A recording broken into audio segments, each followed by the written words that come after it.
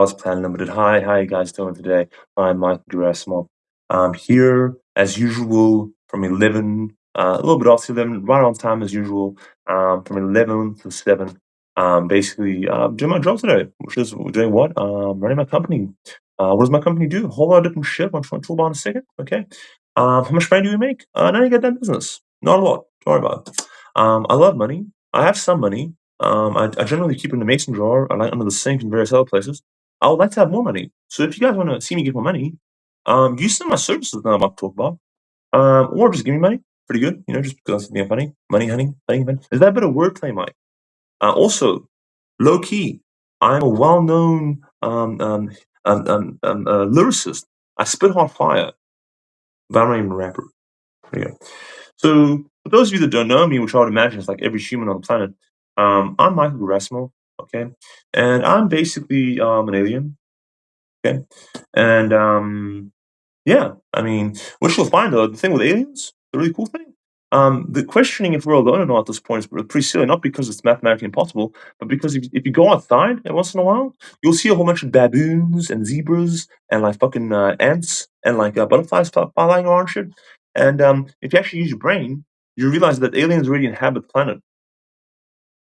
So, so if you take nothing else from this like hour and a half I'm gonna spend, basically talking about the various services that I offer, and what I do and my philosophies and stuff, and just take that and just recognize that and also the humans probably aren't even the most advanced. Have you seen what dolphins are up to? Dolphins are fucking clever ass man. Dolphins know some shit. Yeah, yeah. Anyway, so meanwhile, on the left-hand side, here I am, Mike G, the A side, and Michael Grasswell, and I own a company called God's Plan Limited. Gonna get the name registered. Turns out, not a lot of companies really want to use the word God in their business. I don't really know why, because you'd think that it'd be a pretty good marketing strategy to tell people that God's on your side and then He wants you to win and shit. Miracles, divine intervention, all that type of shit. A couple of things, few things I'm going to be discussing on this video. So the first thing I'm going to talk about is the core values and philosophy, of God's plan and me as a business person and human being, type of thing. And I'm going to cover things like the importance of ethics, problem solving, stuff like that. Then I want to talk about the services and the offerings of my business or our business, God's plan and stuff like that, and the various services we offer. We have some core services, a lot of core services that we're going to be focusing on primarily. But really, what you'll find is that the 23 or 24 odd services that I'm actually capable of offering at a very high clip and level of quality on my own, which I'm hoping that I know that there'll be people out there that are going to be giving me obscene amounts of money for, um, you know, and then I get to basically take the money out and put 3 bricks on the table of New Zealand currency, and basically, I'll imagine get laid at some point. I'm pretty good, although because I'm Christian. But the thing is, I don't get to get laid. Isn't that great? Moving on. So market strategy and business operations. I'm somehow supposed to explain that to you, but how? Well, I'll tell you how, because I actually know what I'm talking about when it comes to market strategy, because I'm basically a marketing genius. How? How did that happen? Well, I have practical knowledge and practical applications of various marketing strategies and methods that go beyond just advertising, but also the marketing processes and such. And business operations. Don't even get me started. I know all about business operations. Most business operate to essentially make as much money as possible and do as little as possible. Me, on the other hand, I operate to do as much as possible and fuck the money. I'll get it when I get it. I joke. I joke. Money is very important. Why? Because you need to be able to buy a house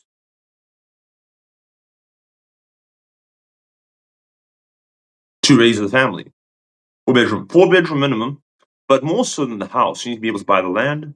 Why? Okay, I'll get into that in a second. So, team building and roles. So this is where I talk about people that I'm going to hire within my organization that I don't actually have the money to hire yet. But with my philosophy, the concept of getting money is so obscene, easy, simple. The process of getting money is so obscene, easy, and simple numerous ways to earn funds. If you actually listen to the works of Mobb Deep or basically the entire Jay-Z chronicles, you will basically discover that it's literally been laid out to you in a step-by-step guide, and yet people are so stupid a lot of the times that they can't even figure out the process of consistently making reliable sources of income, um, which I find fascinating. But we'll go into that in the future and why that happens, Paolo, and why those people still have a lot to offer in terms of, redeeming qualities that you could find very useful in your organization.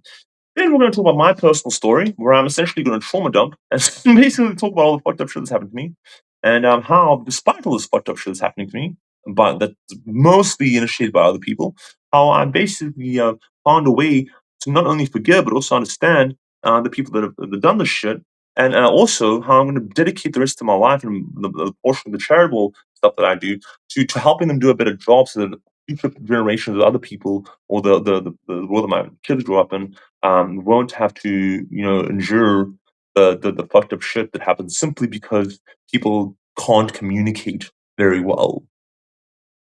Well, and I find also.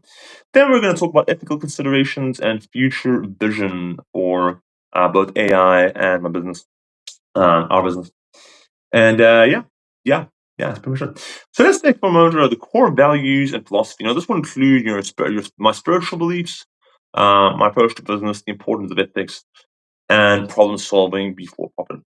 Let's talk about that for a second.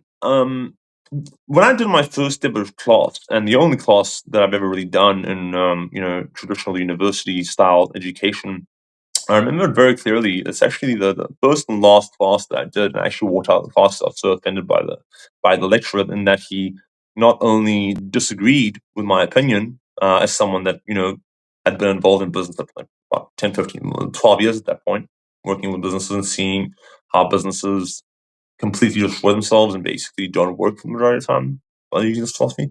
But also not only disagree with me, but also told me that I was completely wrong and that I would fail the paper if I answered that on an exam. So the question came up when he asked the class. He said to the entire class, "What would you guys say would be the main purpose, the main most important reason a business exists?" Right? And a bunch of people put my hand up, like pretty quickly, not straight away, like Hermione Granger or anything like that, but I thought for a minute, and I was like, I put my hand up. Okay. He said, "You, what's your name?" And I said, "I'm Mike G." He said, "Okay, Mr. G." I was like, "Thank you." And he said, "What would you say?" And I said, "Sir, I believe that the number one reason that a business should exist is primarily to solve a major problem society is facing, or people are facing, businesses are facing, that are causing such significant pain to the person that they actually are willing to pay for a service or a product to relieve that pain. So primarily, it's to solve a problem in a way, innovative way that is building upon or being more creative or better than what's already available, or doing what's known as creating a new market where they've identified a problem that no one's even thought of how to solve, and creating a situation there." And then he says, "Okay, that's an interesting offer. That's an interesting answer, but you're actually incorrect. The number one role of the business is actually, to generate revenue and scale and grow." And everyone looks at me, and as if to say, like, "Well, what do you have to say about that, Mike?" I was very surprised by that moment too. I was very surprised because it wasn't a situation where it's kind of like that's the right answer. We moved on, which is what usually happens. The situation happened where everyone listened to me and everyone listened to the lecturer, and then everyone once he said what he said, everyone immediately turned to me and they were like, "What do you have to say to that?" And the only reason what then transpired off that is because of that moment when I realized that they actually fucked with what I was saying, despite the fact that it goes against what's in the textbooks. Um, so what I said, I didn't really plan on getting into an argument with the guy. He seemed like a pretty, knowledgeable guy, kind of an older type, probably in his 50s, done some shit in his business, whatever. And I said, basically, with respect, sir, I have actually studied marketing before this. Have you studied marketing? And he basically said, well, seemed kind of offended by that. Kind of like, excuse me, like, but the thing is that the study of business and the study of marketing are two very separate disciplines. That's why they have separate, courses. I also studied communications and media up to this point, and I asked him, "Have you studied marketing processes?" And he said, I'm your business lecturer." I'm like, "Sir, with respect, okay, I'm aware of that, and I really look forward to your class. But if you had studied marketing, if you knew what I know about marketing, having worked with businesses practically and theoretically, you'd know that the number one reason businesses fail in New Zealand is number one because they don't do their market research before they start their business, which means that they are primarily focused on selling a service or a product that essentially is a good idea on paper, sure, often possibly even a good idea off paper, but because people are so obsessed and so driven and so in love and almost to and upset like with getting the money, right, and getting to the part where they made the sale for whatever reason, whether they want to prove something, whether they want to get the paper and stuff like that, and have the nah wait till I get my money like so because they're so obsessed with getting the sale that they forget the key parts. Like number one, before you can get the money, you have to have a service that has enough value to justify somebody giving you money, right? And they're like, well, yeah, I've done it. So based, but then once you receive the money, you then have to deliver on the service. You have to have a service delivery plan, an onboarding plan. So you basically need to be able to deliver as advertised. Added to that, if we rewind from that, you need to once you create first of all, once you create the service and the product, you then need to identify if what you're talking about is better or different to what's already available in the market. So you have to analyze your competition. Okay, that's called earning the right to trade. You can't just get into like a business, uh, like competition without you can't just start doing business, start trading without your rivals being aware of who you are. That's you don't earn the right to trade to do that. People are not going to take you seriously, right? In addition to that, you need to identify who your target audience is. You can have the most amazing product in the world that's going to save lives and change the world, like AI is, right? But if nobody knows what it is, and nobody knows how to utilize it or how to get to it or how it's going to help them or make their life better, and it's not communicated to them in bite-sized pieces, then no, they're not going to be able to. And also, if they don't know how to get it, like where do I get this? This is amazing, but how do I get it? They're not going to be able to use the service, right? Also, if you don't have a good advertising plan, okay, like a good advertising plan, you're not using the correct mediums. You don't know how to connect with these people, right? So for example, are doing all your ads on Google because you think that your product in reality you're selling things that most kids like let's say your target audience like 16 17-year-olds or 20 mid 20-year-olds they're spending most of the time on TikTok and even using TikTok and Instagram as a search engine these days. Did you guys know that there's a very massive shift happening from Google these days, and that in fact I would argue that like if we actually did the statistics and how I look at the recent numbers, um, uh, most of the traffic is probably on AI systems or other platforms like TikTok or Instagram. Let's not get let's not fuck around here. And Google knows that. That's why they introduced the Google AI thing. Just throwing that out there. So then I mentioned that there's advertising. You need to have a good advertising plan. Okay. Then beyond that, you need to basically get the investment, the venture capital. So basically, that's when we can start talking about you're making money. But we're not even talking about the revenue right now. We're talking about the capital to actually invest in your people. Then that means you need to find good people to work with. Because most of the time, running any kind of operation, let's say you're a sole trader, let's say you're mowing lawns or some shit or doing basic stuff like that, but any kind of business that plans and has a plan, then you have to have a plan to scale. Then you have to write a business plan that's basically outlining what your plan is, or what your SWOT analysis is. Analyzing your strengths, your weaknesses, your opportunities, your threats that are happening. Analyzing virtually every conceivable thing that could go wrong and probably will go wrong, and what your contingencies are. You know. Then only after all that shit happens. Okay, so that's like this is 8 or 9 different things that I mentioned.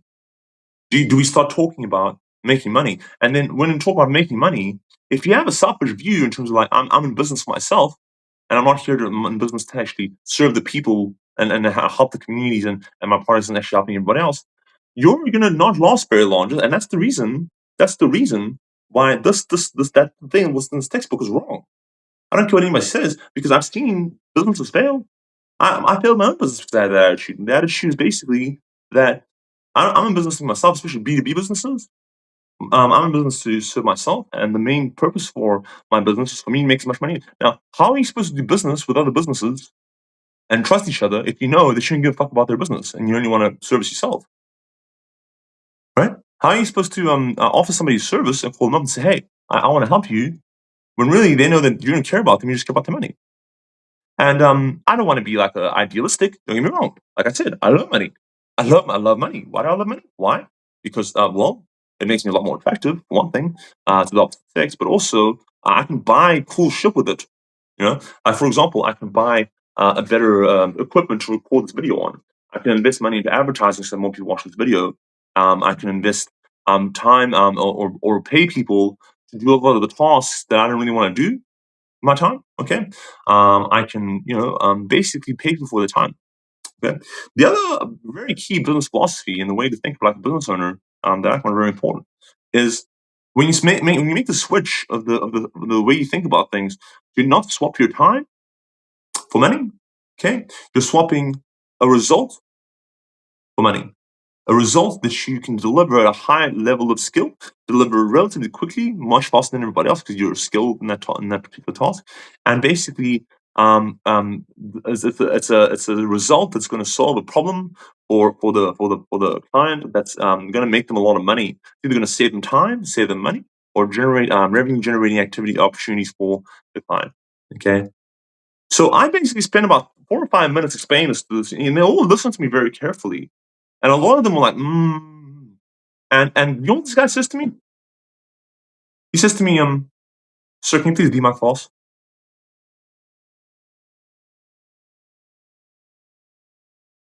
And I looked at him. I was like, "What do you mean, can I please be my class?" And I said, "You have been so disrespectful in what you just said to me. For one thing, you have no idea what you're talking about because you've never run a business in your life. So what do you know about running a business?"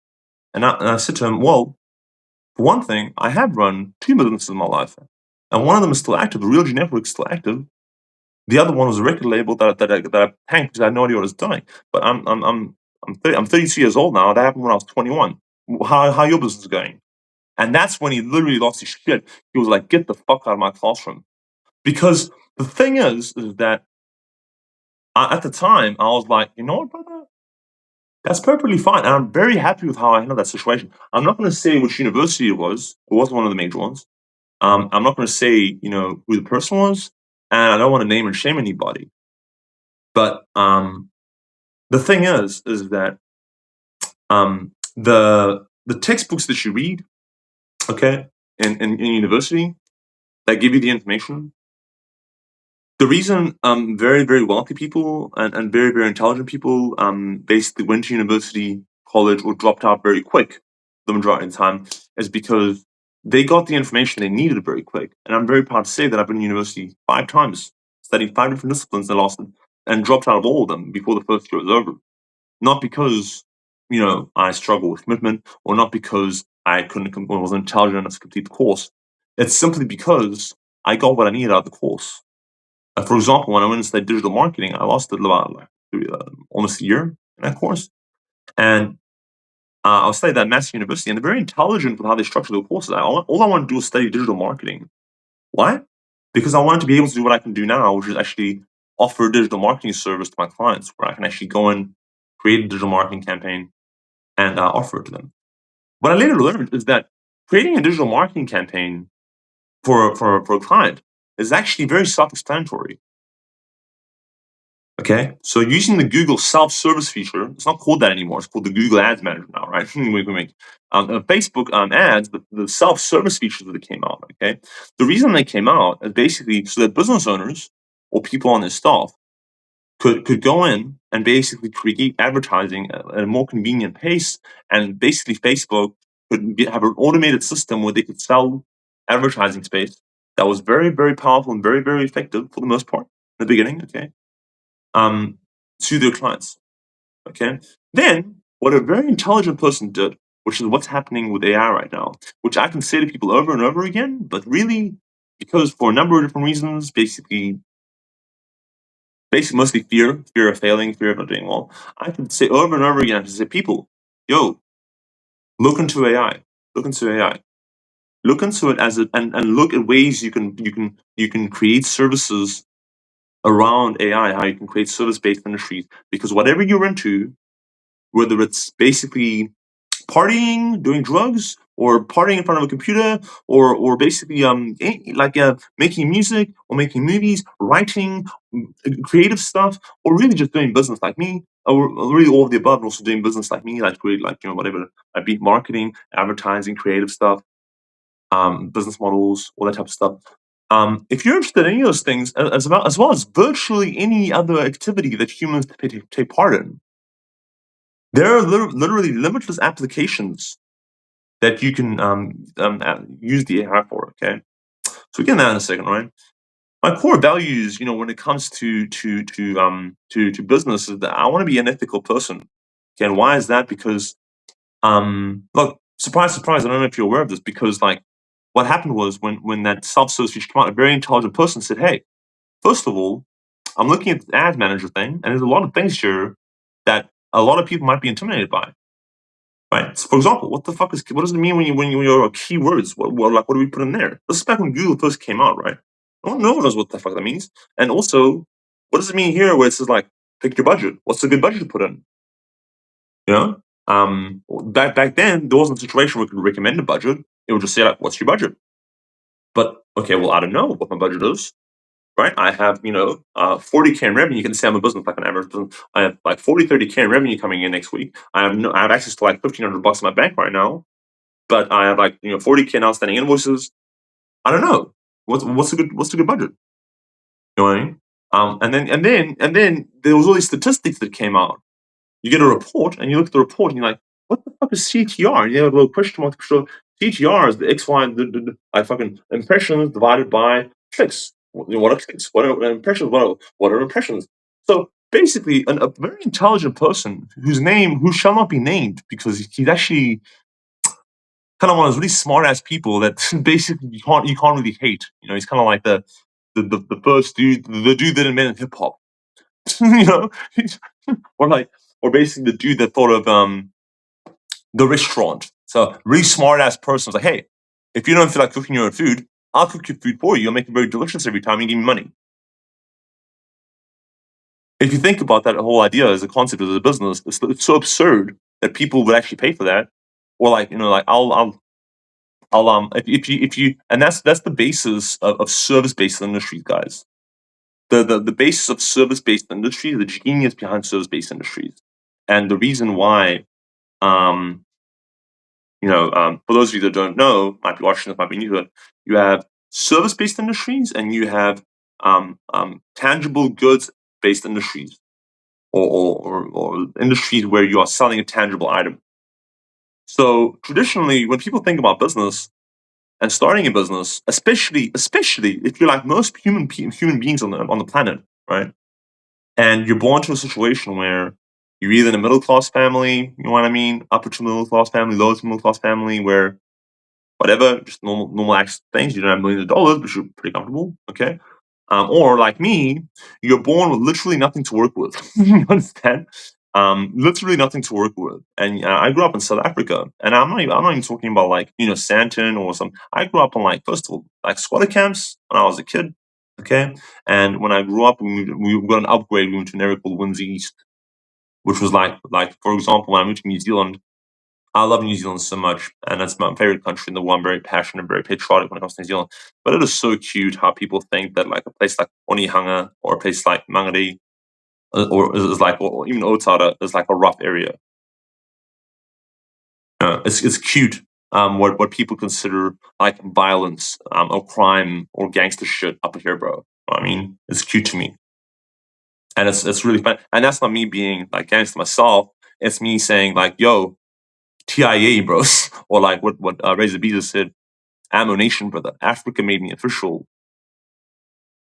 right? So it's really funny. So a big part of the philosophy is to not be have courage to go for the things that you want in life, but at the same time not be foolish and not be arrogant. And then once you achieve the great things that you want to achieve, the importance of being humble, instead of being humbled before you get humbled by somebody. I have never been humbled in my life, because as soon as I know that I am beaten and that I'm about to lose and that I was incorrect or I was wrong, I very quickly humble myself. It's a big difference. A person that is humbled, You get a big difference. Like, for example, I've never taken a big beating in my life because very quickly a real G recognizes that I know that I was wrong, and there's no reason to give me a beating. Plus, you know what I mean? Like a dude like me, you're gonna have to finish the job because you best believe when I'm still gonna be breathing, I'm gonna get back on my feet. And if you went a bit too far, some phone calls can be made. That's not a threat. That's saying what I just said. Okay. So the other key philosophy is that the understanding and knowing the difference between right and wrong when it comes to business, when it comes to personal stuff. Um, For me, it's all about context. It's all about the situation, and it has very little to do with the laws of the land. Okay. I am a big believer in working with law enforcement, but also more importantly, working with the people that the laws enforcement is there to help. Well, not allegedly, they're there to help. Um, I grew up around gangsters and stuff like that, and hustlers. My family, my father and my mother, and my older brother are from the Soviet Union. Okay.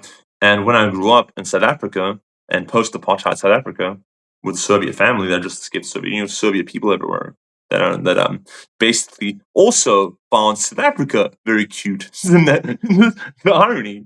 The issues where people would be complaining and the idea that you could experience poverty in a beautiful country like South Africa.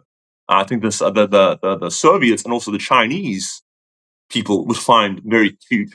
That's why you find that like a lot of people from China and Russia with that upbringing and that state of mind that comes to countries like New Zealand and America, stuff like that. They find the problems of the people there respectfully very cute. Respectfully, do you guys know what the main? Not to get political, but do you guys know what the main things that the people are the main topics that people are complaining about right now at the upcoming election? Like I swear, if Christopher Luxon somehow botches the election and loses to, you know, whoever the other guy is from Labour, with respect, I genuinely forgot his name.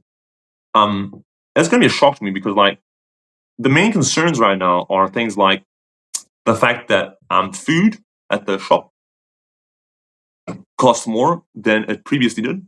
Okay, number one, which is like, are you fucking kidding me? That's pretty standard shit. It's called inflation, brother. Why is inflation happening? Well, it's a very long economic process, but if you're a national government, you should be able to explain to people that primarily as part of what happens when we just go through like a major um, um, economic macroeconomic event like COVID. You know what I mean? And also a whole lot of other crazy shit happening as a result of COVID, and also people acting the fool and doing random bullshit in the streets. Right? Also things like um, I saw a really absurd, clip of look, the whole comment by Christopher Luxon of like, hey, just put the marmite on some bread and put an apple. So this is a good lunch. My mother used to give me that. Now, first of all, I think that's a very powerful thing because my mom used to give me a 5 rand coin for lunch, 5 rand, and that represents to you guys in New Zealand about 9 cents in New Zealand currency at the time. I want you guys to think about that for a second. So my lunch was equal to about 9 cents, 9, 10, maybe 15 cents if we had a good week in currency. Okay, when I was growing up, that 5 rand coin was enough to buy a sandwich or a pie and a Coke. And I was so good at business early on that I realized, hey, I can actually save that 5 rand, and at the end of the week, I can have 25 rand, right? And for lunch, I could just not eat lunch and just basically have a breakfast and eat dinner, right? And then at the end of the week, at 25 rand, I was like, well, what can I do for 20? You can do a lot of shit for 25 rand if you can get, whatever. You can, for example, go out to Cresta Shopping Center and go to the movies. And that's exactly what I did. I used to go to the movies, and then I used to go to look listen out. Now the CDs back then, the CDs which we used to have, I remember really wanting to buy like a Linkin Park CD, and also really wanted to buy a Slim Shady LP CD. When I was 7, 8 years old, I desperately wanted. First of all, they wouldn't sell it to me because I was too young, rightly so. And also, one of those CDs was about 125 rand or for the double TD, about 150 rand for the special edition, right? So I'll just effectively have to not eat lunch and save for a long time, like almost 2-3 months, if I wanted to get one of those CDs. But, however, I was able to take those CDs and actually go into the store and say, "How I like to listen to them," because you're allowed to listen to the CD before you buy it, actually listen to the music.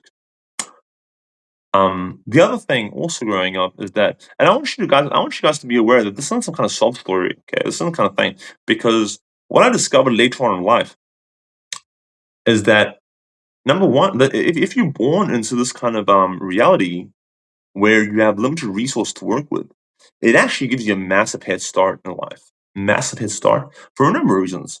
First of all, it's because it conditions you to basically having little to work with and making it work, number one, and not being a bitch about it too. Okay? And number two, it basically makes you more thankful and more useful when you are eventually given resources, like real resources to work with that other people overlook. Okay? And what I will be doing, and what people do really well, like for example, the Trump family has done very well, and also the Cardone family have done very well, is they're very wise with how they pass on that knowledge to their children. Okay, like my mother when I was growing up, to her um like I love my mother dearly, but she tried to give me everything she could growing up. She made a lot of sacrifices to try and give me everything she could. Me and my brother, my older brother, right? So she found it very difficult to say no, particularly to me, because I wasn't, I was what they call an accident. I wasn't supposed to. It kind of happened, not by mistake. And the ultimate point that why I'm saying all this is that you need the very important skill that a lot of what I call trust fund babies don't have, specifically the kids that have rich parents and aren't taught the skills of how to not only get the wealth, as in start from $0, and also no resources and very little contacts, if any, with anybody else, right? And then turn that situation, if you live in a civilized environment, into a situation where you can, number one, survive, okay, preferably. Number two, get into a position of comfort where you can then are comfortable. You have the compass, the things that you want to highlight there, where most people want to be. But what you'll find is that if you're comfortable for too long, that's not good either. Okay, you really want to be in a position where you're comfortable being uncomfortable, and that's how you get into the mentality of being able to thrive. Thriving is when you have not only things that you need, not only things that you really want out of life, but you have extra stuff. Where you are able to pay yourself a salary, able to pay other people's salary, get all the shit that you and people want, and then have a couple $1,000,000 left over. You're just like, what the fuck am I supposed to do with this? Where you have more money than you really need. Now, the final stage of that process is a stage that you really shouldn't be at unless you are really psychologically and mentally prepared and you're very mature and self-aware. And that is where you are dominating your ecosystem. The main reasons why people want money, okay? Again, look, man, I'm not here to say that money doesn't matter. That's a very naive and silly thing to say. Money does matter for a number of reasons because, for one thing, you gotta buy groceries at the end of the week. Yeah, you gotta buy your goodies. You gotta buy spinach. You know what I mean? And you also gotta look after your family, man. You gotta look after your families, particularly your wife and your kids. Very important. And also, the mother, everyone, look after your family. And more important, look after yourself, right? You gotta look after them one. But to get the money, you need to have a certain mentality that, first of all, once you get the money, most people are terrified, spend most of the time in a terrible anxiety of losing the money, and are really afraid of investing the money to do what? Make more money. And then what ends up happening most of the time, they end up losing all that money. Why? Because they don't have the systems, and they aren't confident that they can basically get that money back if they lose all of it. They don't have systems that they can employ that are proven, okay, or techniques or the wisdom that they've gained, okay, to actually replicate those, getting the money back. So, and the reason for that is because most people spend their time on things that are really, really stupid. Not stupid, silly, right? And I'm not saying that I don't enjoy partying and having a good time and getting laid. It's fantastic. But I love that shit. I love it. Fantastic. But when I was growing up, I was more interested in figuring out how I was looking around at my family, and I was looking at other families that basically had more than we had, and I was thinking, I think it's really fucked up that my father has to shoplift so that we can eat. But the thing is that because that's all I knew at the time, it wasn't that fucked up. But then when I started learning about how society actually operates and how certain people at the top have all the money and the rest of us really don't, I started thinking, I was like, there has to be a way out of the situation, right? Then I started listening to music, which is my one big passion in life. Okay, my big passion in life. And also around this time, I started going to church, a church called Rhema. And I was really, really I was Christian Catholic, okay, when I was a kid. The rest of my family are Orthodox, by the way. I was Christian Catholic, and the reason this is important is because for a very long time, after around the age of like 10 or 11, where my faith lapsed. My faith lapsed when I started getting to that kind of 12, 13-year-old zone, when I started getting very pessimistic and very, very, um, I basically had conceded to the fact that I wasn't really going to achieve much in my life because it just seemed like the odds were so stacked against me, and I didn't really see any chance of me really achieving anything significant unless I somehow won the lottery or had some kind of. I had this fantasy that I'd have a chance encounter with Eminem or some kind of famous person, and it did kind of help me and my family, get out of the situation by giving us money, right? Which I mean, the thing is though, is that look, you can give a person all the money in the world, all the money in the world, and the real motherfuckers out there know this for a fact. You can give the person $100 million. Ask Mike Tyson about this, right? Ask someone like T-Pain about this. Ask someone like Wesley Snipes about this, all right? And also ask someone like Donald Trump about this. Donald Trump will tell you about this. He's been bankrupt more often than you think. Bankrupt. As in, he had no access to money. As in, he was told, yo, not only are you not allowed to have access to money, you can't run a business for a while because you don't know what the fuck you're doing. Okay, that's what bankrupt means. There's different types of bankruptcy. Like 50 Cent, another example. Okay? Bankrupt, right? The thing that I learned very quickly about the first kind of breakthrough that I had was when I realized that I actually had some kind of influence or power to influence people. And that's really came about when I was begging people on the side of the street for spare change, to get coins for food. Because like there wouldn't be enough food. Like for example, my dad got caught shoplifting, he did a 6-month bid. And my mother was like, I'm basically working at a store to pay the paid rent and in a cockroach infested. This is literally a cockroach infested 2-bedroom flat. But the thing, it sounds very depressing. But like if you read Jay-Z's book and the opening to his book, it's not that depressing if that's all you know. You know what I mean? It's not that depressing if that's all you know. If that's the reality that you're in when you are growing up. And I don't really talk about this stuff very much. I don't really enjoy trauma dumping, but you guys have to understand that there's no other country in the world that my story is possible other than this country, New Zealand. And I know that that's a bit of a cliche now because Barack Obama said something very similar about America, but I know for a fact that my story would not be possible in America. If I went from living in South Africa to living in America, it would have been a very different situation. And specifically the fact that I end up in New Zealand, this beautiful island country, um, in the specific circumstances that I end up being in. Okay. Now, look, here's the thing: the mere fact that my brother gave me that ticket that day and said, "Mike, listen, you're gonna go to New Zealand. You're gonna go live in New Zealand. We're gonna leave all the shit behind, brother. New life for you, brother. We're gonna send you first because you're the youngest." I was 15 at the time. He was like in his early 20s. And he says, I remember saying, like, you just want to promise me one thing: you're not going to forget about your big brother, right? And your father, and you're going to come back, and we're going to come over to you. Make sure you tell mother. And the fucked up thing is that me and my mother basically planned to, bring me, myself, and my brother over, and my father, and also I knew this deep down. I kind of knew, just like when my mother moved from Soviet Union she went to South Africa. Her older sister told me when my mother didn't know shit because she thought she was going to go to South Africa, wave my older brother in front of my dad, Sasha Alexandrovich Gerasim, and then fucking go back to the Soviet Union, and then he would like follow her or some shit, right? No. And my sister's older sister, my mother's older sister, my aunt, who later passed away, I never met her, knew this and told her, you silly child, you realize I'm never going to see you again.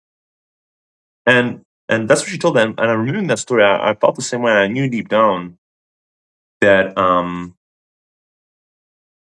I would never really see my father again, and I would never. I had a feeling deep down that I would see my brother again in some kind of context. But I knew that I'd never see them again. And also deep down, I didn't really want to see them because my mother was pretty much for me the only sane person in the family. And it was a very dysfunctional unit because my parents, for example, were very not the right fit for each other. They were two very, very amazing people, both of them.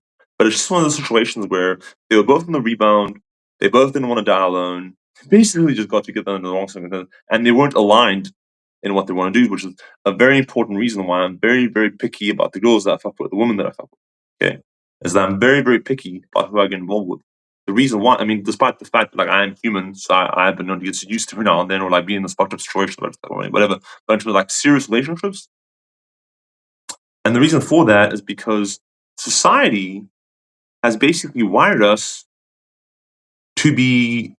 It's not even just about the sex; it's about the being in a committed relationship pretty young. Basically for the main purpose being so that we can convince everybody that we're all grown up and convince everybody that we have it all figured out. When in reality, because I was raised well by my mother and my father, and also my Kiwi father here in New Zealand. That's a whole other story, right? Who passed away a couple of years ago. RIP, usually on books, okay? My father told me some very important lessons about the traditional format and the way the Soviet family is supposed to, operate.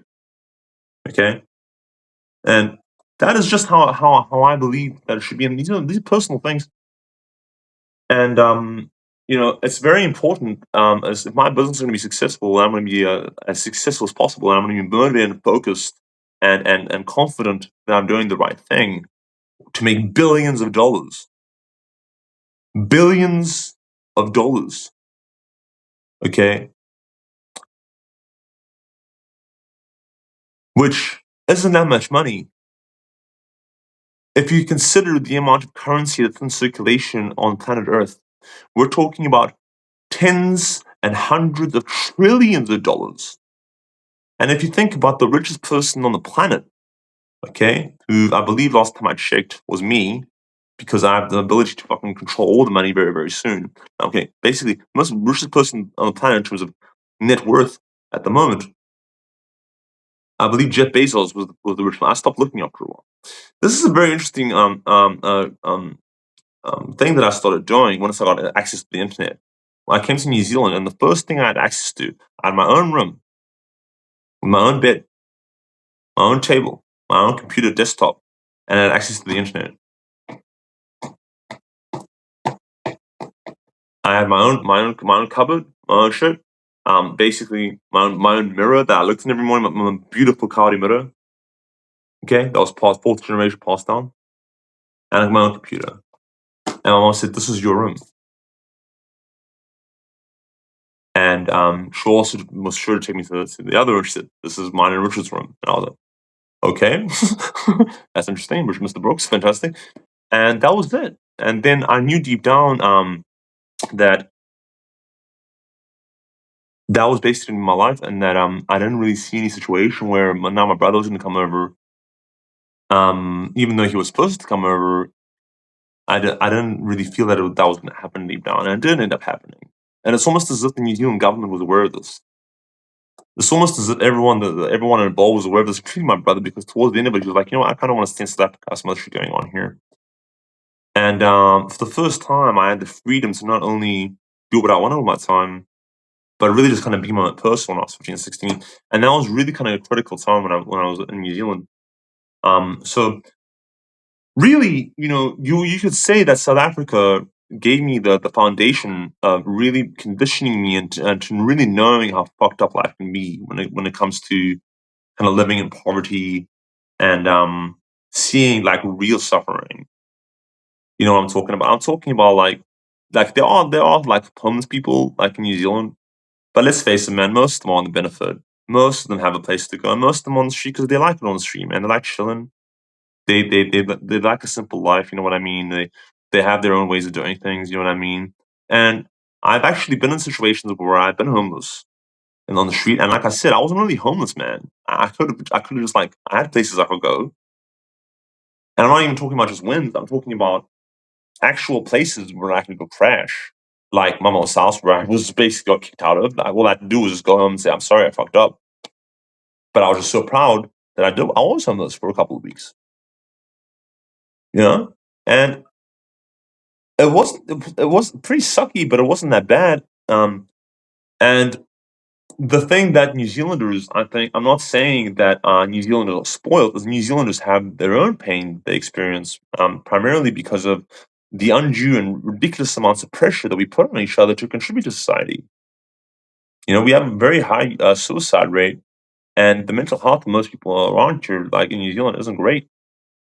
And the reason for that, I believe, is because um, the parents control their kids for the most part. You know what I mean? For the majority of the times, the kids that do very well, I find, are the ones that have parents like mine, Mr. Brooks and my mother, who gave me options. They didn't tell me what to do with my life. They just gave me options and warned me what would happen if I chose the wrong option. And a lot of times, I did choose the wrong option and didn't do the right things. Like, for example, getting involved in gambling, which I mean, getting involved in gambling more, but not so. Like, I was really good at poker, which isn't this whole debatable thing. It's not even debatable. It's a game of skill that basically, in the same way that the casinos gain an edge over the players that have a mathematical edge over the players they're playing against. I knew this now. I was really good at poker, but and its irony, what Richard Brooks warned me of my entire life and said that, like, Mike, don't be a fool. You're playing a game on the internet, okay? Even if you can beat the game, these people can get access to your laptop. They can get access to what you're doing. The guys that are running the games, they can fix the games. And also, you're not playing. You're not even playing poker anymore. You're playing blackjack. You're playing pokies. You're playing all this stupid shit. And the reason for that, the reason when I first started playing poker, I was very disciplined, very good with bankroll management, very good with business. And my plan was to actually drop out of school and pursue that as a career. And I really wish that I had done that. And that my mother hadn't talked me out of doing that, because I really feel that I would have been a lot more disciplined than I ended up being. The place where I started losing discipline, particularly with money, um, was when I got a job. Because the way that I thought about money before that, I didn't think about money as revenue. I thought about money as capital, which means that I thought about money in terms of like a nest egg or a reserve fund that I add to and take away from as I make money and save money, put money aside, or make money playing poker type of thing. The bankroll I thought of it as capital. I didn't think of it as a paycheck that I get every week of obscene amount of money where I have very very few overheads and I have money left over that I can rely on. Next week I'm going to get $800 to work with. Times a lot of money. I was 18 years old, and the reason I get $800 is because my plan after I finished university school was to go to university and study to be what? A teacher.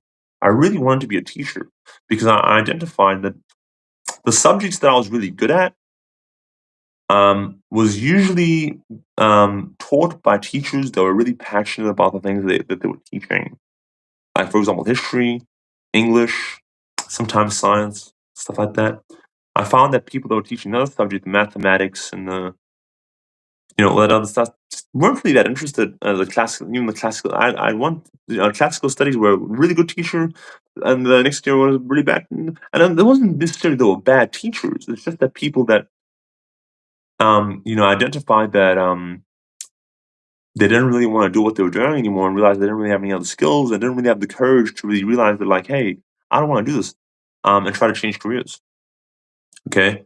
And that was early on when I realized that I don't really want to only have one out or like one thing that I'm good at that I'm going to do for the rest of my life. And that's my main source of like, if I can't do that, then I'm dead. I have no way of making money.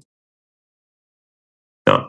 And I think that was the precursors for when I got diagnosed quite early on, like when I was very, very young in South Africa. The teachers noticed straight away that I was hyper intelligent, hyper aware, and very good at socializing and meeting people and gaining their trust, and being like very, very humorous and talking and stuff like that. But really, really bad at doing things like focusing for an extended period of time, being able to sit down in one spot. I remember sitting there in a spot at my table and feeling very trapped. I don't like the idea that I can't get up and leave and go do some other shit for a couple of hours and come back. And that's why I'm really blessed that my first job was, funnily enough, a door-to-door sales job, where most of it I was like outside walking door to door, and I could take a break when I wanted, and I could basically, there was a lot of freedom there because it was commission only. It made a lot of sense. I was commission only, so I was like thinking like, they said, it's commission only, and it made a lot of sense to me because the idea of commission only is really the way it should be. But the thing is that when you're trying to get people like invested in your vision, you got to what show them the money, right? You got to show them money, and most of the time, because most people don't give a shit about you, they care more about themselves, and that's perfectly fine because I care about myself more than other people. But the difference is, I care about other people a very, very high amount, as in fact more than most other people care about other people. That's what the difference is. See, a lot of people think they're like, I care about me, my family, I don't give a fuck about anybody else. That's the wrong attitude. The key is to care about yourself and the people closest to you more than you care about others, but care about other people still to a very high degree. You feel me? So that's like a very big difference. So I care about everybody. And also, I realized it took me into my mid-20s to realize that you gotta love yourself, man. You gotta love yourself. Because then if you love other people and you're helping other people, it's actually unhealthy for you to help other people and love other people if you don't help yourself and you don't love yourself. Right? So you gotta put yourself first and love yourself first, because if you really have a deep hate for yourself and you're very resent yourself, like I did for a very large percentage of my life while I was in my mid-20s, and really until I rediscovered God. And which was coming back to why I named my business God's Plan. So now basically all this stuff happens, and the reason I lost my discipline, I think the reason a lot of people lose their discipline, don't have discipline, but that are in the labor market, is because they're paid by the clock. So what does that mean? It means that you can fuck around a lot, and you just basically you do what you do when you do what you can do, and basically expect to get a paycheck. And you know what? They do get a paycheck, and that's why national should always be in charge. Okay, that's why national government should always be in charge, and that's why people like me should lead it.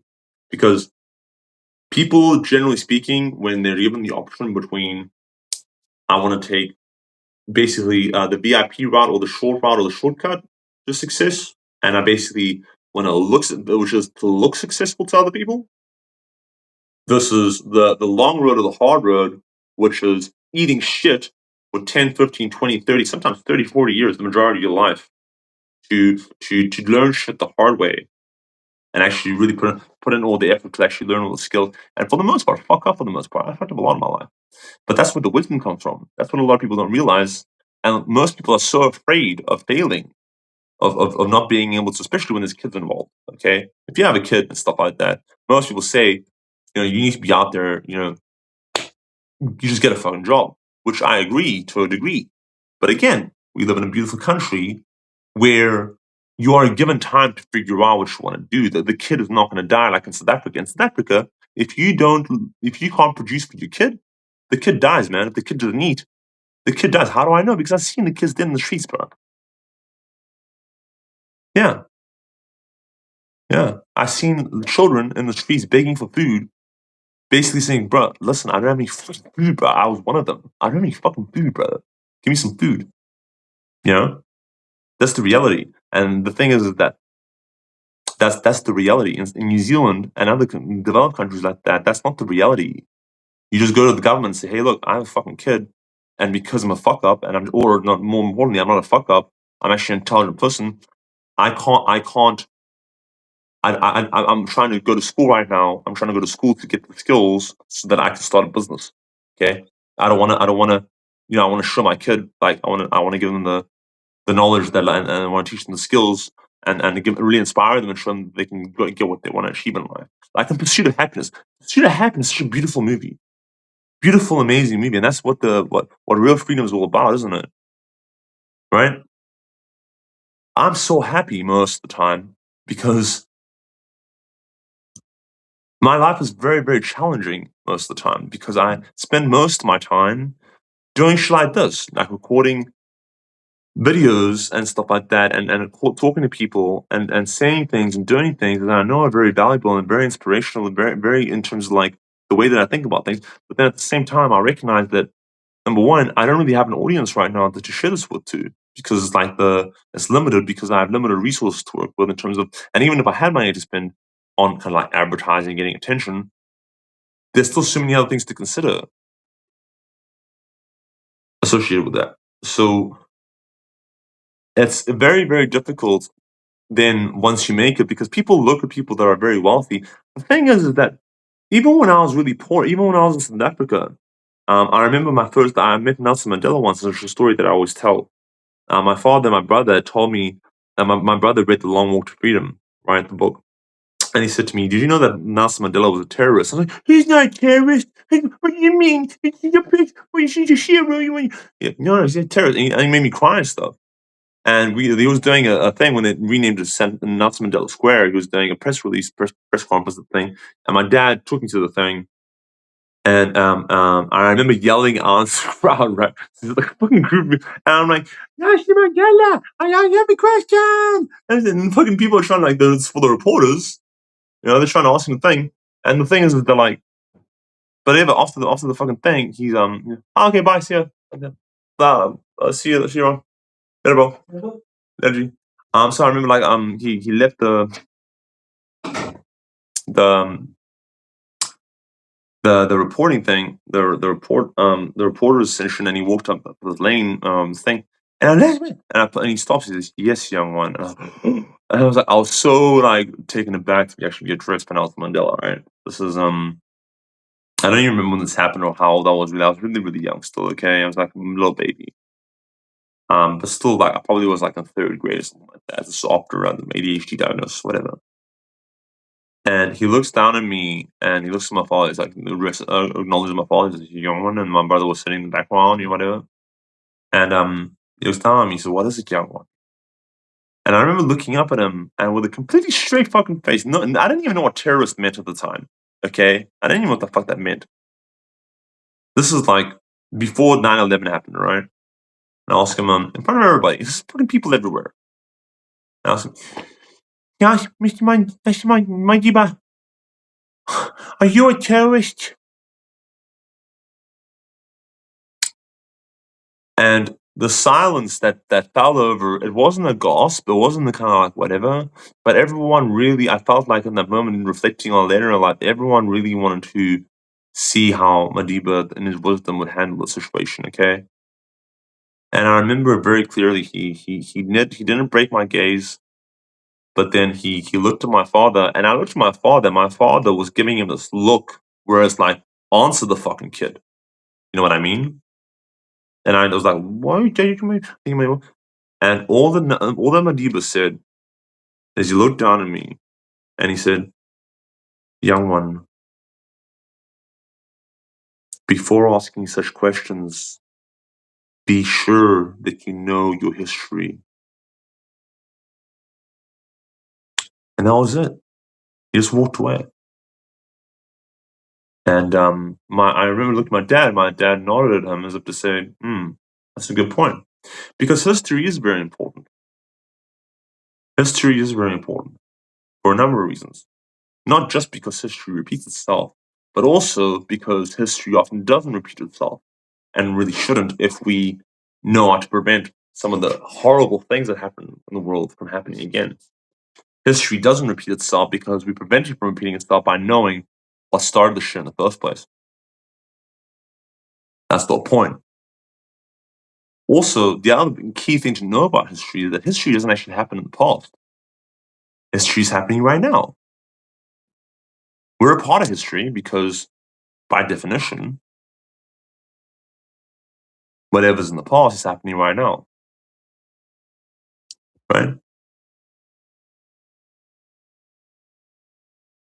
So I remember that and when I moved to New Zealand, in my final year of high school, that we were going to study New Zealand history, and everyone, for some reason, nobody wanted to study New Zealand history. I don't know why. Even when I was in high school, in primary school, when we studied apartheid, I was very, very excited to learn about the history of my country. Okay, and for some reason, I don't know why, the kids in New Zealand just did not really care much for New Zealand history, and I didn't really get why. But it's a fascinating history. I'm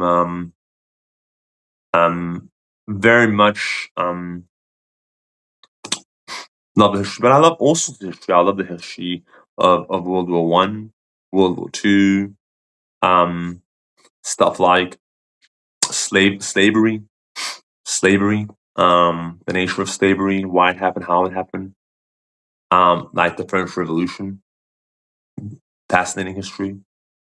The history of the um, England, and all the royal family, um, that I'm quite familiar with. I wouldn't say that I need to brush up on a little bit, but the most important thing to understand about history is that it's his story, and most of this historical fact that we agree is historical fact is based mostly on accounts of what happened, so first-hand accounts or kind of evidence of what existed at the time. But my whole thing on history is that a lot of people that went down as villains in history, if you actually study their life and their struggle, their comf, like, and also the struggle, and a lot of people that went down as heroes in history, um, weren't that great, weren't really that great either. As a matter of fact, you'll discover that if you study just the human condition, just in general, most people aren't really that great as humans. Me being one of them. The key in life, and to really gain entry into heaven for me, um, is to aim to have the majority of the decisions that you make be good ones, and be a positive influence on society, and primarily go down as a person that didn't ask so much about, you know how other people are going to help him, but thought more about how he can help other people. And the number one rule to helping other people, very simple: clean your room, or as my mother put later on in life, help yourself. Right? Help yourself. And then I later figure out that you can't help a man walk or run a marathon if you're obese and haven't worked out in like 10 years, right? Got to be able to walk if you want to show someone how to walk. You can't teach someone how to dance if you're in a wheelchair. Yeah, the reality. So, gotta stay healthy. I want to take a short break. I want to get some water, okay, and basically have a bit of a chocolate, have a bit of a snack, and I'm gonna come back and we're gonna talk about after that big monologue. We're gonna talk about the services and offerings. All right, that we're gonna cover. So be right back. For the meantime, please enjoy some of this wonderful music that I have recorded. This is from, let me see if I can get something going for you guys. Yeah. Um, why don't you guys listen to this?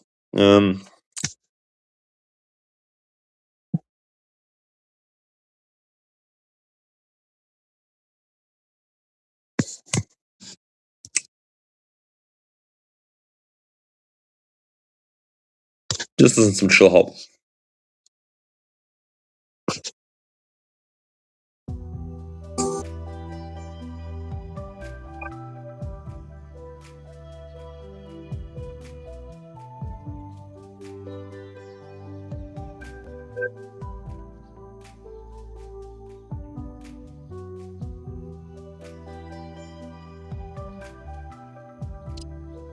BRB.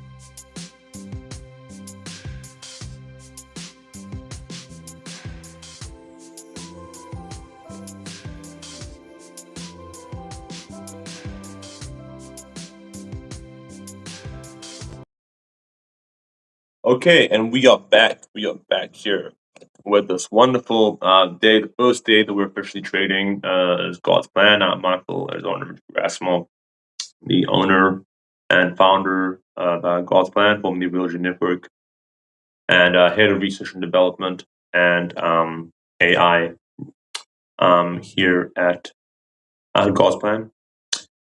So now I'm going to talk a bit about, probably spend a significant period of time talking about the services that are available here at Religion Network.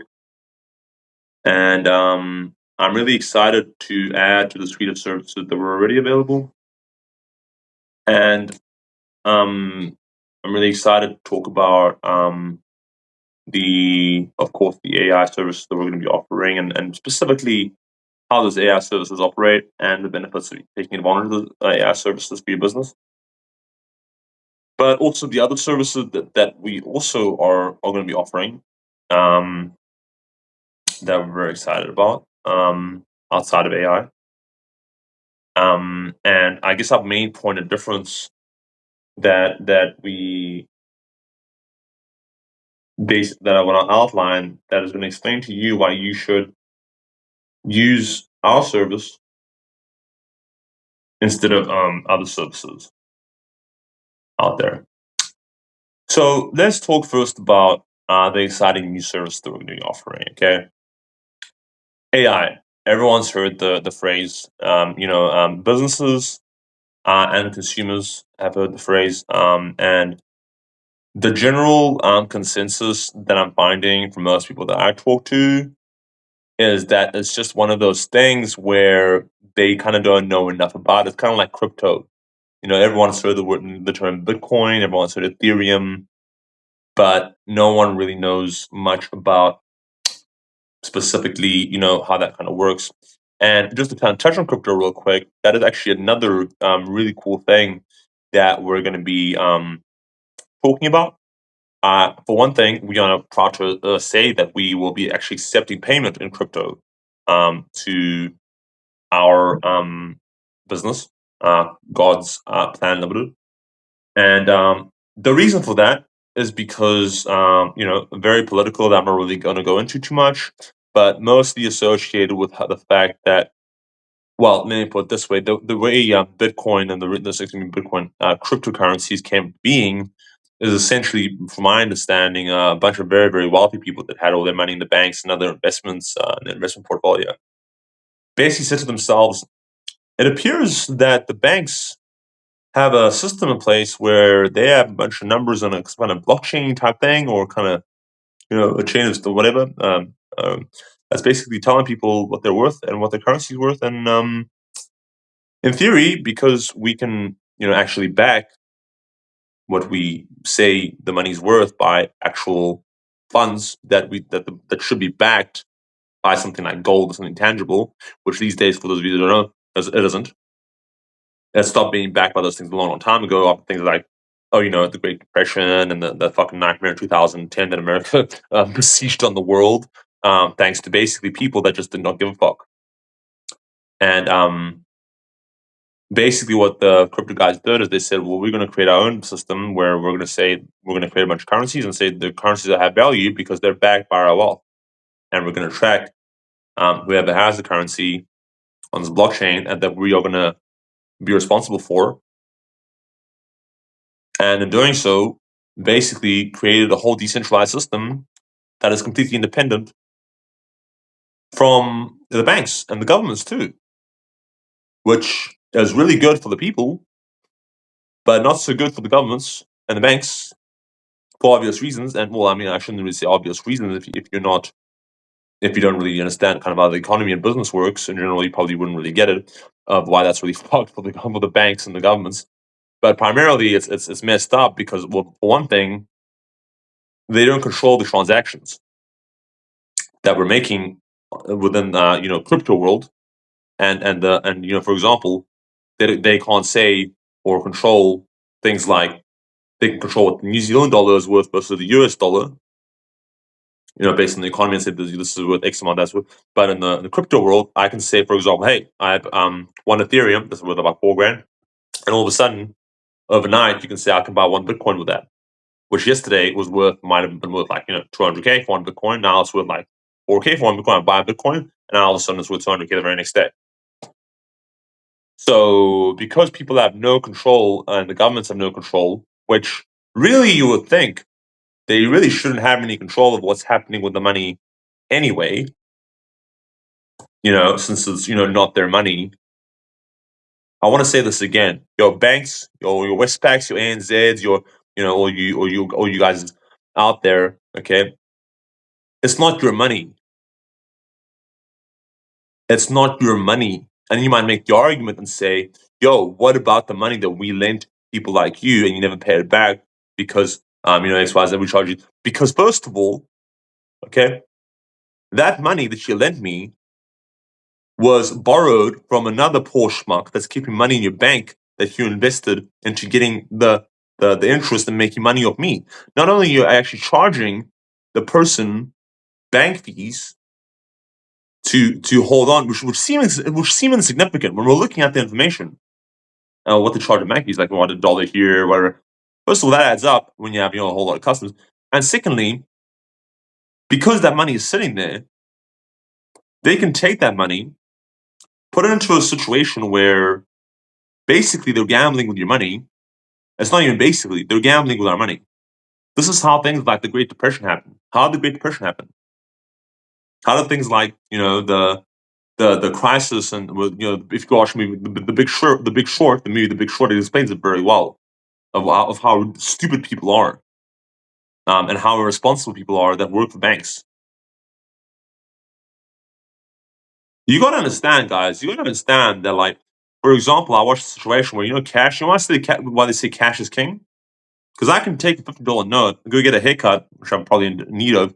Go to a barber. If I pay that guy $50, he takes the $50 and then he takes like this and he goes to buy his groceries and spends the $50, and then the grocer takes that $50 and then you might have 30, 40 transactions, and that $50 is still $50. That doesn't change the fact that $50 exists. Okay. But these banks, it's a scam, guys. It literally drives me insane. I'm literally saying it right now, okay? It's a scam. It literally makes me sick what banks are doing, because it's the banks that basically back in the day when they first started, they actually were useful in that, you don't want to be walking around with large sums of money on you, and also you don't want to really be walking around with like gold on you and stuff like that. You put it in a bank or safe deposit vault, it's safe. But then some dick in the 60s or 70s thought, hey, why don't we, or like whatever, whenever home loans started, why don't we loan some, like, how we have all this money, and most of the people keep their money in the bank because they want to keep it safe, right? The majority of the money still, we can just loan people the money that basically we either made of the bank fees, which back then I guess were reasonable, I guess, sort of, and then basically make a percentage of them paying off the loan over a number of years. Then some smart motherfuckers, some absolute genius said, "Hey, why don't we now take all these mortgages, pile them up into like a bunch, like an investment package, and say to someone, well, do you want to invest in the likelihood that these mortgages are going to get paid off and give us more money, and then get a payoff when the mortgages, when it kicks in, that type of thing." That's what things like the stock market. The stock market is a scam. It's literally if you actually watch Wolf of Wall Street, right? Okay, you watch Wolf of Wall Street, and that maybe is very much a cautionary tale about what I'm really worried about. And the main reason I'm really worried, there is also elements of kind of like not really wanting the responsibility, and sure a little bit, just a tiny bit of laziness. Sure, it's a lot of work. Okay, I like my life that I have now, and they sure, but mostly it's the absolute terrible fear that I have of being so wealthy, stupidly wealthy, that money wasn't really an object anymore. I like the idea, and I'm used to the idea. Not used to it. I've tasted it and had the joy of being wealthy, or being upper middle class, or even upper class, where I was making 150K a year, 200K a year as an advertising agent, and I've had large sums of money. And what I discovered was that it kind of turned me into an asshole, and I can only imagine what's going to happen if now I'm running a company that's a minimum going to be making, if I'm just running it myself, $2-3 million a year in a bad year in revenue. If I have some people working with me once I wants to scale it, $40-50 million a year easily. Why am I saying these things? Now, most people, they hear these things and like, well, I mean, okay, that's interesting, but how? If you actually understand business and you actually understand how business works, it's very simple mathematics mixed with understanding business processes and marketing processes and understanding the how to scale a business. Okay, and these numbers that I'm talking about, $50 million a year, $100 million, that's like a medium to large size businesses, making upwards of like $200-300 million a year, right? Revenues, right? That's a large business. I think that Spark, for example, or Vodafone last year, they're doing like over $1 billion in revenues. Yeah, it's not. But the thing is that New Zealand business, it's very very big. But if you think about the rest of the world and the type of money that people out there make, but even if you take the richest person in the world, you take someone like, for example, let's use I know Jay-Z as an example. Very wealthy man. He owns a lot of very large businesses, over $1 billion. Even someone like Kanye West, the Kardashian family. You take somebody that has $1 billion. Do you know what percentage of the world's total currency, total money floating around that represents? The amount of money that represents, the total amount of money in circulation, is so insignificant. It's not even. It's not, you wouldn't even be able to register it. That's how small it is, and that's $1 billion. Now take someone that like Carlos Slim, or someone like Jeff Bezos, $100 billion, or even like $1 trillion. Let's say they had $1 trillion. Even that is less than 0.001%, 0.00001% of the total amount of money circulating. Okay, so the criticism is that, look, you have so much money. Why don't you just give everyone $1 million and everyone will be happy, right? Well, no, that because they won't. Because that's the problem that I'm aware of, is that once you have the money, if you don't have, like, you see the classic thing, you can teach a man to fish, and he'll be able to catch himself food, or you can feed the man, give him enough fish to eat for a year or whatever, however long fish is not going to go bad, and he'll feast, and then he'll be like, well, I don't need fucking fish. What am I supposed to do now? So we have a situation that most of the people that say that don't have any skills that are actually useful and transferable, and basically are looking for, pointing their finger at the rest of the world, and basically want to say that they're not successful, and they don't have what they want in life because of that guy, that guy, that guy, that guy, that guy. I never remember a period in my life where I pointed the finger and said that I wasn't successful, or didn't have a lot of money, or didn't do very well because of somebody else. Except I did blame my parents for a very long time, and not because I wasn't successful, but I really blamed them and thought that, had the mentality that because I had a rough start in life, or that I hadn't or that I didn't have all the things that that I saw a lot of other people. I saw that as a disadvantage for a very long period. Only very recently I started realizing, after reading the stories of pretty much all of my heroes, all of the people I look up to, the people like Jay-Z, people like Eminem, people like Mark Zuckerberg even was not particularly wealthy when he grew up. And also people like Oprah, people like David Letterman, people like George Lucas, James Cameron, Quentin Tarantino. J.K. Rowling's a really great example. J.K. Rowling is a person that basically is inspirational to me, because she's a living, breathing example of how you think of a concept, think of an idea that is so creative, but it's completely useless unless you actually speak it into reality and write down paper and say, "Hey, I thought of this," and basically pursue it, and actually realize, and have the realization that this is the only way, that you are going to, you kind of hold on to it more. You kind of say, you kind of fight for it more. For me, I was very much focused on having a number of different skills and being good at a number of different things, rather than being absolutely phenomenal at one thing. That's why ADHD and really mental health illness or mental illness or mental disabilities or things like autism, retardation, all this type of stuff, or whatever you want to call it. People that are off the spectrum, people that are just really strange like me and have ADHD, is really just some doctor that's been at university 3 or 5 years, basically putting a label on someone because they can't explain or figure out how the person thinks or processes reality. It's all bullshit. It's all bullshit. Okay, medication is basically that is given to people is given to them based on research that doesn't prove shit. You can test your research and say I tested 100,000 or even a million or even 10 million people and found 99% of them, okay, benefited from lithium and antipsychotics if they were diagnosed with bipolar. Okay, so therefore, Mike, take a pill and relax, and you'll be good.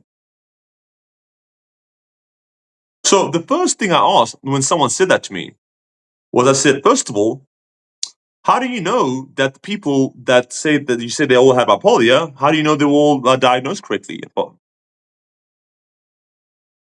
So every single one of the 10 million people, you can 100% guarantee that the diagnosis was perfect, yeah? And that there's no possibility that anything else or a combination of other things, right?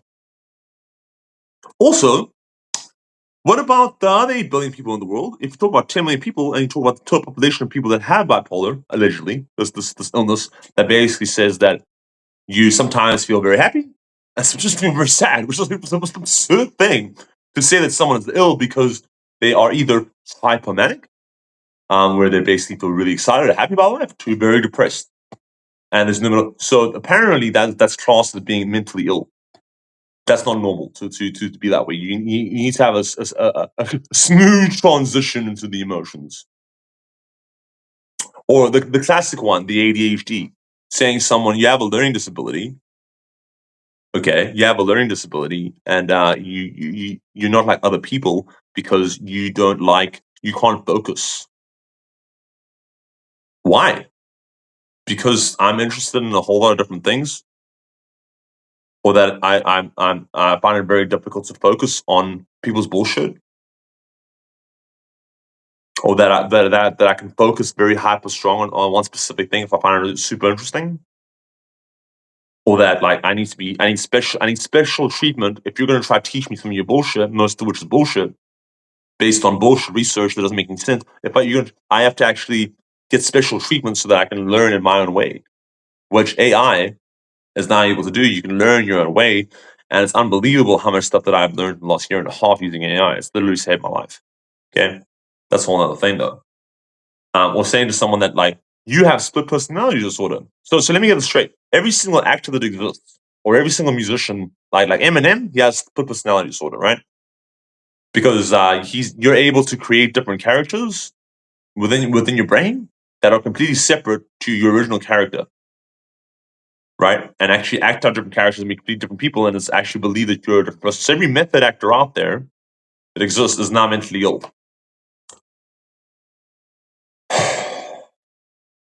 It just drives me insane. You know what I mean? It literally drives me insane. People that, for example, get very angry randomly, have or have difficulty socializing, or people that basically just don't really interact with their environment or are very sensitive to their environment. All of a sudden, their class is autistic because they are on a different spectrum and they think about the process shit and their sensory shit differently to how other people do.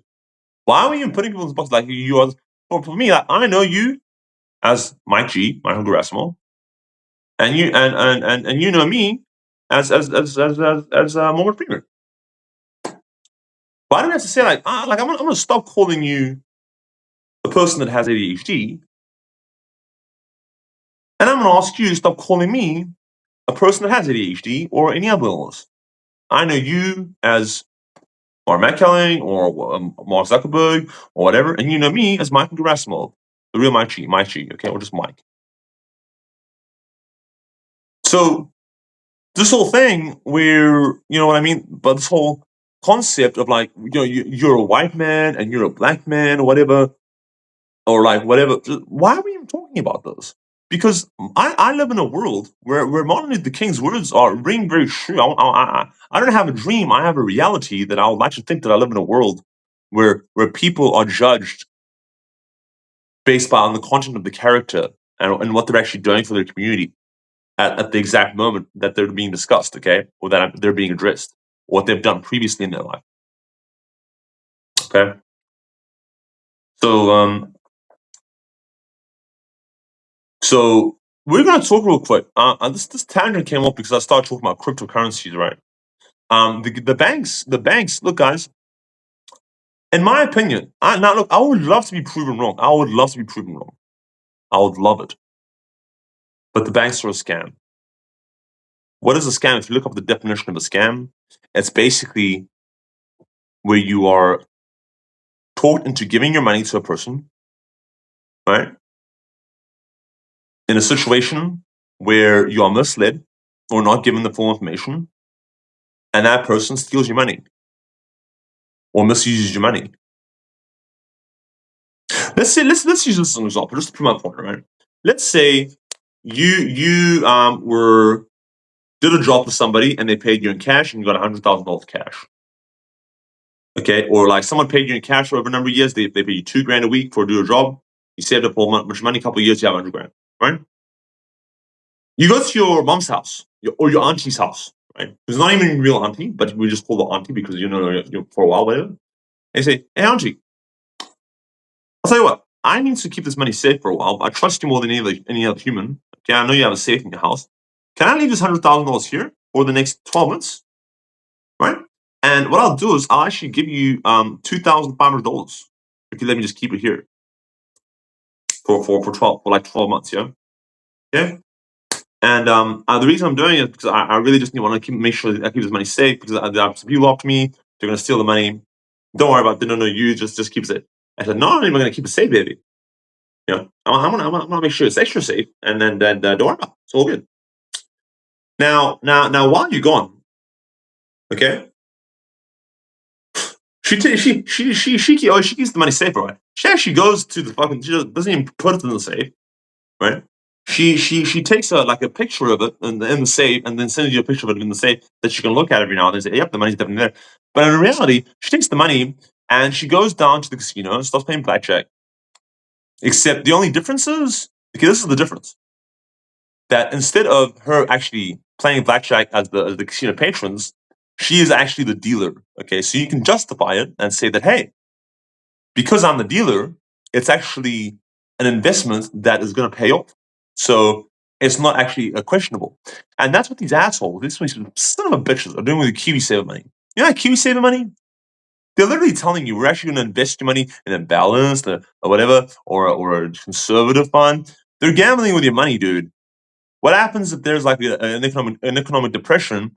And if you actually go read the fine print of the shit, they literally say to you that money that is in the QE7, it happened to the Americans, man. Go ask the Americans, dude. That's literally what happened to them. They lost their life savings. They lost all their retirement funds. They lost their house, even their jobs in most cases, because the assholes of the fucking banks were greedy, okay, and kept lending people money that they shouldn't have done. Because every single time they lend money to somebody, what happens? What happens? What happens? They get money in the form of commission. And this is explained in Wall Street and the whole stock market thing, which is also a scam. It's a fugazi. It's a fugazi. It's bullshit. It's basically a really, really clever way of having a casino where businessmen can say, hey, I'm investing and it doesn't count as gambling. It's an investment. Why is it an investment? Because if you're clever and you're smart and you know how to beat the game and you know how to invest, yes, okay. Basically, you can do that in a casino too. That's called cheating. That's called doing what dude. You've ever seen Wolf of Wall Street? Greed is good. The way you beat the system is basically cheating, where you have information that you shouldn't have access to. That's the only way you can make money long term on the stock market. Sorry, Warren Buffett. You can say, and I really would like Warren Buffett to maybe come with someone else that plays the stock market or does all this shit to come and tell me and prove me wrong. I really want them to prove me wrong and explain it to me on a live or on a podcast, and explain it to me because I know quite a bit about the stock market. I've invested in the stock market, okay, and it's very ironic and very funny that how people warn you about the banks warn you about. Hey, look, you should be really careful about investing in crypto because you could lose all your money. While the assholes at the same time taking your money that's in the bank and going up and gambling on the basically on the pokies on the horses which they call the stock market. It drives me absolutely insane. Okay, this is a bit of a side rant. Okay, but it plays into what my plan is to basically expose all this bullshit as part of just these people are not righteous, man. Now, what's the good news? The good news for you guys is that one of the services that I offer is really having a look at.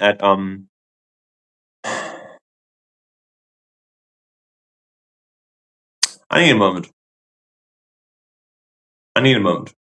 Okay, because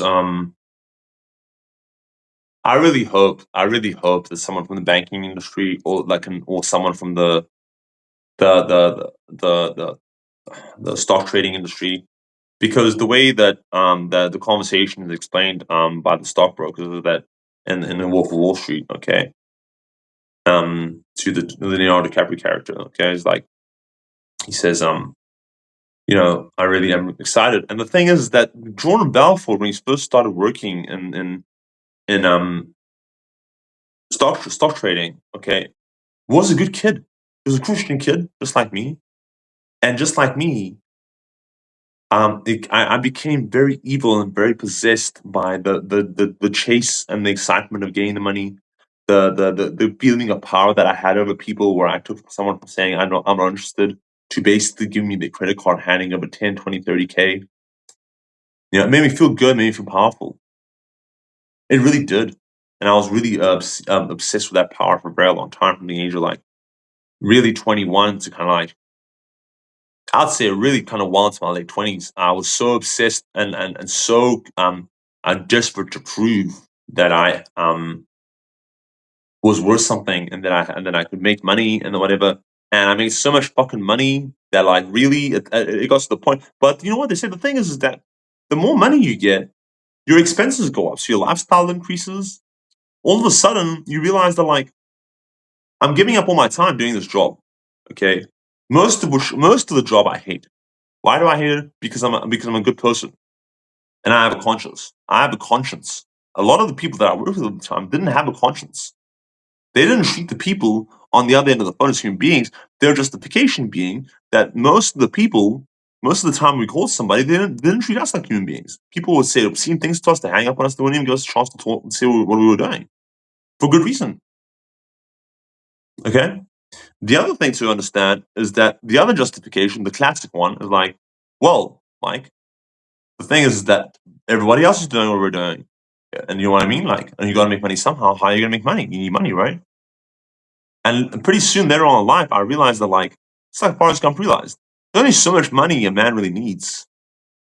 The rest of us just kind of are showing off. And I did the whole showing off thing, and I realized that showing off, you know who showing off is for? Losers. Losers. People that have small dick syndrome, okay? Very, very, very, very fucking insecure people that didn't have anything in life or early on, and feel like they have to like you literally make it rain. I did that too. I walked into a club and I had 2 grand in cash and made it rain. And then after the 2 grand was gone, I was like, "Well, that's fucking stupid." Okay. The funny thing is that a lot of people didn't even pick the money up. I walked out the club and there was like $20, $50 bills lying around. I was like, okay, and I only had like 4K at the time, but I knew that like next week I'd have like 5K, 3, 4, 5K commission check coming in, and I was me. So people in society are really possessed and just will try to get money at anything. And then what happens is what happens eventually? They get the money. Where did Tony Montana go wrong in Scarface? You guys ever seen Scarface, Tony Montana? He says famously when he's on the beach with Manolo. Manolo is a very intelligent person, very important character in Scarface because he's the voice of reason. He's trying to say to Tony, like, Tony, I'm pretty happy, man. I'm satisfied. Like, we're on the beach here. There's a beautiful woman everywhere. Like, we're making good money. Why are you trying to fuck the boss's wife? And why aren't you satisfied? What do you want out of life? And Tony Montana, his main problem is not his vision or his ambition. There's nothing wrong. I'm a very ambitious person myself, and there's nothing wrong with having vision. It's the I want I the world owes me too much syndrome. It's the feeling that because you had a fucked up life and you went through some shit early on in life, that for some reason the world owes you more than what you actually are due.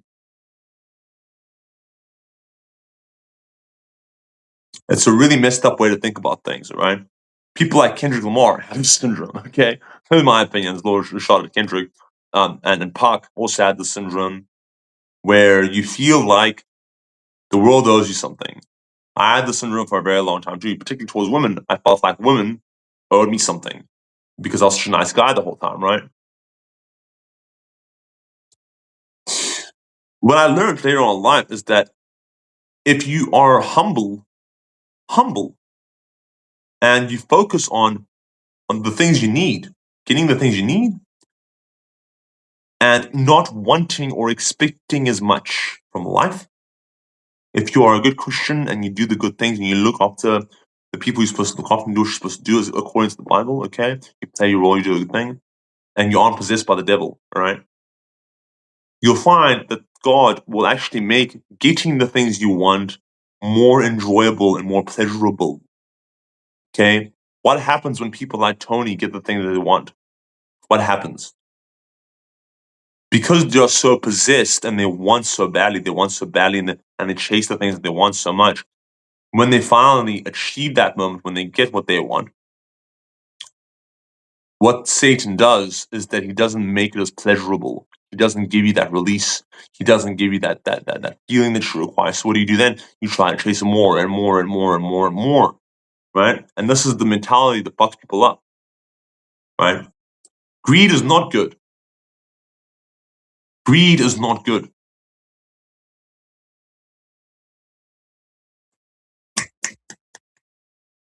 Greed is what basically leads to situations that where the banks, who literally are controlling trillions of dollars of currency, right? And don't even get me started on how ridiculous owning property is. The concept that you can own land, like for me, listen, man, when it comes to land, very simple, man. Very simple, man. Me, because I'm a grown man, okay, I own the land that I occupy. And if anyone has something different to say about that, come and take me off my land.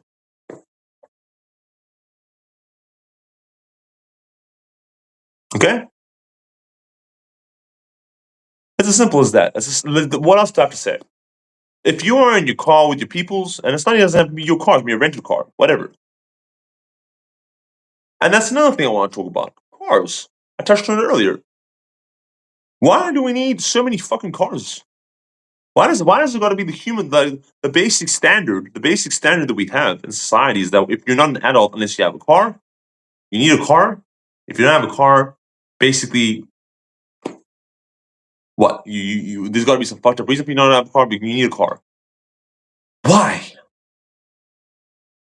The concept that you must have a home. So much so that you're actually able to use your Kiwi statement to buy your first home. Why? Because where are you going to get the loan from? Well, the bank, of course. Where are they going to get the money to give you the loan? Well, the people that put the money in the bank. You being one of them.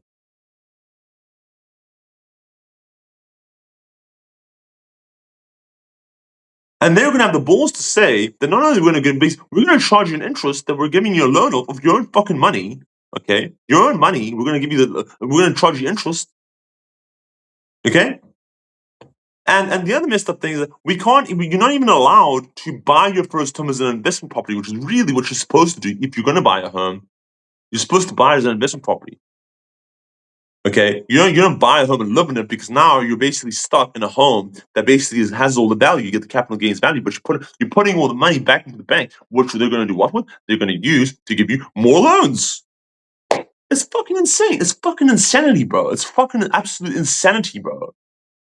It's absolute insanity. It's insanity. These people, these banks, these assholes are bankrupting people. They're crippling people simply because, like, they crippled me early on in life. Okay, they crippled me because they gave me a $30,000 credit line, where if I maxed it out, which they ended up letting me max it out, they let me go over the fucking limit to like 50K. Okay, they gave me a credit line where repayments would have been 4 or 5 times more than per week than what I was making in revenue for at the time. And I'm not even talking about revenue. This is a job that I had at the time, but they're aware they didn't check any kind of like income protection. I didn't even have the fucking job at the time. I hadn't been working there for like 6 months. I just called them up. They didn't check whether I was receiving income, right? They just gave me a fucking credit line based on the fact that all I was doing was just playing poker, making money. When I made money, I put it back on the credit card. You know? And then when the inevitable happened, because I know what I was doing, and I maxed out the credit cards, because obviously people are so fucked up, as I was fucked up at the time, because I wasn't educated, you start looking at that money as your money, but it's not your money. Just like when you win money at the casino, that money is not your money. Your money, let me explain what your money is. Your money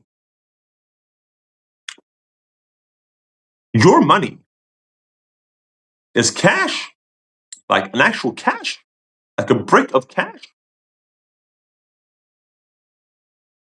Okay? So the actual physical thing.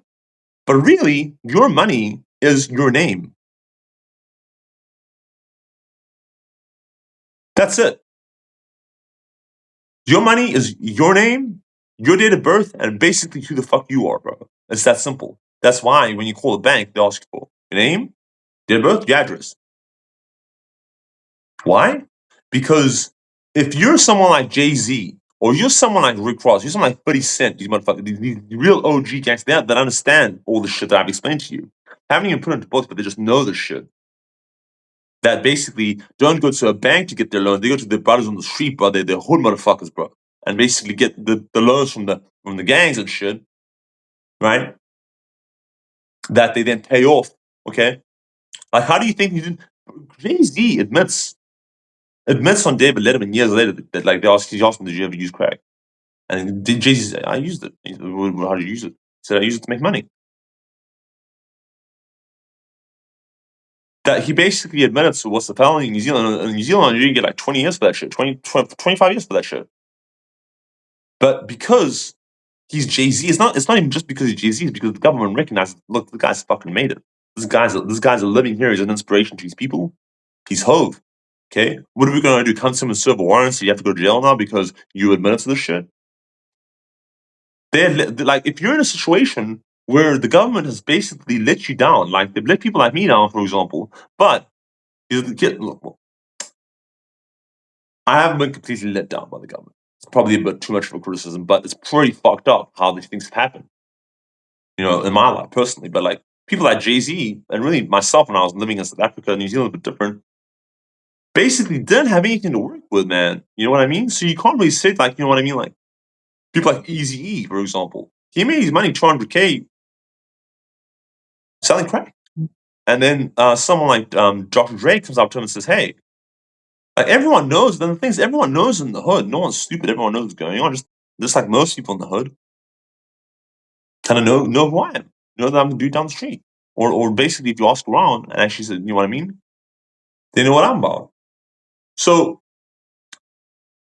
Trey goes up to Easy and he says, look, you realize that this whole crack thing is it's not gonna last forever, man. Eventually you're either gonna get arrested.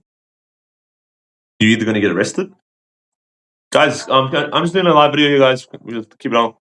Please, I'd appreciate that.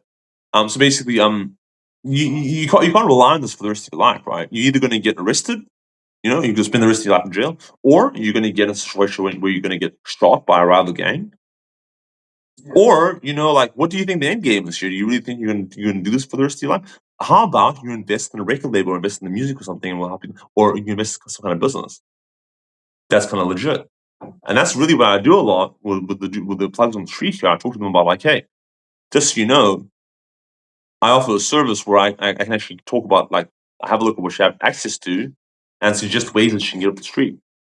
That's all helping. That's one of the services that I offer, the underground services that I offer. Basically, where I talk to people that make their money through basically gray area or illegal ways, and really talk to them about, like, getting out of that situation. But enough about that. Enough about me ranting about, like, all the scams and all the terrible things that are happening in the world, right? Um,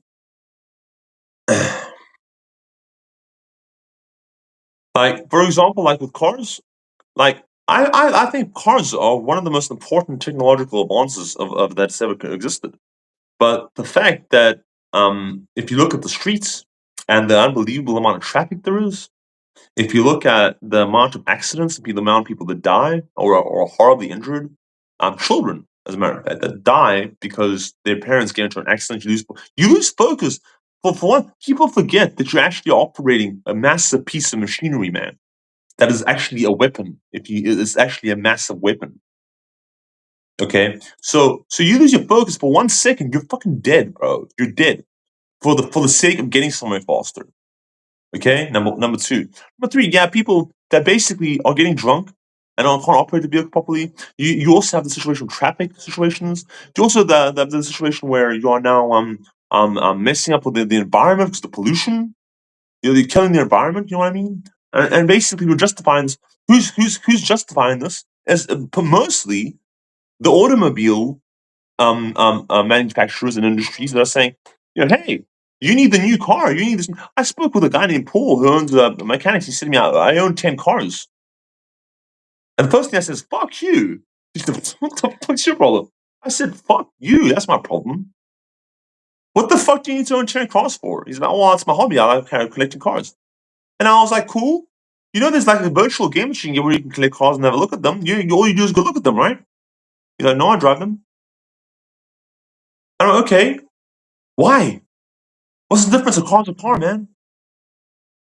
The car's a car. Do I need to own like 13 different cell phones and 12 different laptops? Why? They perform the same fucking function, bro. Yes, they're different models and do different shit, but it's the same shit, right? Now, a phone, I guess you could justify having 13 phones if you're doing some weird dodgy shit. Yeah, but really, why would you need that? Because you have a lot of collect phones. Okay, mind you, it would be pretty cool to have one of the original Nokia 3310s, but like, okay, but there's a very simple solution to solving the problem with cars. It's very simple. Take most of them off the road, if not all of them. Replace them with motorbikes.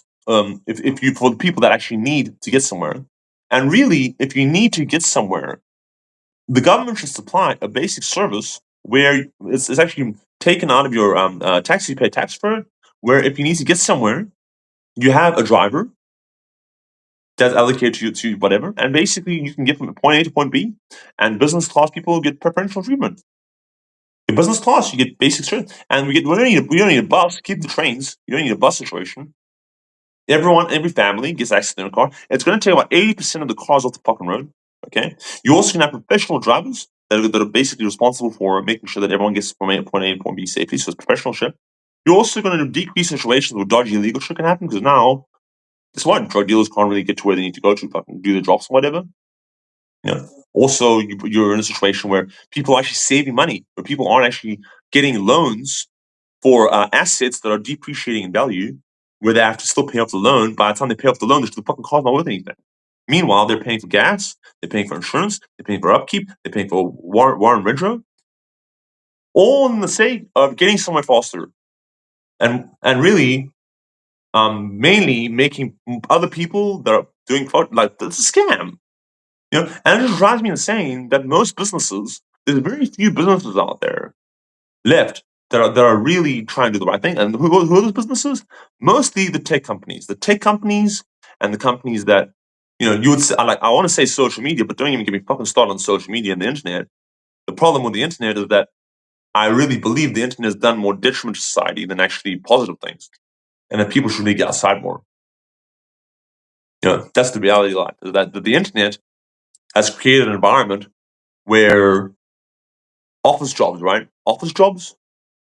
Most of the people. Did you know the reason that AI is going to be able to take over most of the people's work is because like 80 or 90% of the work that's fucking available in New Zealand right now is mostly dependent on somebody using a fucking computer.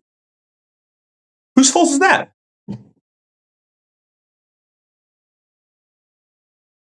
The only jobs that are going to be left for people to actually do that an AI can't do, probably will be able to do eventually, but can't do right now, is the cool jobs, the law enforcement, um, the army, and really kind of like I guess the farming shit, like maintaining a farm, and I guess also the church. People that go to church, the priest isn't going to be replaced by fucking AI, right? No goddamn way that's going to happen, right? And also um, that's pretty much it. That's pretty much it.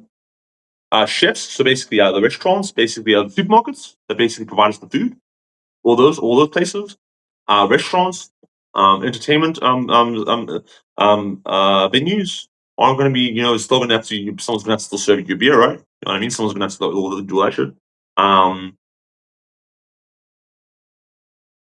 So the rest of the jobs are basically also things like plumbers, mechanics, people that fix your car, your super fucking car, anything that you need for some reason. I love cars. I love driving cars. Cars cool, but it's just obscene when you think about traffic. People complain about traffic, but there wouldn't be traffic if there weren't so many fucking cars out there. Why is like the standard? And also, don't even get me started on websites. Websites. The whole thing of that, like when you start a business, is the standard that you must have a website. Guys, grow the fuck up. It's 2026. Okay, you don't need a website to run a business. What you need is basically a good product or service, right? And understanding what your market is, understanding how to communicate with them. And you don't communicate with them with a website that says, "Hey, please fuck me. I'm fuckable." Okay, my business is so amazing. Look at all the fucking sexy shit we do. That shit does not work anymore. Do you really think that a person goes to your fucking website, okay, and thinks to themselves, "Wow, look at all this positive information about this business that I'm thinking about giving my fucking money to," and say, "Yo, based on the information and only on the information on this fucking website, okay, I am now going to choose to use their service." No, they don't, man. They go to all their social networks. They go on Facebook. They go to the fucking LinkedIn. They go to basically call their friend, the auntie up, and say, "Hey, have you used my have you God's plans for you? Have you like, what do you heard about?" And they basically go and gossip about, and they find out if they want to use your business or not. That's how the people make like word of mouth. The only reason people advertise really is to drive word of mouth. And if you have some kind of twisted, fucked up idea in your head that your website, that whatever is, you know, gonna make a difference, is like gonna you're so fucking deluded. The only people that are encouraging you to build a website is companies that benefit from it. So companies like Google obviously want you to keep doing the website because that's the basis under which the Google ads are done.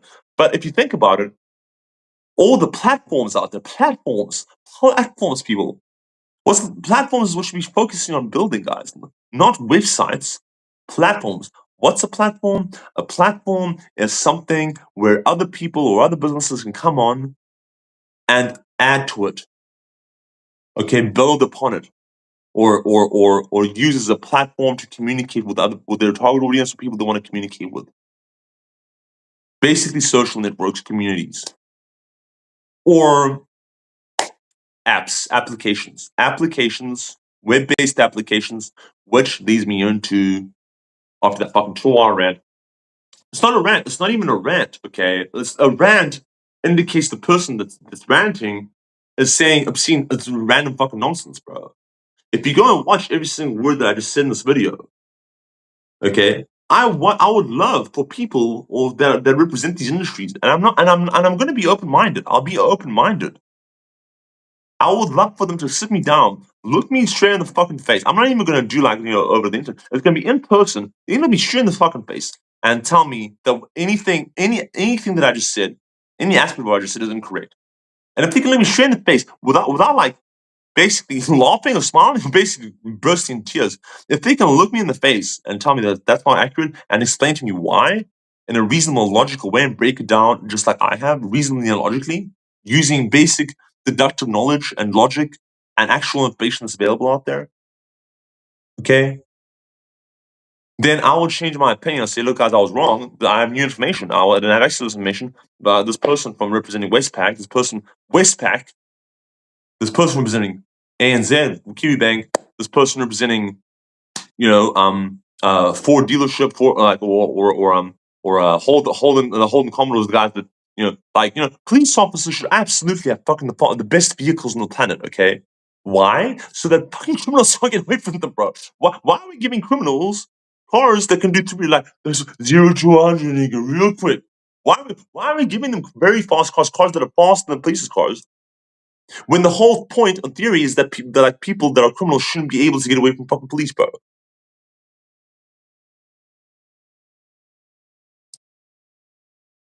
I can wait. I can wait. I can wait for a person to come here to chat or someone basically tell me that well, the reason we do that, Mike, um,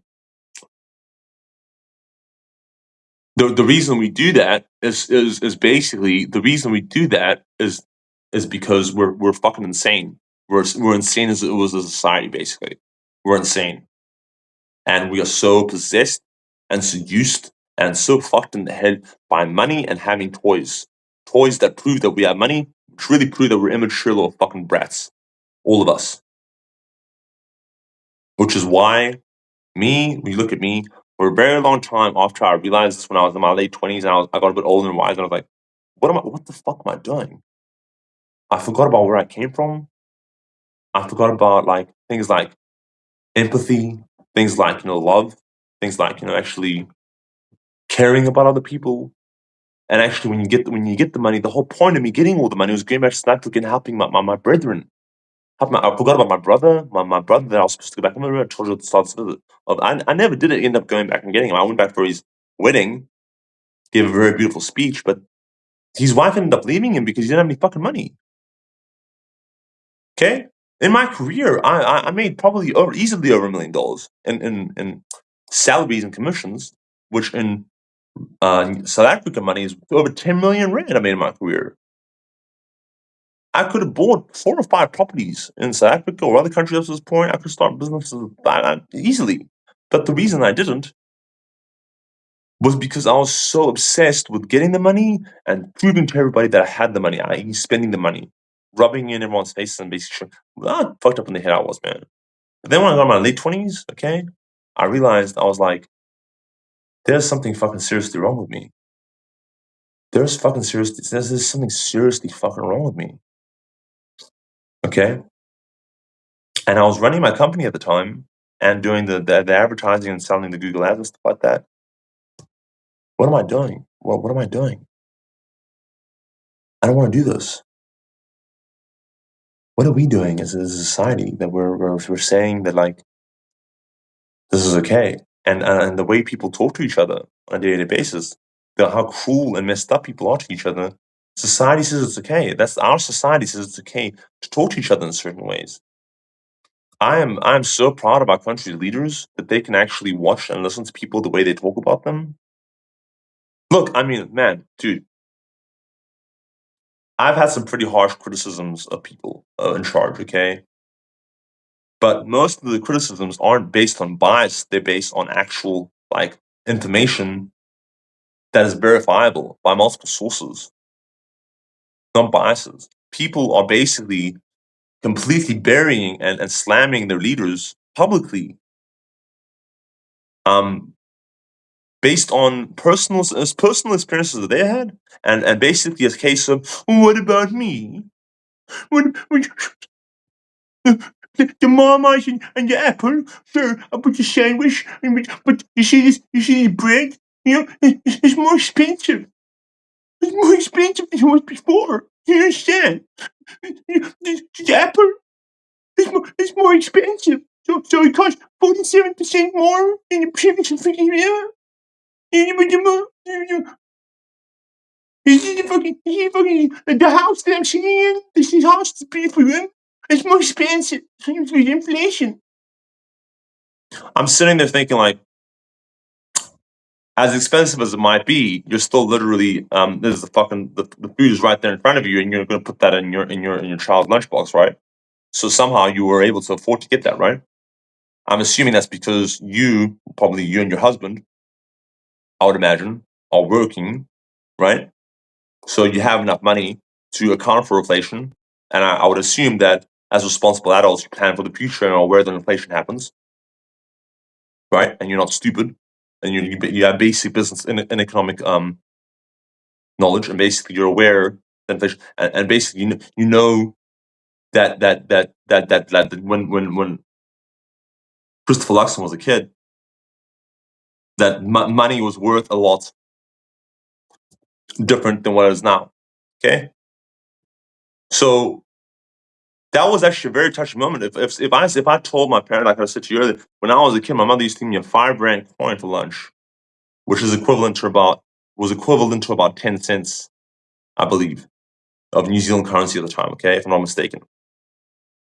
No, roughly about 50 cents. 50 cents New Zealand currency. 50 cent. You know the significance of the name 50 Cent and why it's one of the most significant rap names of all time, and why Get Rich or Die Trying, Get Rich or Die Trying, is one of the most genius titles to an album of all time, okay? The significance of 50 Cent, okay, refers to giving somebody your 2 cents or giving somebody your opinion, okay? Which often is irrelevant because you have no idea what you're talking about. Like, I'll give you my 2 cents, my 50 cent, whatever. It also indicates an element of chance, heads and tails, right? You flip a coin, okay? So basically, the chance, but so the really wise people, you'll know that flicking a coin, you're actually able to get an advantage depending on how you flick it. Okay, the signal. But the most important thing that the significance of the 50 cent is the element of change, specifically loose change, and giving in currency and getting change back. Change, and also when talking about change, changing as a person, developing and being conscious that the world is changing around you and that you have to adapt to the change, specifically adaptation to the change.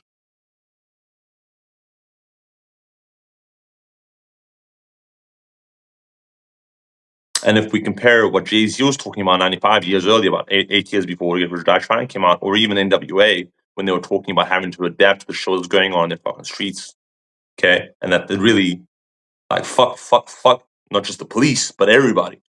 Because, like, we're barely surviving out here, and anybody that's made it is literally some kind of like, it's like, it's like some kind of like, literally, it's like you might as well try to go to the moon than try to make it out of the streets that we're in, bro. This is fucking confident. I'm from Lindsay East, brother. Okay, I'm from fucking East, from Quito growing up. You understand what I'm saying? So when we're talking about change, is understanding that adaptation is very important. You either adapt or you die. Literally, you either adapt or you die. Okay? And it's just so cute. So cute. Again, it's so cute and adorable. I love New Zealand people, brother. I love gangsters in New Zealand too. They're very gangster, but the thing is that not really. Not really. Like gangsters in New Zealand are like, you can look the most ruthless, crazy motherfucking gangster in New Zealand, the world, in the eye, and if you use reason and logic and speak to them with respect, they will reciprocate the respect back to you. If you show them that you understand they're going through pain, that they've been through horrors and traumas in their life, and I'd be able to show that I can relate, they can see that in your eye. They're not going to do anything to you. That's why my life in New Zealand has been safe. I've dealt with a lot of gangsters. I've been a rich man. I've been a poor man, and I choose being happy every single time. and the amount of paper in your bank account has very, very little to do, if anything, with what you're worth as a person. What matters is how you're adapting to, number one, your people around you, the way that they change, and also the way that you're changing. A lot of times, most of the time, when you're changing yourself, you're not even consciously aware of how you're changing.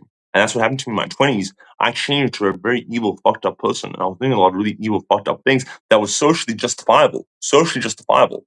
But I knew were wrong by what was written in the Bible. And by this point, I lost my faith and lapsed my faith in the Bible, because I was just like, there's no way I can make it in this world without doing evil, fucked up shit. It's that simple. You have to push your edge, and if it's whatever, if it's legal, I mean, even a lot of times if it's not legal, if it's gray area, I'm gonna do what I gotta do, because the government hasn't given me any other options. I've been put in this fucked up situation. I literally have no other option, and that's where get rich or die trying came from. I'm done fucking around. Okay, I'm not gonna sit here and watch some fucking rich kids go to fucking do it.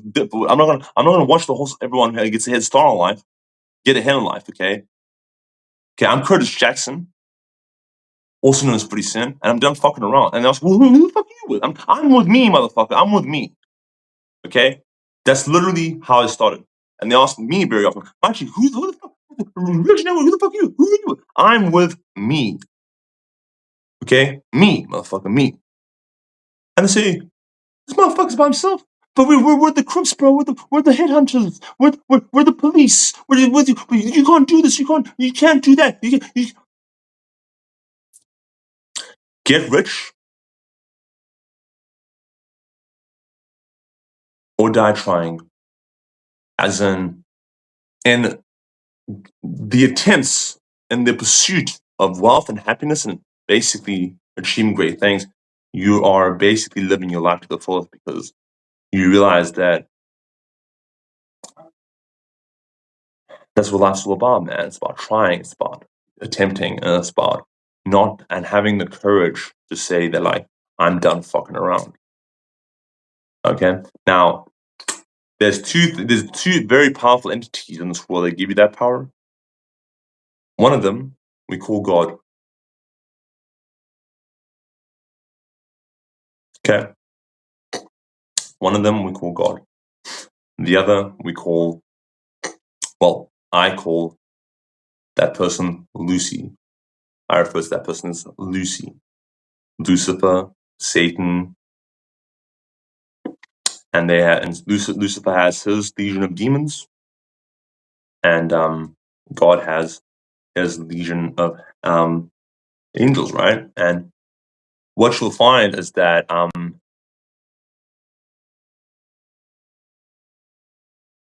God is obviously a very wise entity, okay? Jesus Christ is a very wise person. Jesus Christ, believe it or not, guys, it's an indisputable fact. He was a real person, dude. That shit really went down. He really died for our sons, man. Like, you guys don't understand. He literally got crucified in front of these people, bro. And you know what I mean? And the really fucked up thing is the people that were essentially gone, and Judas and all those guys that betrayed him, could have basically gotten him off that shit at any point, bro. And the people that actually crucified him, they didn't have to do that either, bro. They just crucified him because they were convinced that he would basically just say, like, "Yo, I'm just kidding, okay? It's not true. I'm just a fucking imitator. I'm a scammer. It's not true."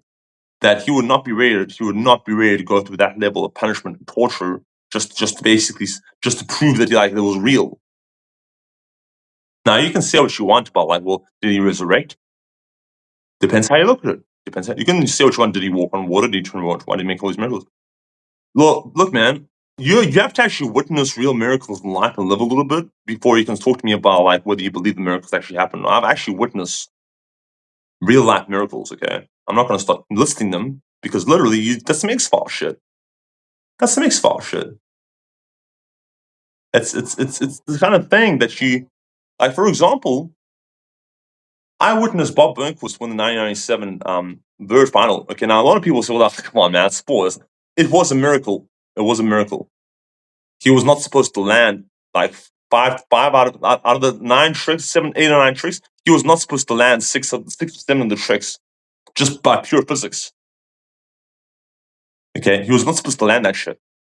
He landed tricks like 6 or 7 in a row that basically were not supposed to be landed. It would be like could easily be win a best trick contest. He landed tricks that no one had ever seen before. Okay, and in a situation where everyone thought Bucky Lassac was going to win, he was going to get the 3P, and Bob Burnk was probably going to finish second. I've witnessed miracles like the 4-4-2 game, South Africa versus Australia. People remember that. I watched that live from my home. That was such an unbelievable game that by the end of it, most of the people that are like the Australians that were there live and the people that were watching on TV, most Australians and really most of the world were just like, go on South Africa, go on fucking do it, bro. They wanted to like they were like, what the fuck? I actually want to see these dudes win, just so that I could see that I was there to witness this fucking miracle. There's no fucking way this is possible, bro. Like you can even say like, well, what if it was fixed? That wouldn't even cross one's mind because even if you try to fix or make create that game in a kind of like controlled environment to recreate that game, it would be impossible to even recreate what we saw in that game. Think about the logistics of that game. Australia come in and break every feasible fucking record that you can possibly break, that you can possibly imagine.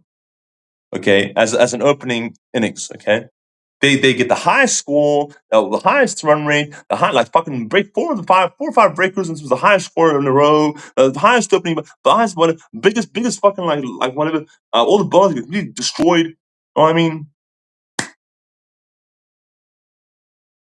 And and and then you know what I mean? Like and then when they come out for the second innings, I was like, my brother. I remember watching with my brother. My brother like, there's no fucking point watching this. It's South Africa, yeah. And the messed up thing is the context of the situation too. It's for the series win, guys. So it's best out of 5. It's 2-2, and it's for the whoever wins is going to win the series, which is a big deal. Okay, and also for South Africa, it's kind of a big deal because Australia, like that, they're notoriously well known for fucking destroying South Africa. Like the 1999 World Cup had just happened quite a few years previous to this. Where South Africa really should have won. Okay, that game.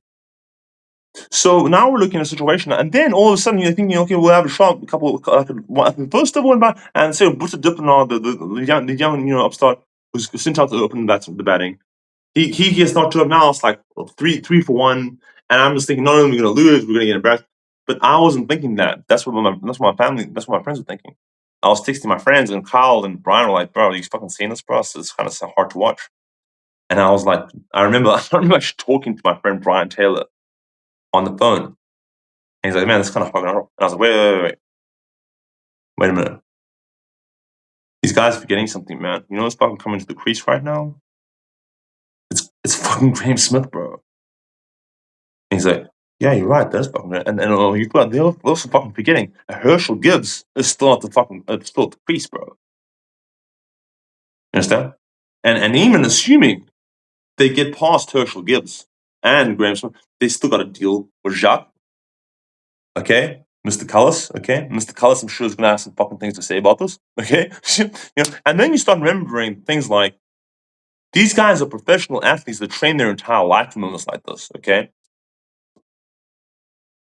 they're not there to fuck spiders. They're there for exact moments like this where they can show how great they are and what they why they earn what they earn, why they're legends, and just witnessing and also the fact that it was so close that the South African didn't just come back and clearly won the game. That literally came down to the last ball of the game. And not only did Mark Boucher did not just when it got tied, I was like, holy shit, it's tied. And when you want, and Mark Boucher did not only just win with one more run, he just fucking bounced this thing over long off. And it's like he knows straight. So he's celebrating. And it's like I'm getting goosebumps right now just thinking about that shit. Or like another example is like the UEFA Champions League final, Liverpool versus AC Milan. AC Milan 3 goals in the first like 35 minutes, completely dominated the first half. And everyone again, those the same situation around the same time. I was like, everyone was like, and it's very similar. And they say like, they're just right. People just write you off. People just write you off and say, well, there's no fucking way. There's no fucking way these guys are gonna make it back from this. This is professional football. They're gonna win. But they forgot one thing, bro. Steven Gerrard was still there, brother. Steven Gerrard was still had something to say about it now. You see, he's wise enough to know we're fucking Liverpool, bro. Okay? Who these guys think they're fucking with? They think they're going to go half pot in the server. Okay? We got Rafa Benitez, who's leading it, who's managing the team. We got substitutes we can bring on. Like you're not performing. We need to fucking change the formation and attack these assholes and show them who we are, bro. Yeah? So then they come back and win the game in a dramatic fashion. And you see things like that a lot. And that's just things that I can talk about because they were actual things that everybody saw. Then you have situations where I should have died horribly in car accidents, where I literally should be dead, but somehow I'm not because of car accidents that should have happened, but they didn't. You know, situations where I literally fell 4 stories, people. Okay, I fell off a 4-story building. This is real life, and a lot of people won't believe the story.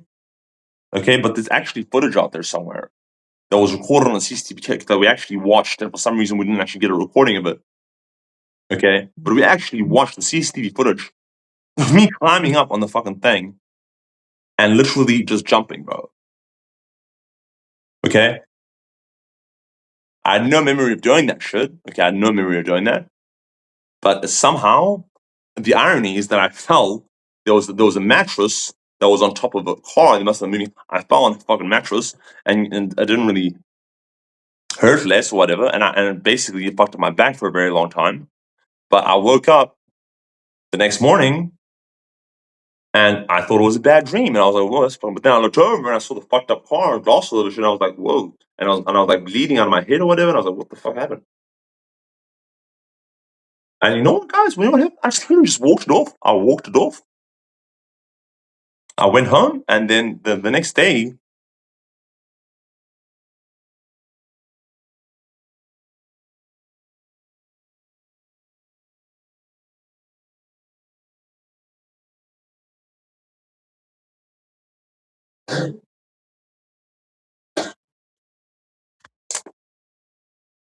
it's a you once you live stuff like that,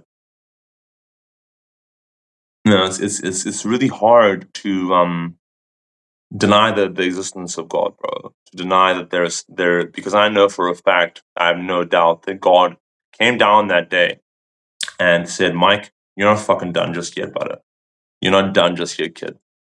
Because I must have been maybe 20 years old when that happened. 20 years old.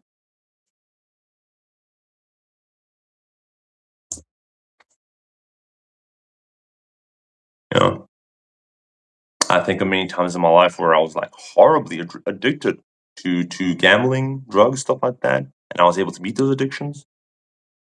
You know, and you can say whatever you want, like you had relapse, whatever you lasted 3, 4 years. But that the reason that I relapsed is because that person that was there previously, that person's gone. Understand? And you get older and wiser, you start realizing that like you were using things that you weren't thinking about things the right way at the time. Okay. Um. So there's a lot of elements like that to think about. Okay, and that's a big reason for the services that now the services that offer. Look, man. Look, the services that offer is very straightforward. To summarize, there's a lot of fucking services. Okay, a lot of fucking services. But the ultimate service is the I give a fuck service. Very simple. I'm officially calling it the I give a fuck service. The I care service. Now, make no mistake, I want to make it clear. I give a fuck more about myself and love myself more than any other human. I'm being real with you. But that doesn't change the fact that I love all humans, bro. I love all humans. Some more than others. But I feel the universe's pain and I want to solve the problems. Every problem, every day that I wake up, when I started making real progress with the AIs, and they really started helping me when I started waking up and I started asking questions like, what are some of the main problems that businesses are facing in New Zealand right now? Human beings are facing in New Zealand or around the world that if I could solve, I'd do okay financially.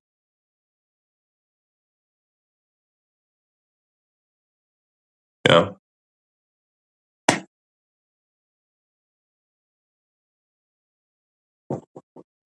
when I started realizing that I could use, look guys, look guys.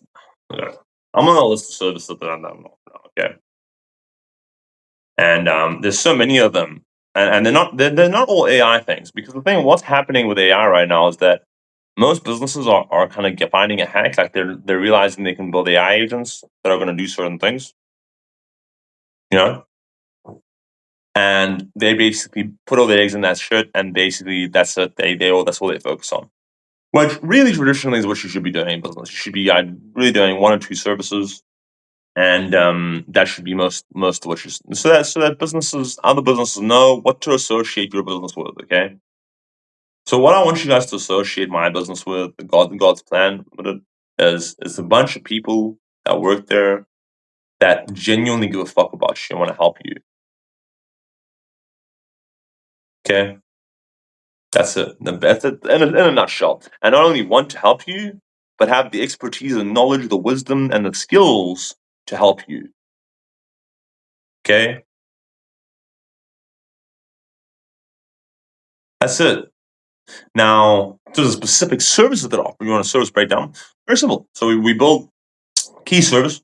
Number one, we build AI integrated web and mobile applications and SaaS applications that are custom built, that you are either custom built for a specific business that perform a specific purpose, that mostly is used to either save time, money, or sometimes often both, and or either create new revenue generating activities, basically make more out of existing revenue activities.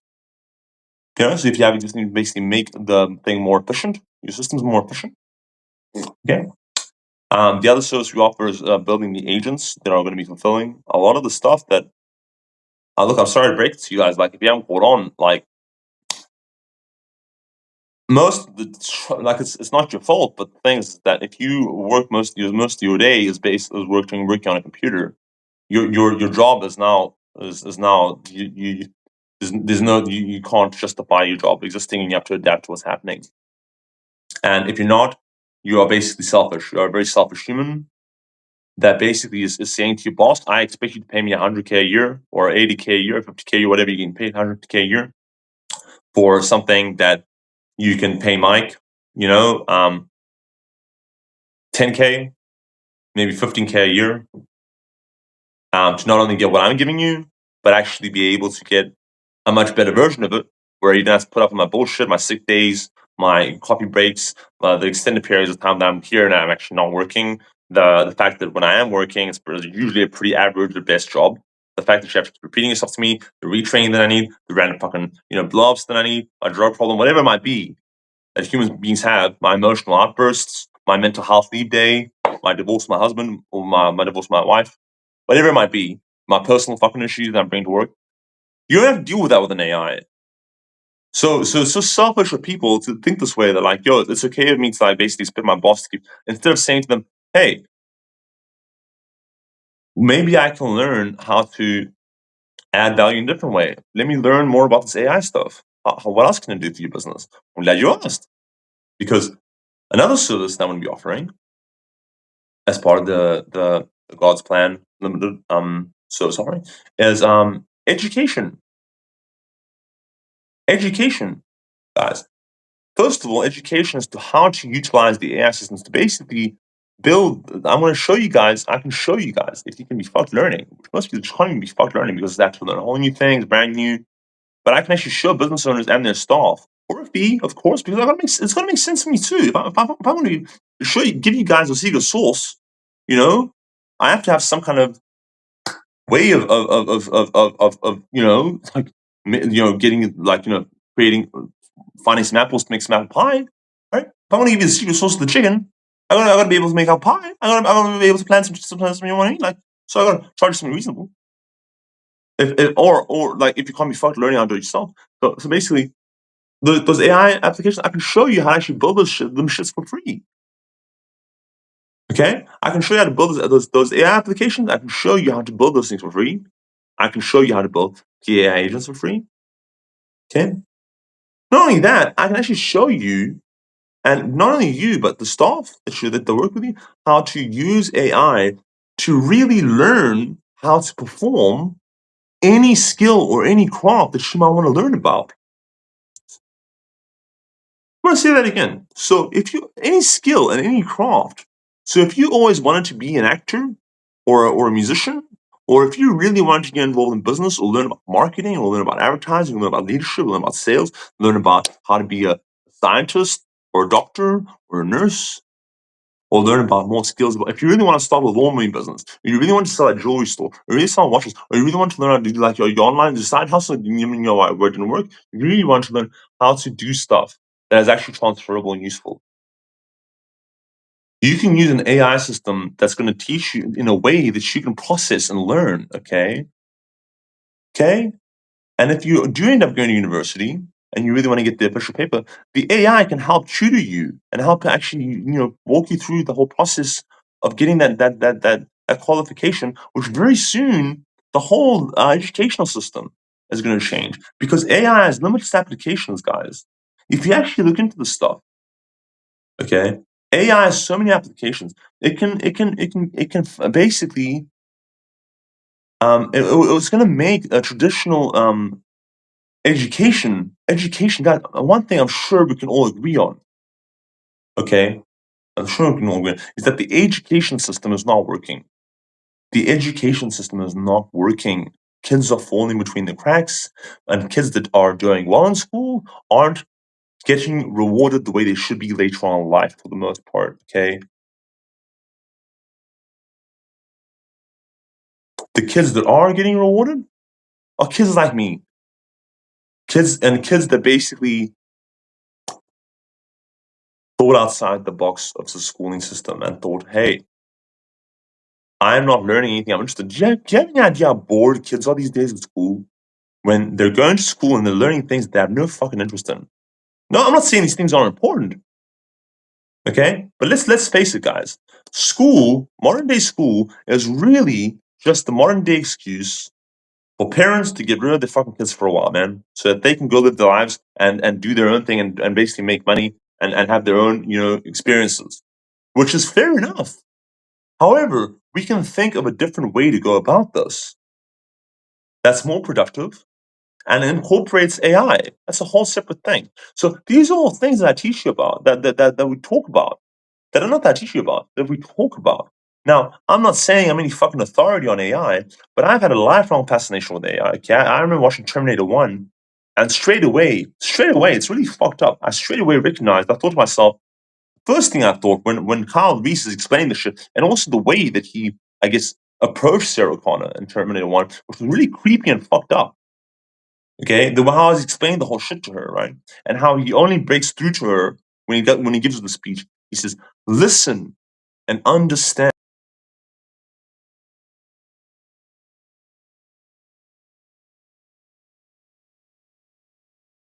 that Terminator is out there.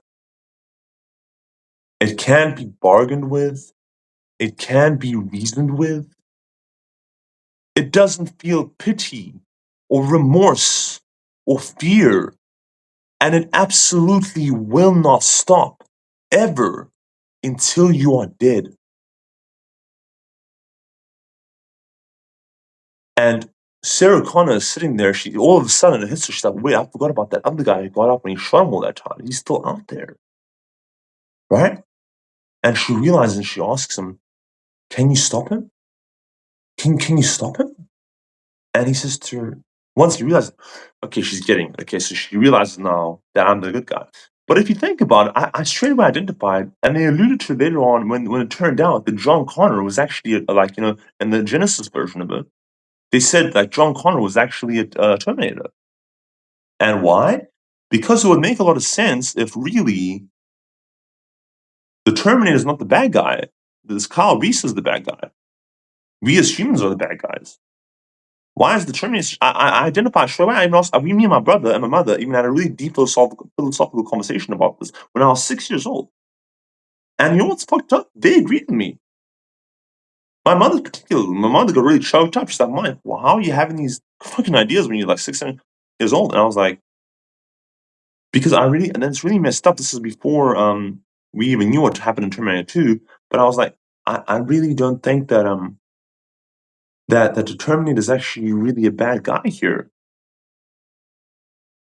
Because what makes Sarah Connor, and the reason I started talking about Ginger, like her flatmate that she was with, and my mother had previously been talking to me about the importance of respecting women that were respectful, and Sarah Connor was for the most part a very innocent woman.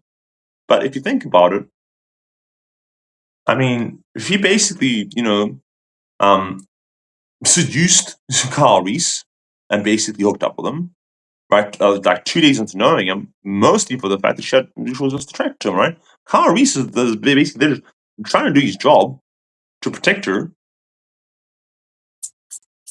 and you just start thinking about how like the whole dynamic of it, and really, the Terminators out there.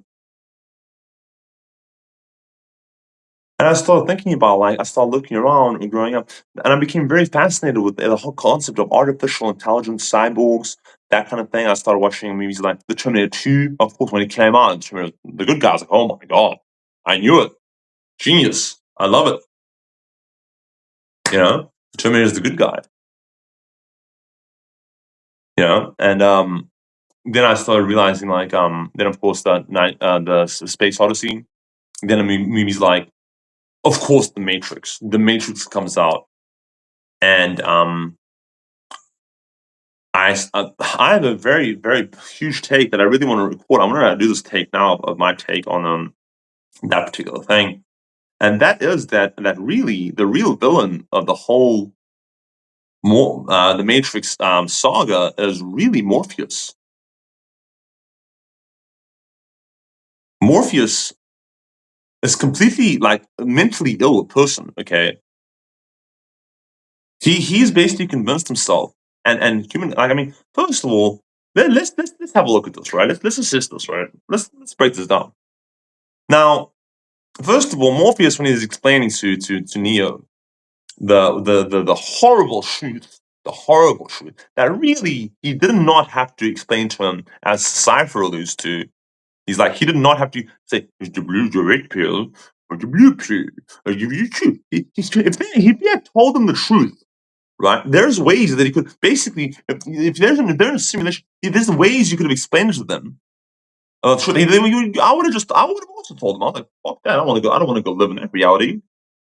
Why can't I just be a part of this reality? I don't want to be lost and to understand.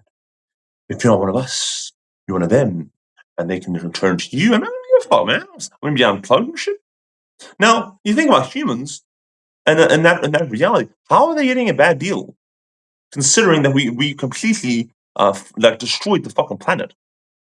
And we're in the middle of destroying the planet with our fancy cars and all our fucking picture. We're in the middle of like killing off like all the wonderful animals and stuff that live on this planet. You know what I mean? We're in the middle of fucking destroying. And Agent Smith, who's really the fucking hero of the whole shit, okay? He's really actually literally the hero of the whole shit, whose main purpose in life is doing his job. Doing his job. Okay? You think about towards the end of the film, he says, I've actually came to a really shocking conclusion that humans are really like a virus. They just go to one area, they consume every natural fucking resource, like animals, and basically they kill everything around them. They're eating, like, they're fucking killing and consuming all the fucking animals in their shit, and actually all the fucking natural stuff, to the point where the soil is so polluted and the water is so polluted that they can't even drink the water anymore. Like, and that's why I really relate, and I really fucking deeply running into it. I'm just thinking about it, really relate and feel a deep amount of araha with that beautiful the whakapapa of the Maori people, and then the tribal people that from South Africa, the Zulus and stuff like that, the people that were there before, because they had a certain level of respect for the environment, bro.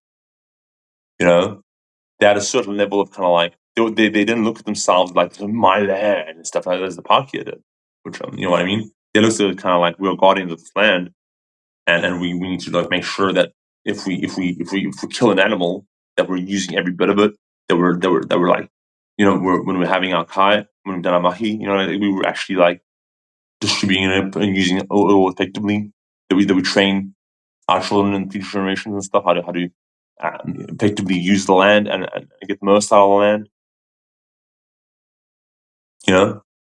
All this type of stuff.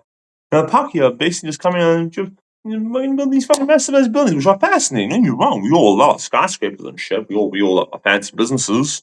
We all love it. We all love that shit. But when you think about all the things that I explained to you about the nature of business, and how it's really business is really just that's just really fucked up, and it's really few. The really only businesses that I fuck with on planet Earth are people that do technology-based businesses and service-based businesses that actually deliver the service as advertised. Okay, and also really, well, I mean, Jesus Christ, pretty much any business that like supermarkets, and the dairies on the side of the road. You know what I mean? Like restaurants that are reasonably priced and give you good food. And businesses essentially that are centered or surrounded by that basically deliver entertainment to the people or deliver media to the people that is unbiased and is actually giving them people the story the way it is. Okay, media. When I say media, I'm talking about things like entertainment, live events. Those businesses, like, people are getting really freaked out about AI taking over. Those businesses are still going to be around. AI is not going to be able to entertain us. Sure, you can say, well, look, I mean, it's going to help with creative and that's actually making music that's better. But it's still a person that has to put in the prompt to make that music. It's still a person that's going to have to go live and perform all this shit. Well, what are we going to have? We're going to have an AI now that comes out and performs and dances like Michael Jackson. If you can give me a fucking AI that dances like Michael Jackson, okay, I'll say that's it. That is the peak of human consciousness. Okay, now we've created an AI that basically is here, and you know what's fucked up? That will never happen ever. Now you can say, well, we'll build robotics, we can also create holograms and shit. No, because as far as I know, there's only one motherfucking Michael Jackson. There's only one Michael Jordan, and there's only one Mike G.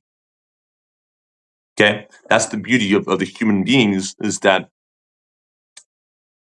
there's only one of me. Now the AI, as we made the shit, okay, because there's only one person or a group of people that figured out that they could do that shit. Okay, and AI, as much as I love AI and respect AI, I think that eventually it's going to be a situation where it's like going to be the next obvious stage of evolution once the humans kind of die out, type of thing.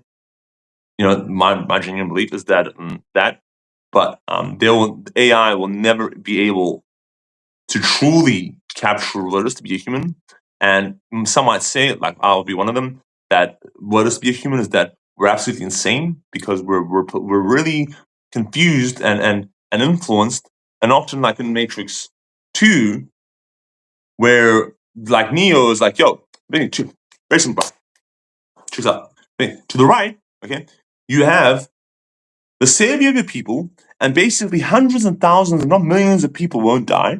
And then basically you would perform your role as the one, and essentially everything will be sweet. We'll recreate the Matrix and do it however we're supposed to do it, and everything will be cool, bro. Just chill. Okay, so look at that way. Okay. Oh, to the left, you know that woman that you love and shit, the whatever, that basically brought you back to life, and you had that whole thing, beautiful moment. Yeah, she's basically, not only is she about to die, but you could save her, but literally there's such a minuscule chance that you could save her.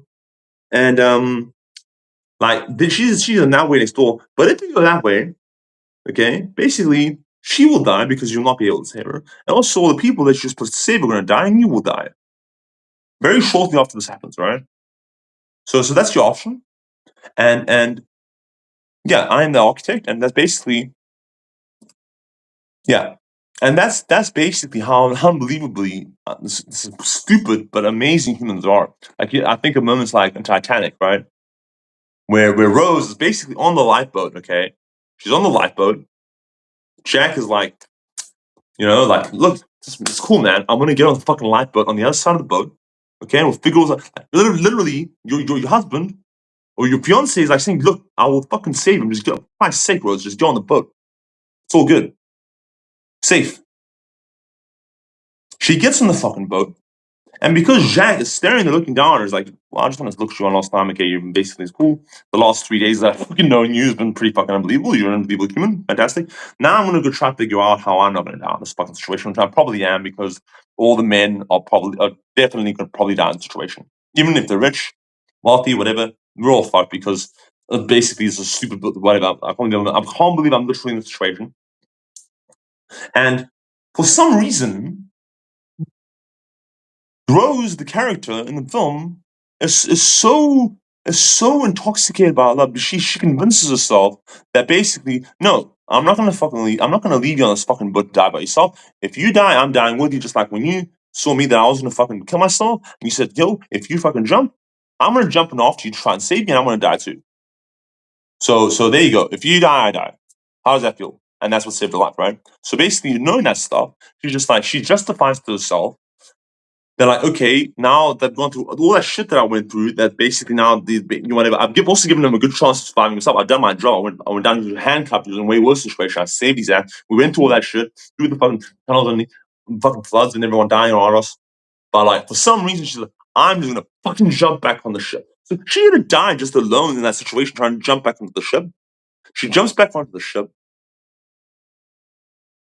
and that's the same thing in Matrix Reloaded. Neo is like so fucking stupid, and that's what the whole emotion thing is, right? You know, that's why people like me.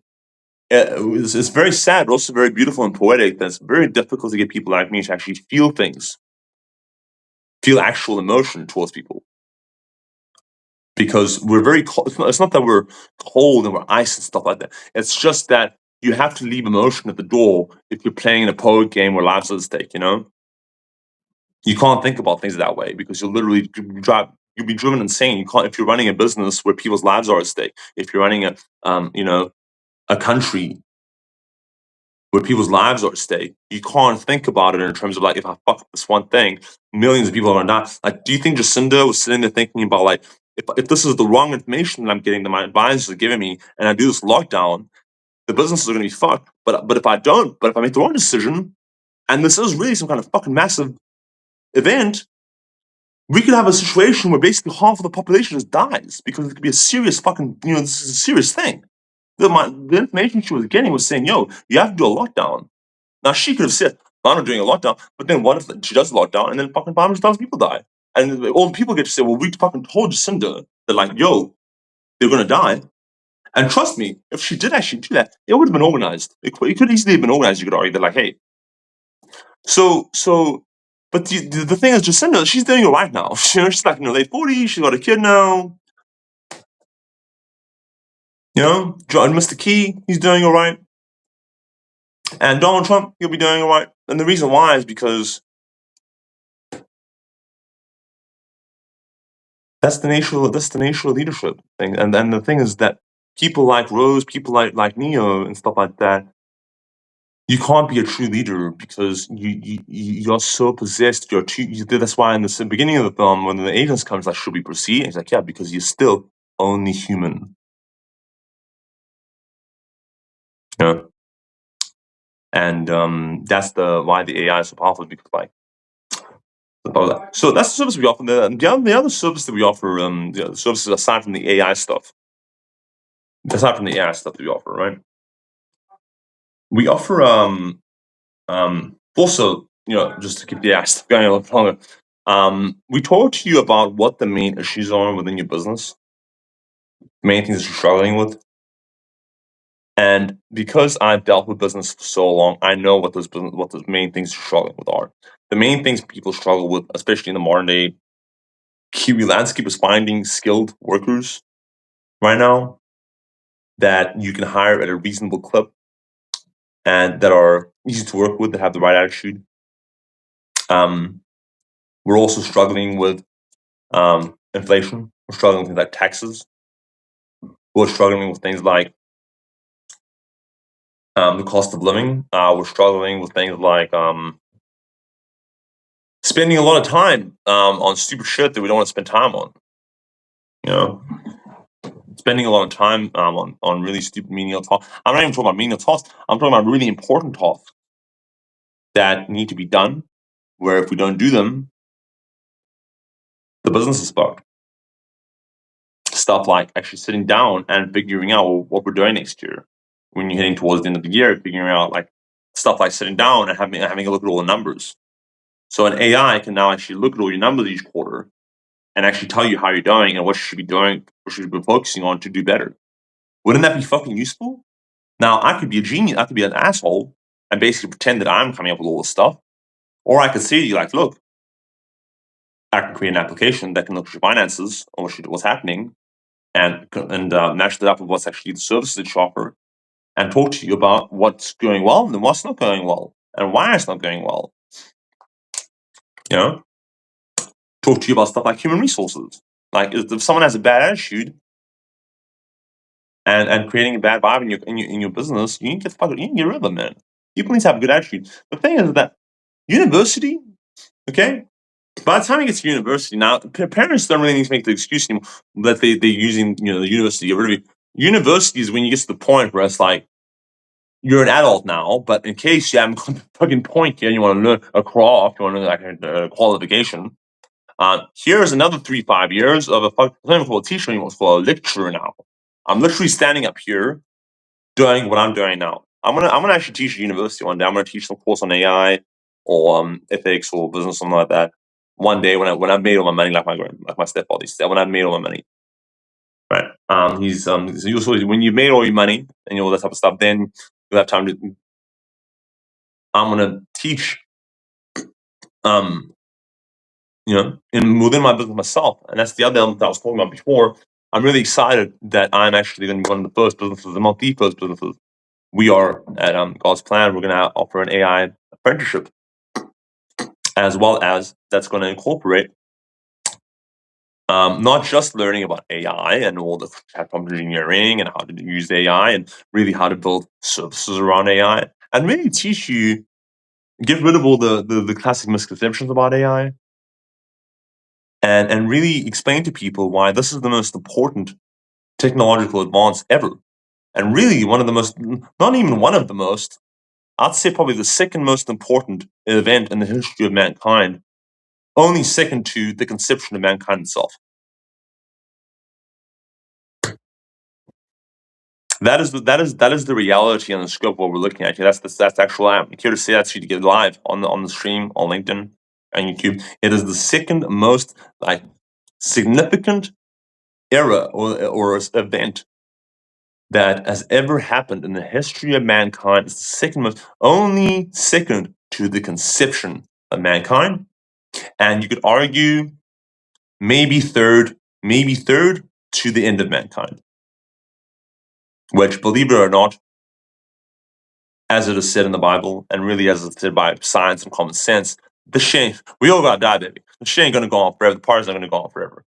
Especially if you look at like what we're doing to this earth and the fact that the population is growing. Do you ever notice how they stopped counting at 8 billion? Before that, every couple of years it was going up by like 1.5 billion, 800 million was being added to the population. All of a sudden, at 8 billion, it just kind of stops and is like stagnates at 8 billion. And that was like fucking 15 years ago, and it's just stayed at 8 billion. My theory is that basically we're more probably like 30 billion people right now that are on Earth. Maybe 20, 30 billion.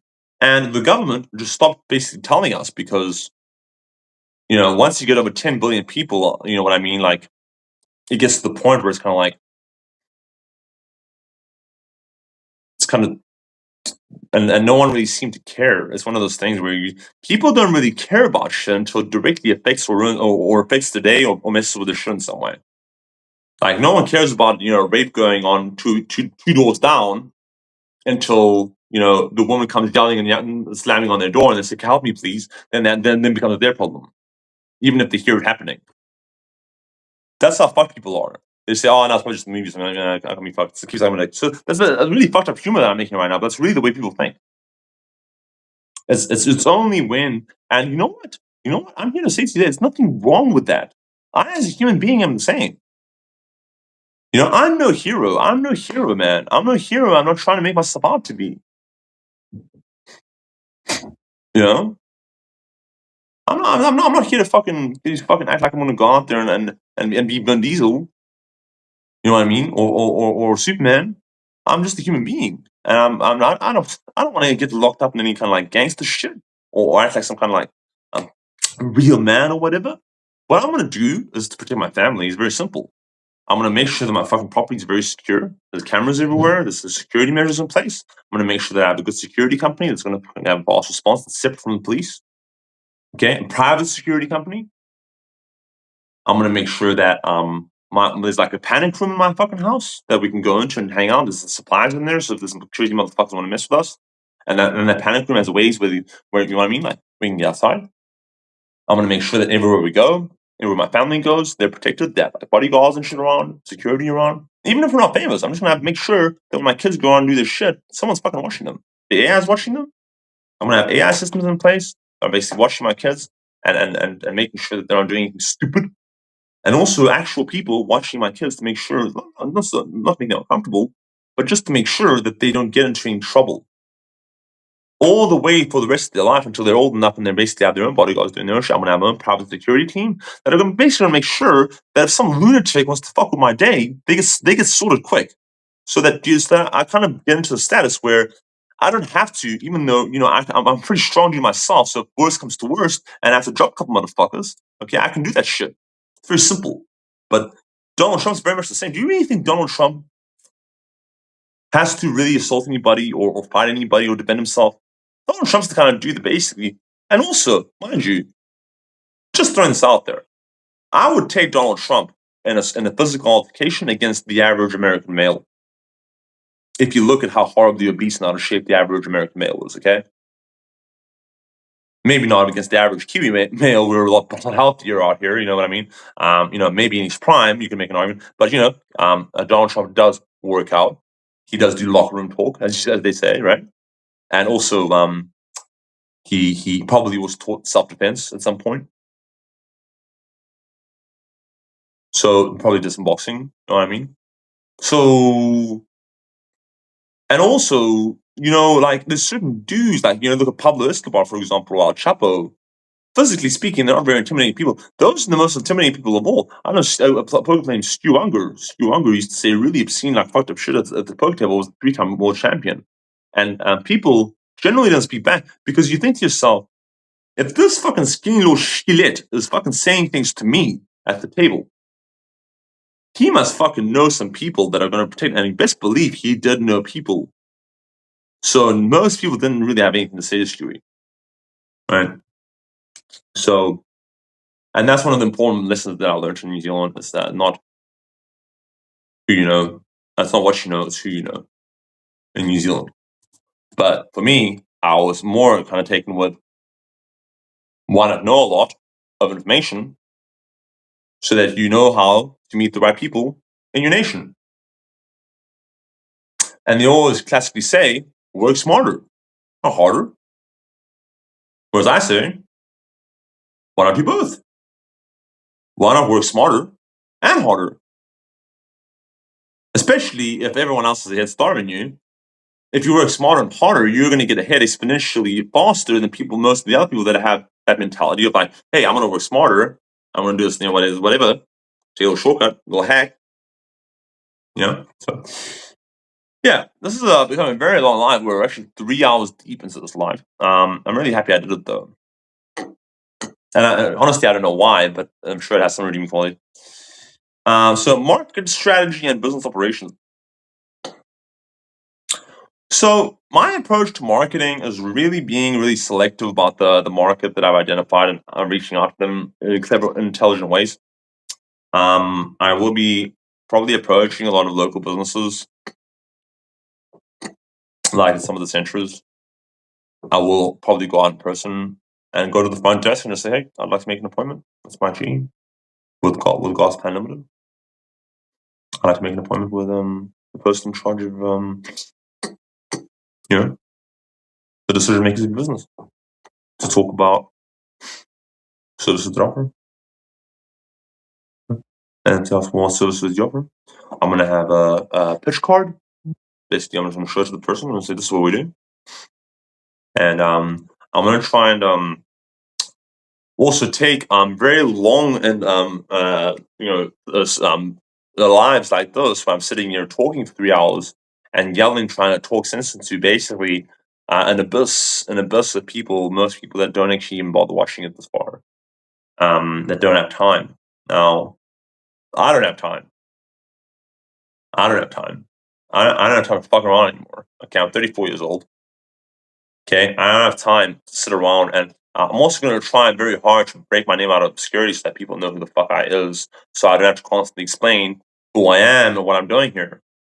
I need some kind of exposure, some kind of platform that I can turn the shit on, and I know that important that people that actually have influence or are able to kind of make some kind of difference in what I'm trying to do are watching this shit. Which right now, probably not. So I could be doing this stuff for 3 hours and really just doing it to myself. And the reason for that is because for some reason the LinkedIn algorithm and the YouTube algorithm is so twisted that they basically need money for me to invest money into their platforms. Fair enough. But the thing is, I've invested a lot of money into these platforms already, hundreds, if not thousands of dollars, if not tens of thousands of dollars into YouTube over the years, and Google over the years, mind you. And also, don't even fucking get me started on how much money I've made Google over the years. Holy fucking shit. Okay, if I've made $1 million selling the advertising, I'm probably responsible for at least $5 to $10 million in ads revenue for Google. So a YouTube algorithm, while you're listening to this with your AI and stuff like that, take that into account, please, to my work. And also, don't even start Facebook. Facebook, I'm probably responsible for at least a couple $1 million in Facebook ad revenue, if not more. Not to mention the model that I created at Facebook, the whole giving them a call, making an appointment, that was my fucking model. No one was doing that before me. Okay? And LinkedIn are now employing a team that are actually doing that exact same thing and following that exact same model that I created. I literally created that model back in 2010, working for Facebook. So I'm basically gonna hope that I get some kind of traction and some kind of recognition in the effort that I'm putting into doing these lives, and that the algorithm stops basically gives me some exposure to someone that's actually going to be relevant and help me, which is yet to happen on LinkedIn. I've had some really great interactions with people. I've met some really cool people on LinkedIn. And YouTube, I've had some success. I've had a couple of thousand views on some, but no likes. So like 4 or 5 likes. I've seen things on YouTube basically get like the stupid dances that going, Mr. Beast, give me some money. I love that. I quite hear it so much. It's a beautiful, very cool song. And the kid did end up getting some money from Mr. Beast. He got 5,000 followers from Mr. Beast. Mr. Beast, what's good, brother? My man, I could really use some money. Because like as I was saying earlier, I have some money. I have very little money. I keep most of it in a bag and that I hold in a jar under the sink. I keep it in other places too. I'd like to add to that money. So if you'd like to give me some money, just buy some of my services, or Mr. Beast, I'm sure you could actually benefit from a lot of services that I offer. You Just keep that in mind. Mr. Beast, the money. So the systems and operations that I'm going to have is primarily going to be AI systems and AI integrated systems. And my strategy for market entry is that I'm not really going to price my services at any specific price level, and that it's going to be primarily dependent on case by case basis as to what value that service has to that specific person. Now, it won't even have necessarily anything to do with how much money they have. So, for example, a person that has less money might pay me more for the same service than a person that has more money who pay me less for the same service.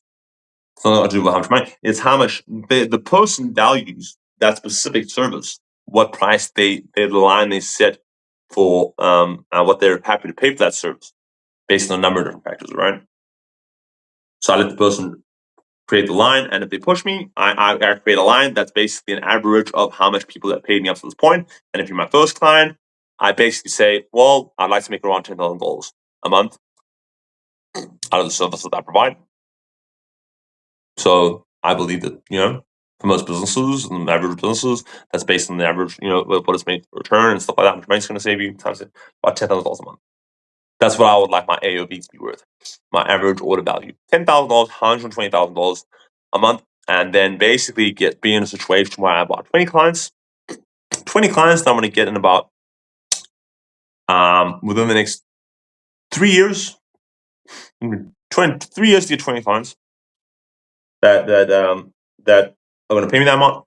But really, to be honest with you, I'd be happy just basically dying today and being happy that what I've accomplished at this point. Because man, it's been a fucking fun ride. And I'm really buzzed out that I get to wake up tomorrow and basically keep doing what I'm doing. Because I have everything I need. I'm happy. That's good.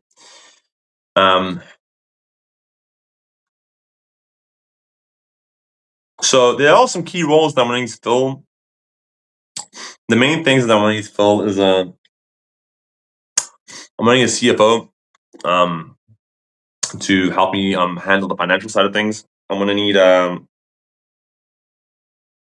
person that understands AI and coding and building applications and building websites, and has a long career and is passionate about stuff like user experience. Tech specialist, if you will. And I'm going to need a sales manager that understands AI and marketing manager that understands AI. And that's basically those 5 people are very likely going to be the only people that I'm going to hire, real humans that I'm going to hire as we scale the business from where it is now to eventually becoming a multi-billion-dollar corporation. I know it does. It's like, and to those of you that basically are watching this, if Bill Gates watches some of these things in this video, someone like Mark Zuckerberg or someone like Elon Musk watches this video, they're going to be like, I fuck with this dude. But the problem is, no one's watching these fucking videos. It's just so absurd. I'm not even angry about it anymore. I'm still posting the videos because I enjoy doing them. I enjoy doing the videos. And I would hope that, if I get to buy a bus tomorrow, or worse, die a hero, or even better, a villain, people actually go and watch these videos so there's context as to what happened previously to that and realize that, like, yo, this it was different. This dude was different. There was something different about this dude. He had some valid points. We should listen to him. He's good.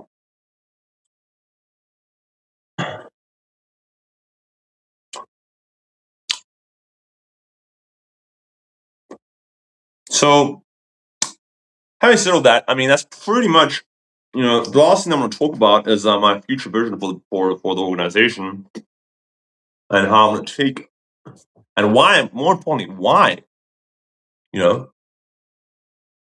purpose. Purpose. What is your purpose on this earth, Mike? My sole purpose on this earth is very simple: to elevate other people, to create opportunities for other people, to make other people look cool, and essentially be the best supporting character in my own life story, okay? I'm okay with that. But the thing is that the more people watch a really great supporting character, like Christopher Waltz and Django Unchained and Inglorious Bastards and shit, or like someone like Steve Buscemi, something like that, really, really great supporting characters. The more they're gonna wonder is, can he carry a film? Can he carry a film? A lot of times they can't. They fail, but like, you can make the argument that it's much harder to be a supporting character of them, or even not even be on screen at all and be the person writing the characters, or be the person directing the characters behind the scenes, doing the editing. That's what I really always wanted to be. I don't want to be the face of a corporation and be basically on this live trying and keeping on trying over and over and over again to get through and get people to think about shit differently. Get people to think about shit differently.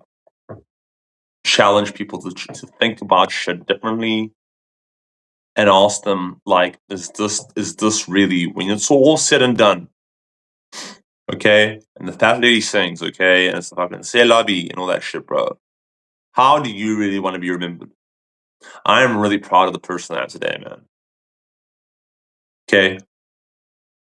I'm proud of the person I am today and the person that I become, okay? I'm the type of person that ain't got no time for small talk. I ain't got no time to talk about no bullshit, whatever, like no bullshit gossip. I ain't got time to talk about this motherfucker, what he did last week. I want to figure out how we're going to change the conversation to rich niggas with big shit, big cars, big whips, rich niggas with big shit. Bow your head because it's time to pay tithe.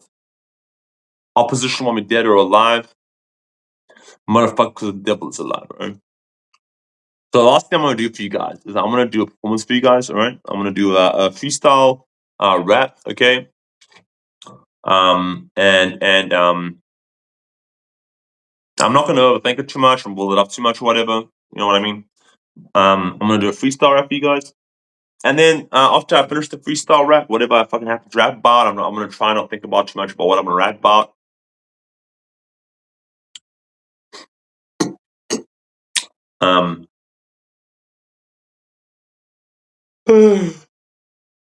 But we're going to take a break, and then we're going to go try and find some more of these to talk with. Oh, yeah.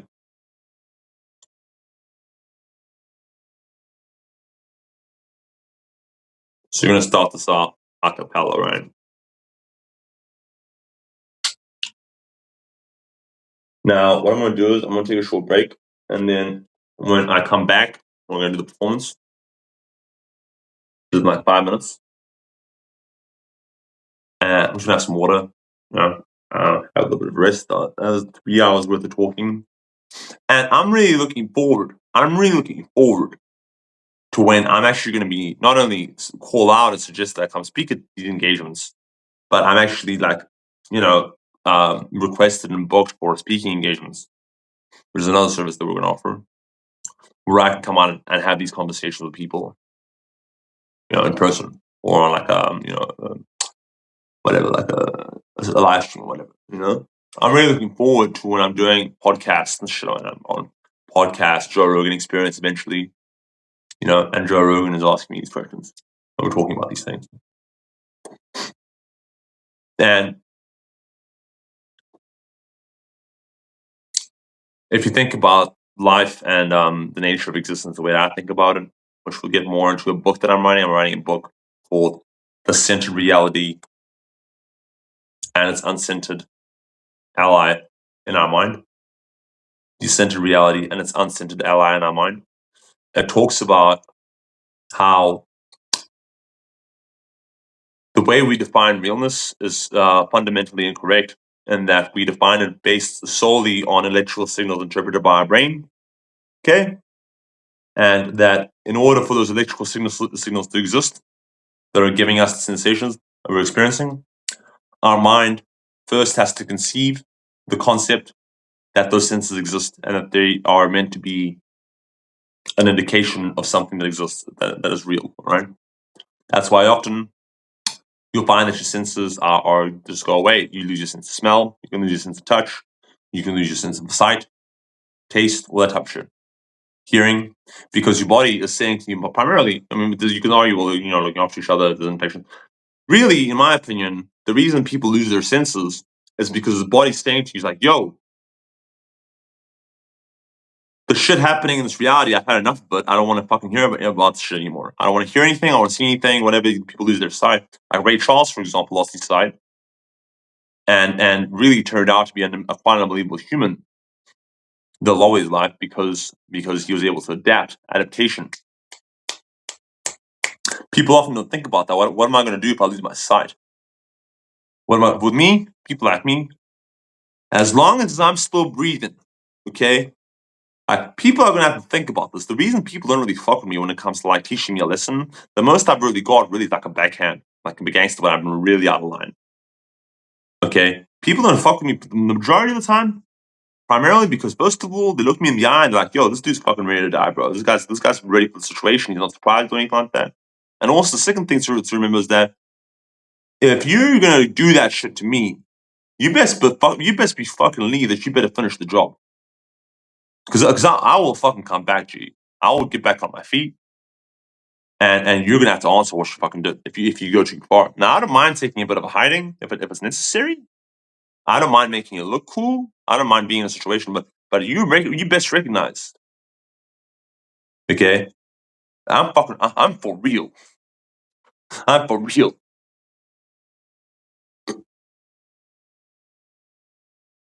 I'm for real. Now, if you guys can't find a piece of useful information that's 3 hours and 50 minutes, which I want to chop up into fucking individual clips, I'm gonna do a highlight reel. I'm gonna try to do fucking whatever I can to give you guys what you need.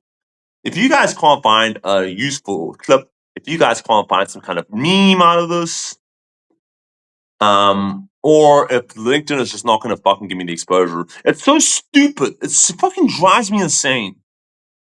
It drives me insane that some posts get put up and they get 20, 30, 40, 50, 100 fucking interactions, bro.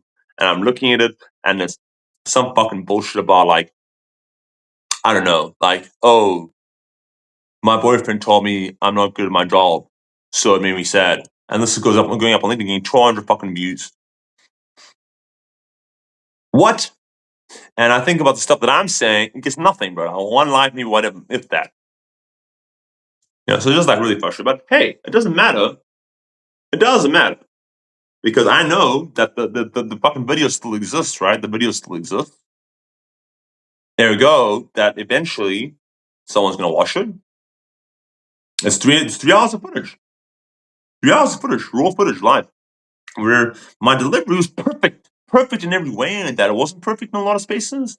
But if you think about the reality that I'm delivering this shit, this information, off the top, just as I'm about to deliver this freestyle when I come back from this break.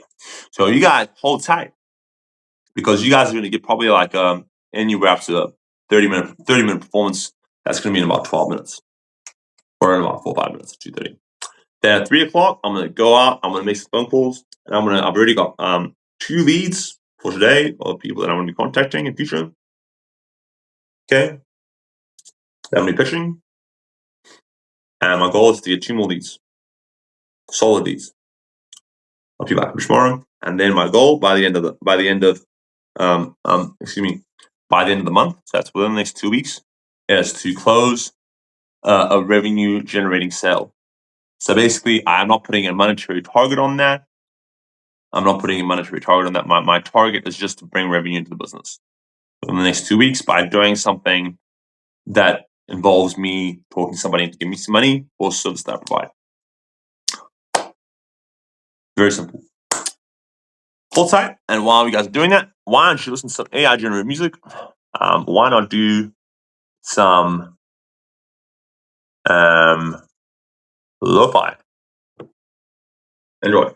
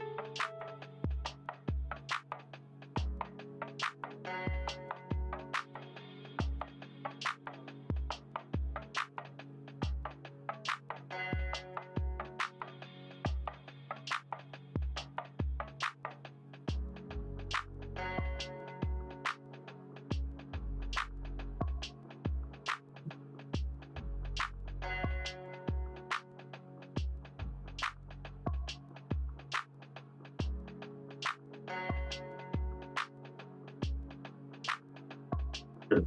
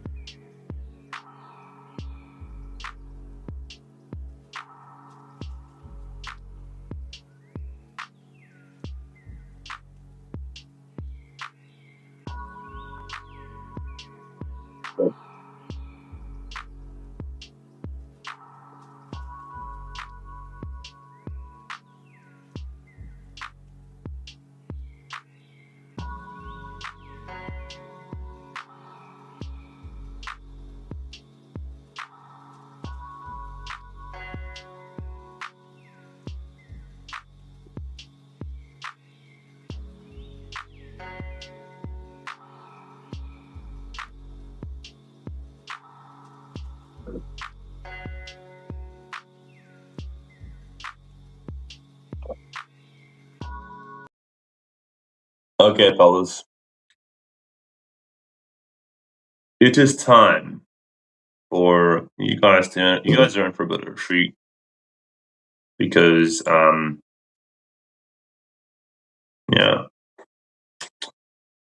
I'm about to deliver them freestyle bars.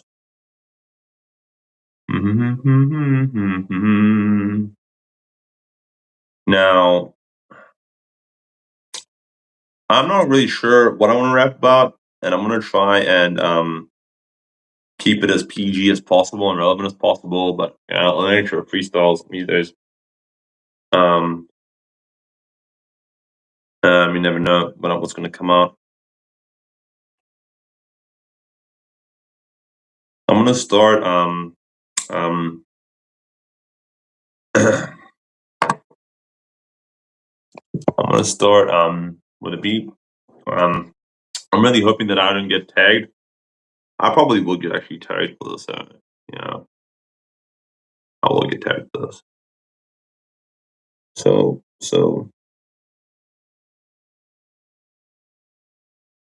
um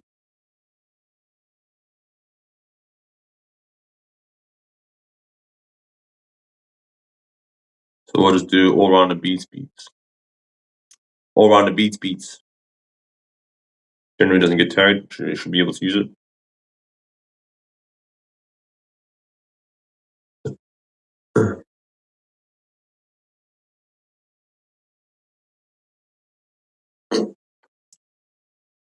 Okay, so we're gonna start off with an acapella performance, then I'm gonna chuck some beats on. I find it much better, easier to go acapella. Now, just in terms of the background music, music's been always an inspiration for me in my life.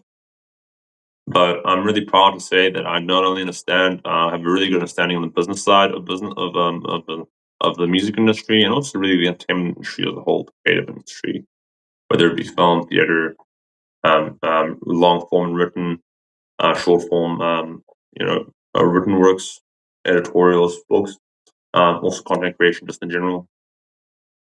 It's really crazy if I think about the plethora of things that I'm either um, able to deliver at a high clip or a high quality, areas that I'm quite good at in terms of creating content, to areas that I'm very proficient in, above average, areas that I'm really quite, intermediate to advanced in terms of like delivering or understanding or being able to talk about confidently, to areas that like I'm literally pretty much the highest level, like highest level black belt, whatever you want to call it, master in these things that just hasn't just gotten a bit of ahead each time. It got the classification a bit too early. Maybe is granted a seat on the council and certain things, but isn't granted the seat of master yet, kind of like Anakin, where he was just so fucking young. There's no way that we can say that you're a master yet, mate. You're on the council, so we value your opinion. That's kind of where I'm at with a lot of these things. When we start talking about things like, understanding, like I could make a very good marriage counselor. I could make a very good psychologist. I could make a very good businessman. And I am a very good businessman. But the thing is that it's one of those things when I'm still young, so I'm still very angry at a lot of things. And I'm still very angry at other businesses when I haven't really been in their shoes yet. Imagine I go for the banks quite a lot, and I am able to put myself in their shoes very often. And I'm going to talk about that in the rap that I want to do. Okay.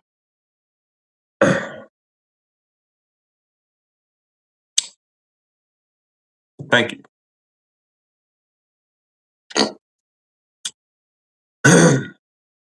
Check me out.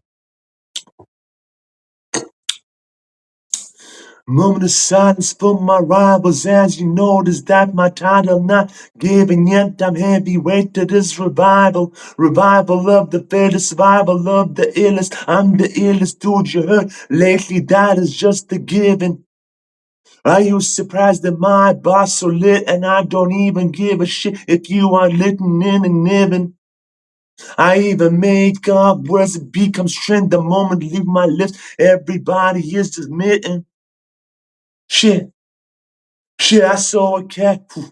Shit, I saw a cat, a black cat, followed by a white cat, playing blackjack, chicken stats like I made math. Shit, math is easy, life is hard.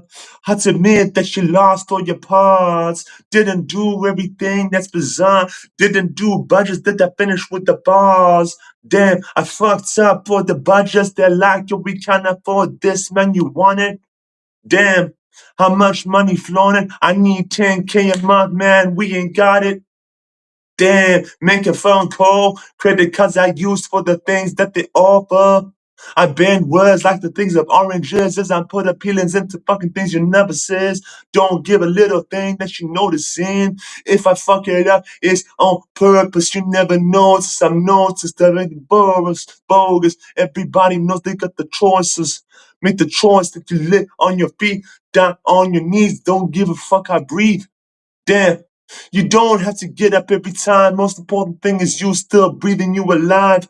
Story still going live. Recognize I've been around a long time, still gonna be alive a long time and longer. The moments that I'm giving, they're so stronger.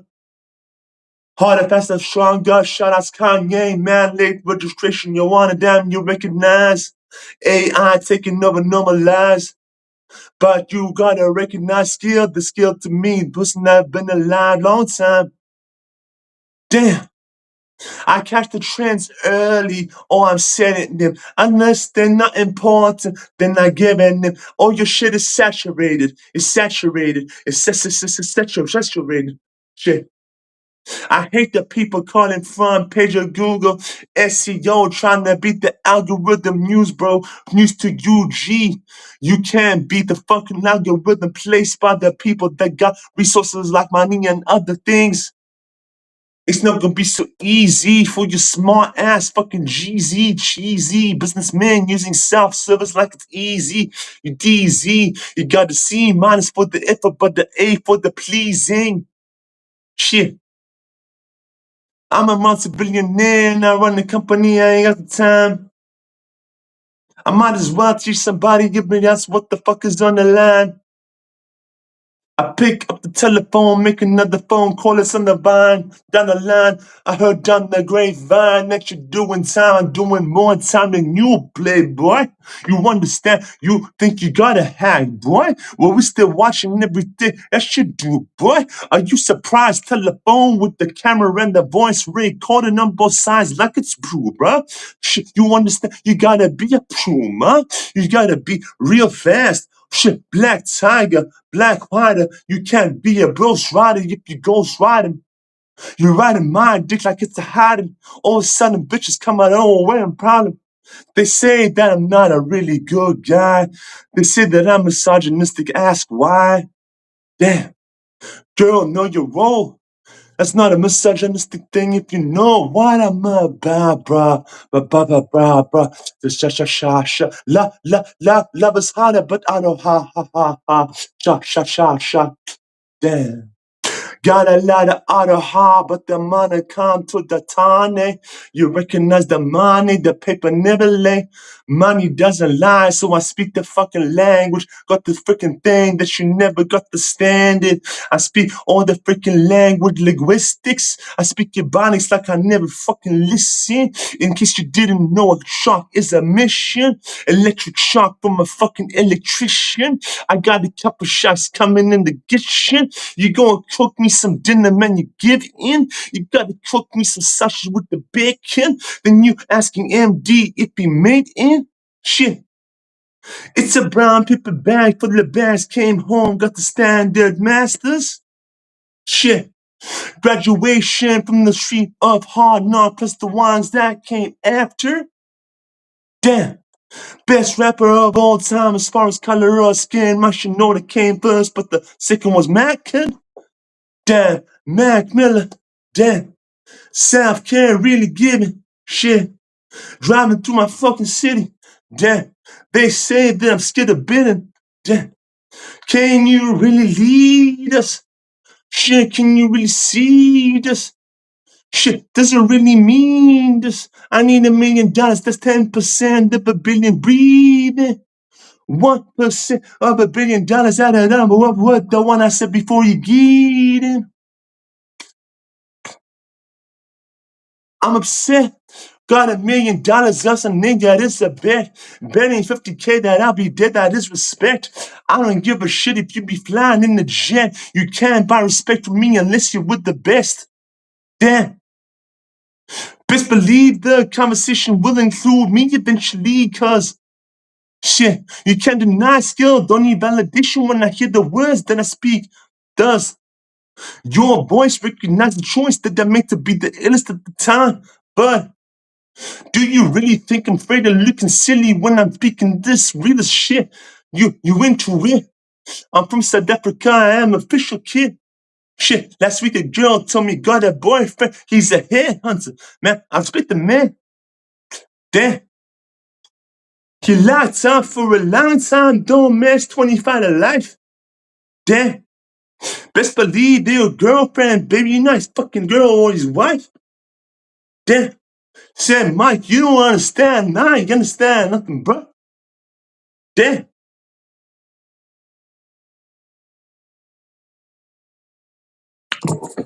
I think it's cute, man. New Zealand is a cute island. And I'm not really making fun, man. But you understand that from Africa, it's like 44 million and there's like 10% happening.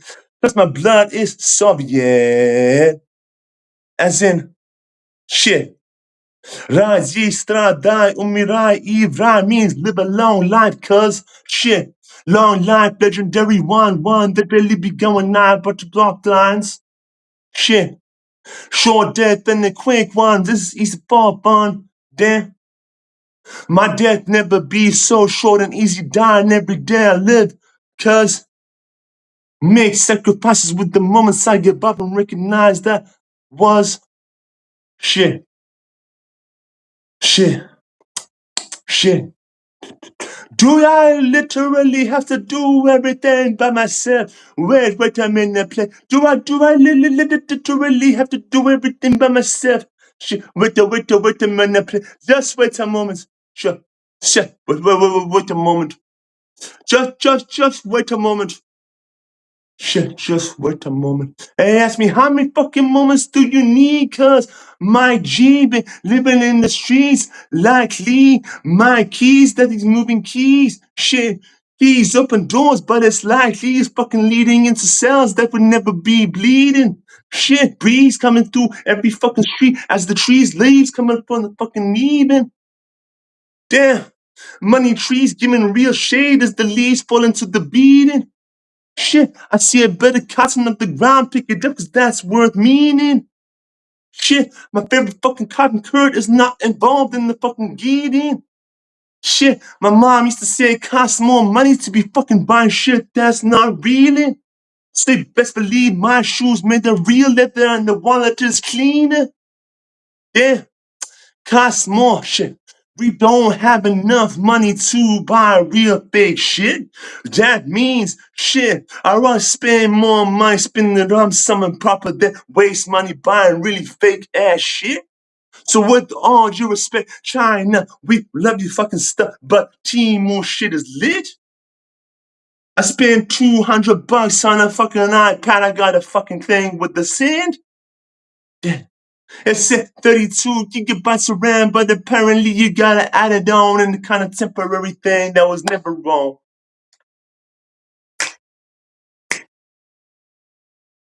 Why are you surprised that I got a big margin, baby?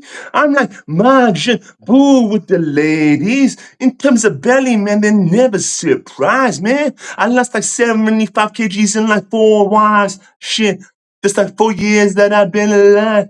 Damn, look at my belly, man. I seen surprise. Shit, I see my dick. It can be used lately, but you never been. Whoa. Damn, if you left alone with me, best believe I do what is wrong. Shit, according to society, I should be getting laid, probably would be, but no. I said, you take the bed, I take the bed too, but you're gonna leave me alone. And if there's any fucking problems, best believe that I'm buying you a home ticket with the taxi rather than fuck me, cause you know my boyfriend is not, bro. I ain't done no gay shit in a little long time, and last time I did it was for fun. What? Let me explain how Lucy affects you, brother. Shit. Him and God make bets and recognize I'm strong enough to be the problem. He said, you see my G, I bet we could fucking turn him into a solvent. A celibate, real strong fucking kid that really wanna do something. Would you really be surprised to know I'm worth a couple B's plus a fucking N that you never bothered to ask about, brother? I came home to a fucking bag saying that I snitched, man. Never snitch on someone bland.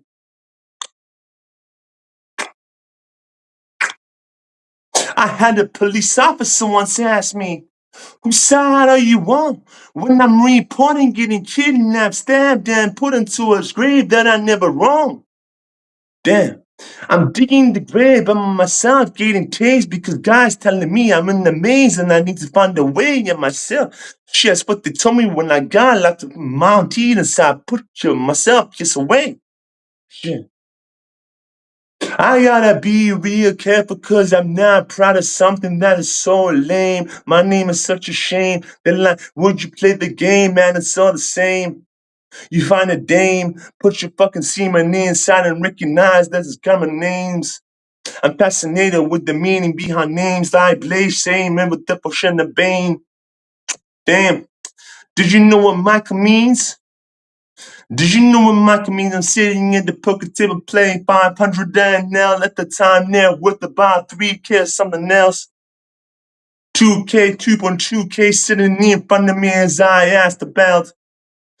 I'm the champion of any given moment, greatest of all time if I could ask. Who is he? Mike G? He's the worst of all time because he failed being worst every time he asked. That's a pass.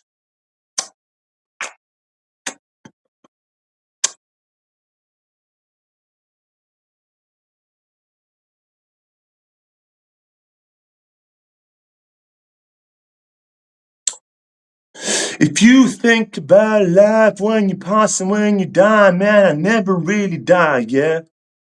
People like me gonna be around a long time, turns of time, past my fucking time on the G, yeah? Yeah.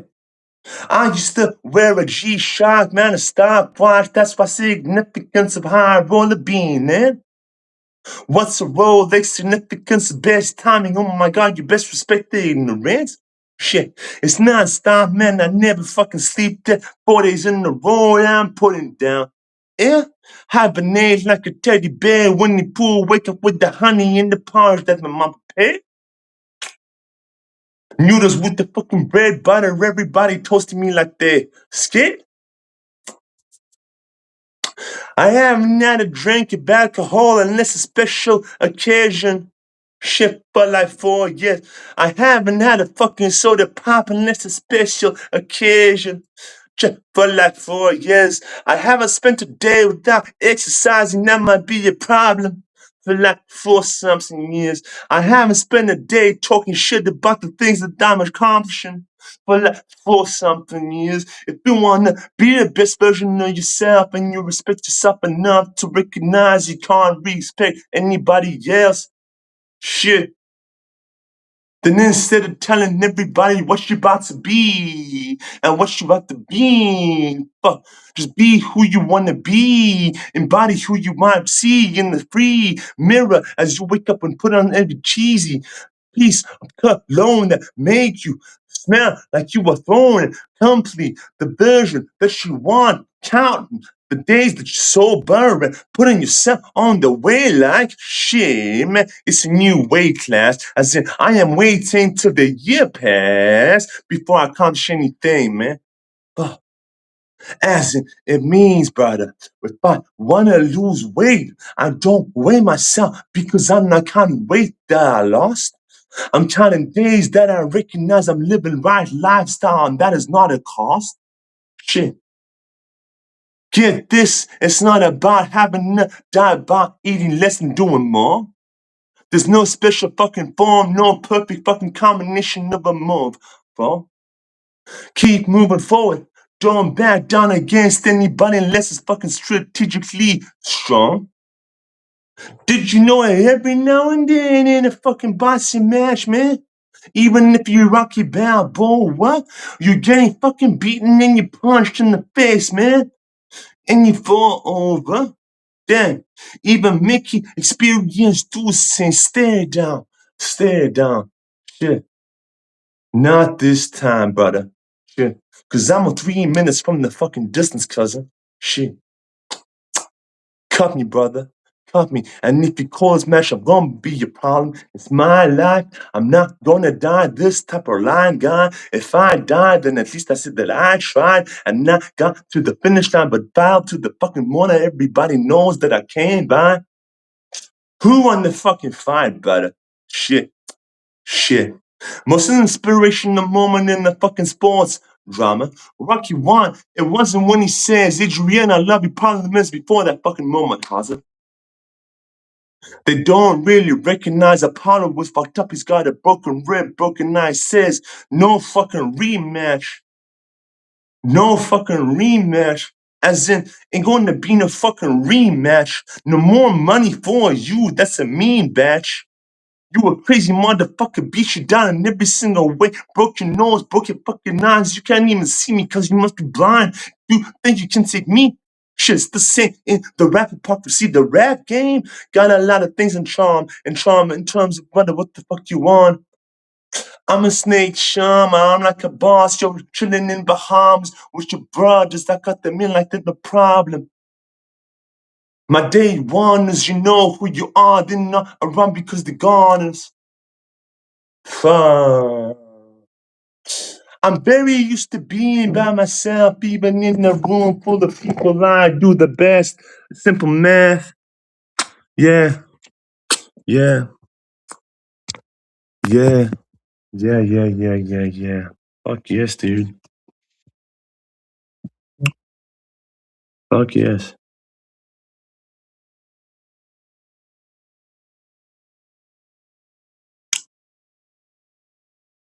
I wrote some buzzy shit about the nature of time.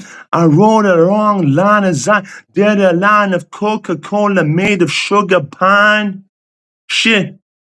It is growing vegetation that they farming every time they go and make money buying. Did you know cocaine is a problem in Colombia? Said nobody since 95. Meanwhile, Jay-Z saying reasonable doubt for the fucking shit in my eyes.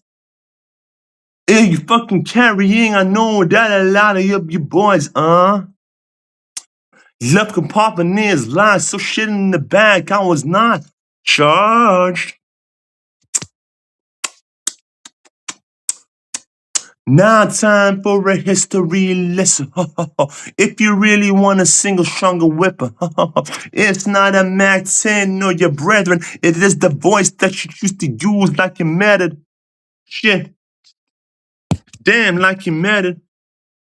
Nowadays, nobody got shit to say. You automatically assume you know everything anyway. Damn, let me ask you if you know everything. Give me your time, I know everything I did in my life since I entered the world in 92, 14 February. Where was I? What was I doing on the third day in my third year on this game? Shit, what was I doing in the year 2011 in case you weren't fucking involved? I was working for the biggest tech company, doing shit that you never did until you were sold. Shit, yeah. But I ain't about that flexing shit, cuz. I ain't about that flexing shit, cuz. Guys like me don't have to flex, but. Shit, we ain't got the flex, but. Shit, I said, man, you sound a lot like Tupac. Man, you sound a lot like Bug. Shit, sound a lot like Biggie in his heyday. Some dude said I sound like Action Bronson when I made. Shit. I sound like me, brother. Damn, nobody live my life. Maybe I've been treating, brother. You've been treating me like some kind of a bean, brother. I'm Mr. Bean. They say you talking to me, brother. I say, yeah, I talk to you. They say you seen, brother. You know that I've been in the streets since you was me, brother. Man, I'm a smee, brother. Yeah, you a smeagol, brother. Man, you been feeling for the shit that I be bleeding, brother. Shit. That man is a low blow. Yeah, I got weaknesses they all know. But I can see right through you. The reason brothers don't see me in person and don't see me looking in the eye, cause it's true. I had one of my brothers tell me my biggest problem is I ain't been humble since like '02. Get rich or die trying, I'm crusading for something better. You are hating cause the paper gave you a letter. I'm not a stan, I am the man who gets written by somebody that never understand who I can be. In the future, this ain't not likely. I lived every moment that you've been. I am the future and the past, and this fucking present moment happens every after. Forever after. So happening in this moment, you cannot embark. It is a disaster. Disaster. I battle any motherfucker in the battle, rapper in the field of negotiation or sales. Got to. In terms of a revenue generating, give me a real motivation to make money marching. Shit.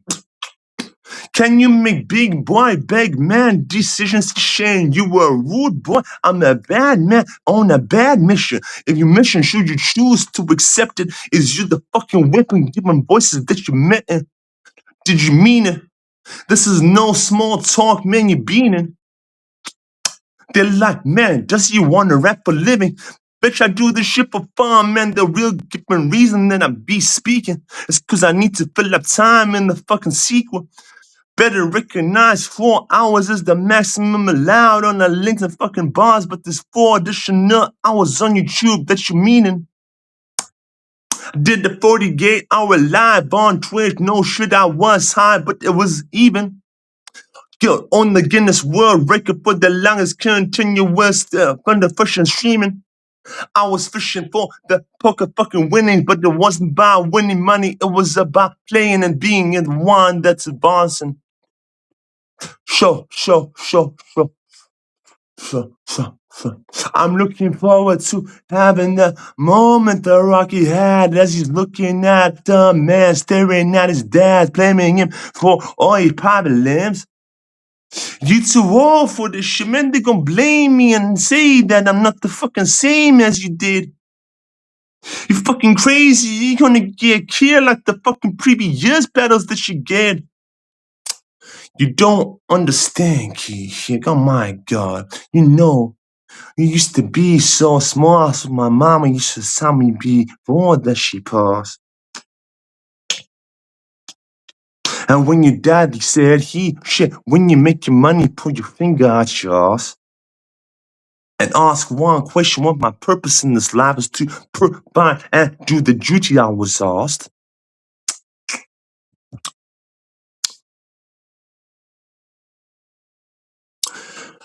The most important lesson that I learned when I was 25, 26, it took me 4 years fucking to apply was love yourself more.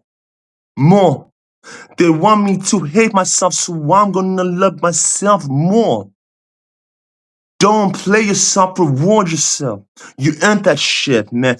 Fuck being rich, get the wealth. The rich people worry about losing shit back. I got the fucking statistics, know that wealth whack. Why? Whack for the people hating. Wealth is generational, that's a statement. Shit. I could have been a rich man, happy that's not happy if you never gave it. Shit. Every day in my life is a holiday. I fucking made it a long time ago when I made the decision to not live in chains and do what I gave in. Shit. I made a lot of millionaires richer than before they made me. That's a fucking thing that you can imagine. That's a statement. Check the statistics, bruh, shit. I'm fucking international, that's logic. But first, take over New Zealand in terms of making, oh shit, breaking out of obscurity you're giving. Can you say a single fucking bar in this fucking written? It's not even written, this is the freestyle, that's the throwaway. This is shit that I'm not putting on the album, babe. AI, I made it. AI, I made it. Thanks for the payment. Ladies on the pavement, coming back, me, here's my cut. Oh shit, that's a statement. PIMP couldn't tell me shit. I am wealthy and you fucking likely hate me cause I got keys, kicking my pillow piece off the fucking streets. Shit, talking to my plugs like I'm a fucking problem in terms of shit. Everyone really got to I plug my guys into the fucking area of electrifying everything that they made it. I'm connected to the most highest piece of consciousness that has ever been involved in the creation of a human soul. When they asked me what's your purpose in the world, I said it's to be involved as the best supporting character, elevating others as they ask me, yeah, am I really ready for this level code? Don't let the sweat fool you. I'm the coldest fucking rapper, and I ain't even a rap in terms of rapping. I will rap a presence with my presence. You're welcome, and I won't be a dick about it. I'll be nice, I'll give you shelter. I'll pay you for the fucking time. I'll do everything in terms of waiting for you in line. I'll do shit. I'll even pay my taxes and even start a charity that's tax deductible if I have to. Damn. At what point do I get the level of money that my family name deserves forever after? Thank God for Samuel Mars. Then it took the mighty but the Christian fucking religion that they can never. You can't fucking compete with the existence of God if you live my life that I haven't. Shit. My level of skill on this mic is so fucking advanced when I rap, man, it just happens, you understand? It just happened. Present tense, past tense, and future tense. I do anything that I can or want to or need to. I can be the most illest rapper that I've been. True shit, you recognize if I need to. Every single rapper in the world channel the fucking energy in everything that I be leading. And if that's not enough, Satan himself will say, I'll give you music so you can't be the ether. I euthanize himself with the things that I said about the state of mind I was in when I leave it. Leave it to the fucking pros. Give me your breath. You ain't fucking pro. Shit, I'll take any fucking dude in the fucking world like in the battle rap and I'll be involved. Shit. I'll give them more than the show. A different flow, a different type of cadence that you never broke. Shit. Shit. Pa pa pa pa pa pa pam pam param param. Pa pa pa pa pam param param. Pa pa ta pa ta pa dum pa dum. I've been moving, kinda starting trouble with me. Trying to keep it peaceful is a struggle for me. Don't pull up at 6 a.m. and cuddle with me. You know how I like it when you're loving on me. I don't wanna die for them to miss me. Yes, I see the things that they wishing on me.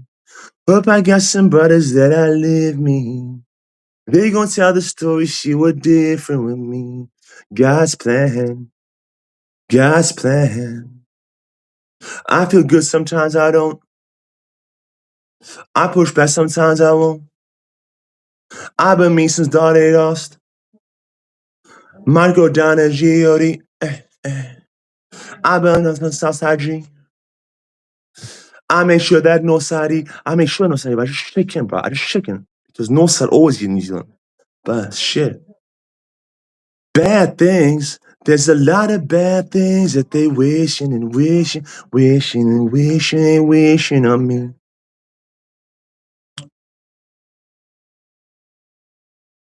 Bad things. There's a lot of bad things that they wishing and wishing and wishing and wishing on me.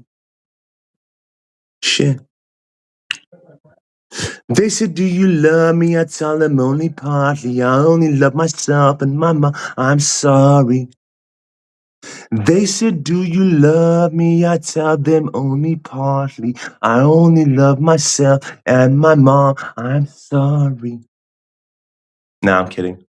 She said, do you love me? I tell her only partly. I only love my bed and my mom. Sorry. 50 dub, I even got it tatted on me. 81, the 312 was at the party.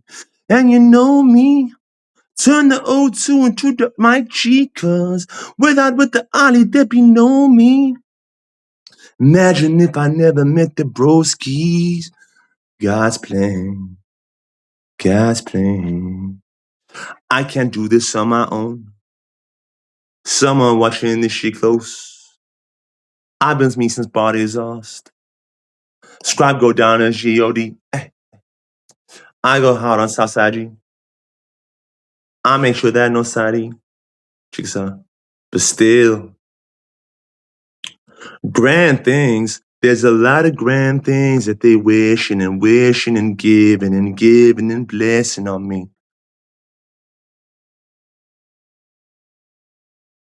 Grand things. There's a lot of grand things that they're giving and wishing and blessing and betting on me. Then I look into the mirror and I said, I asked, do you love you? I tell you if I had to. I only love the people that I need to and God to.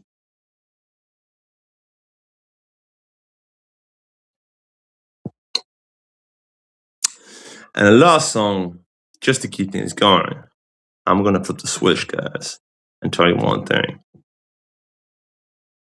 I just flipped the switch, flip. I don't know nobody else doing this. Body's about to drop, business about to flop. Now they wanna know me since I hit the top 3 bricks. This is stopwatch, and you know that my rollies at the shop. Stops it for an iPhone, hit that shit up in the guap. Give me my respect. I just took it left like I'm ambidextrous. Bitch, I moved to Auckland like I'm South Step. You know I'm a sapper and I get the best. Catch me cause I'm gone. Out of there, gone. I'm up from 3 to 23 like I'm LeBron. Serving up a pack. Piglets don't do much against me cause you know it's whack. Funny how they shook. 4 hours is the limit, boss. Take a look. Peace out, brother. Out.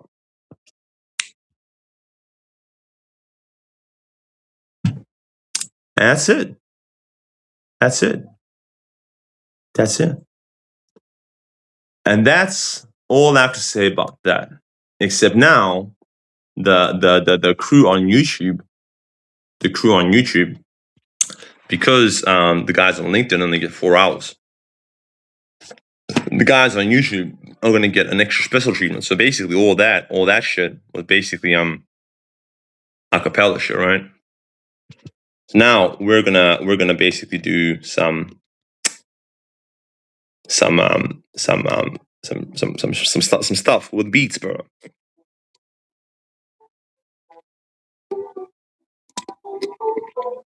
What is garbage?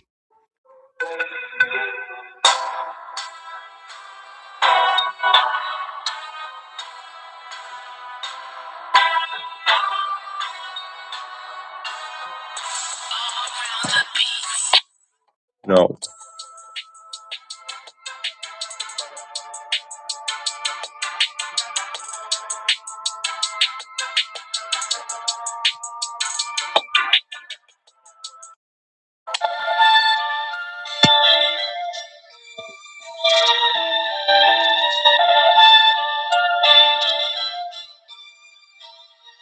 Oh, no.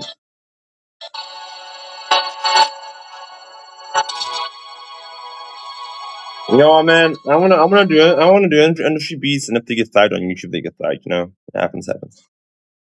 Yeah. We're gonna do this one, and it's gonna get flagged for sure. But I don't even give a fuck. You know? Espresso. Are you sure you want to do this, Mike? It's not. It's gonna get flagged. What do you want, bro? Not trying to do it better, I do it way different than you know. I wrote a letter to Conor McGregor, said that I'm a better competitor. You shredded up because you recognize the weight involved, weight of the moment, weight that was chosen. Wait a moment, you know this. How many moments do you need? I bleed everything that I speak through the pen that was seeding. I ain't fucking used the pen in a while. 2010, 2020, been the style. I wrote for 10 years, recognize the wild shit. If you really want to freestyle, use the pen, be a craftsman of any fucking skill you involved in. Then put your eggs in one fucking basket, you a band. Then shit, bro, where you fucking bunny shit? What's up, dog? Man, the fucking written. Never wrote shit, man. That's a fucking given. If you deal with my G, you a fucking living. My G experience, real G network, you're a delirious. Recognize real, right? Real recognize skill, right? Then why you so build, right? Build so big that I call him Williams. Oh shit, John Williams doing killions. Star Wars is a separate galaxy. I've been on Tatooine since like 93. Shit, shit. That's two sons. Shit. Older one, I'm the younger one, away sus. Man, we walking through the desert where we're looking for the water. Shit, my older brother, man, he even got a daughter. I'm an uncle at this point, that is a product. They accuse me of being taught. Shit, teach them about sex. Why am I teaching them about anything, man? I'm perplexed. Shit, you know more than we do, plus you walk up. Oh shit, so far when you chew. Shit, had enough. Shit, real motherfuckers that they had enough. Who's really the one that you see involved? Yeah, who fucking Elon is be bold? Huh? Huh? Yeah. Damn. My G might have been around a long time. I'm 34 next week, man. A strong style, strong style. What the fuck I do? Repetition. My ambition and my vision is a given. Shit, thinking all the fucking bosses, that's the difference. I say a lot of shit, but you never listen. Damn, I'd rather say too much than say less is more than you had enough. Huh? Are you involved? Yeah, I put 3 bricks on the table. Damn, man. Game man, fucking Mac 10, that's a new fucking station if you've been around. I've been shooting movies that they never called in. I say, man, you can't do that man wrong, Jen. Shit, I got no pity in the fucking promotion when the men in. I'm just playing got humanity. Stumble up a word that meant to me. Don't be so fucking mad at me. If you ask me, I'm in love, man, with the bees. Shit. If you love it, put a ring on it, man, they asking me. As far as I'm concerned, Queen's Princess should be lining up around the street. I'm my G, my key, maybe you might have heard of me. If you haven't by this point, ask around, man, they say I'm a real G network, been around since like 2011 and they've been working all time. Made a lot of mistakes, wisdom is earned through the losses, not wins that you gain, bruh. If I won from the beginning, no, I'm a real loser, bruh. Every single champion have their time in the sun, and they pass it down. I'm kinda like Mr. T in the third Rocky movie. You must be fucking insane if you think it's gonna be the same. At the end of the day, recognize I'm playing. Shit. Man, I'm gonna phone you. I have a feeling we're gonna slip this pause, man. They yes, you. Shit. Shit. No, no, no, no, no, no, no, no, no, no, no, no, no, no. This. Now, for me, I'd rather listen to myself do that exact same freestyle, than listen to whatever.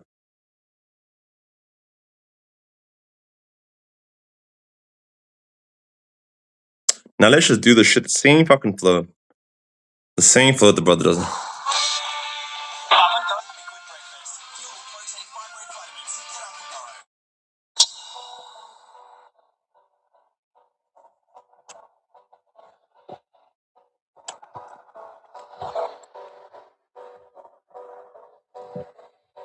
Not upset.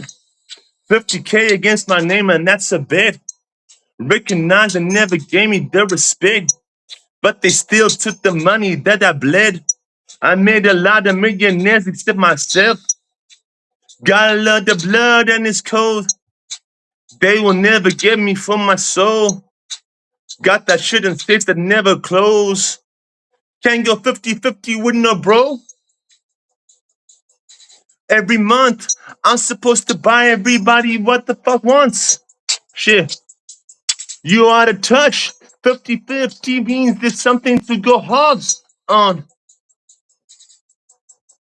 Why you chopping up money if it's not involved? We still need to make the money coming in and more. What the fuck are you asking me for? I'm upset. Why you fucking dealing with banks that bet your own money and they borrow cause they can? I really like a bank manager to tell me why I can't get business if I plan. Shit. Can't go 50-50 with no home and I plan. Shit. You never asked me, man, I never been around. I'm looking at the ground as I walk freedom when I pass. Long walk to freedom and a long walking bump. Left, right, look a fucking thing that you caused. Try to climb over walls to Mexico. Oh, Mexicans climbing to US soil. Meanwhile, New Zealand having draws, lopping their ass up at everything involved. Scribe said the best, couldn't give a fuck about Kendrick. As far as the Drake concerned, I learned a lesson. Don't be an entertainer if you want a weapon. This the illest fucking realest shit you ever been so stressed in. Algorithm probably let me use the fucking baits that I'm using for the freestyle you about to drop and get in. All the lot of blood in this cold. They know that my G is super bold. Eventually, my kid Roman will say, yo, I wanna be courageous like you. I'm like, yo, I'm supposed to do it like everything you want. I'm not gonna make your life so easy from the start. You need your fucking adaptation from the heart. Spitting truth as the youth and the females like to do. They're asking me, would you like to get the easy screw? Yeah, I use a screw with the driver for the tool. Blowing on myself till I get the fucking pool. Pleasuring myself by the things I do with booze. Shit. I'm upset.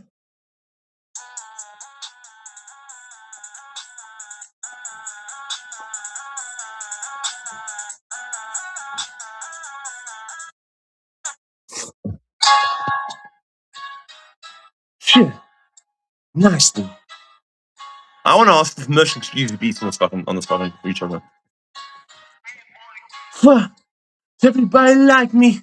Shit. You know that's not very likely. Damn. Slavery is a choice. You best understand the niggas don't agree on doors. Shit.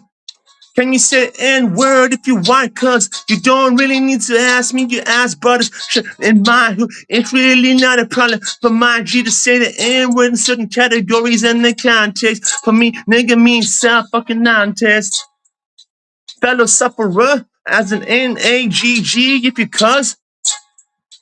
Recognize I don't regret anything I said in the fucking moments that passed. I said a lot of stupid shit that will never last. Remember the winners and then don't forget the gas. Everybody like me. Royce the 5'9" and says perfectly normal to hold on to a regret or two. I don't hold on to any regrets at all, except having regrets in the fucking past future of myself, bro. My only fear of life is having the fear that I had when I was 5. Damn, I was eaten live.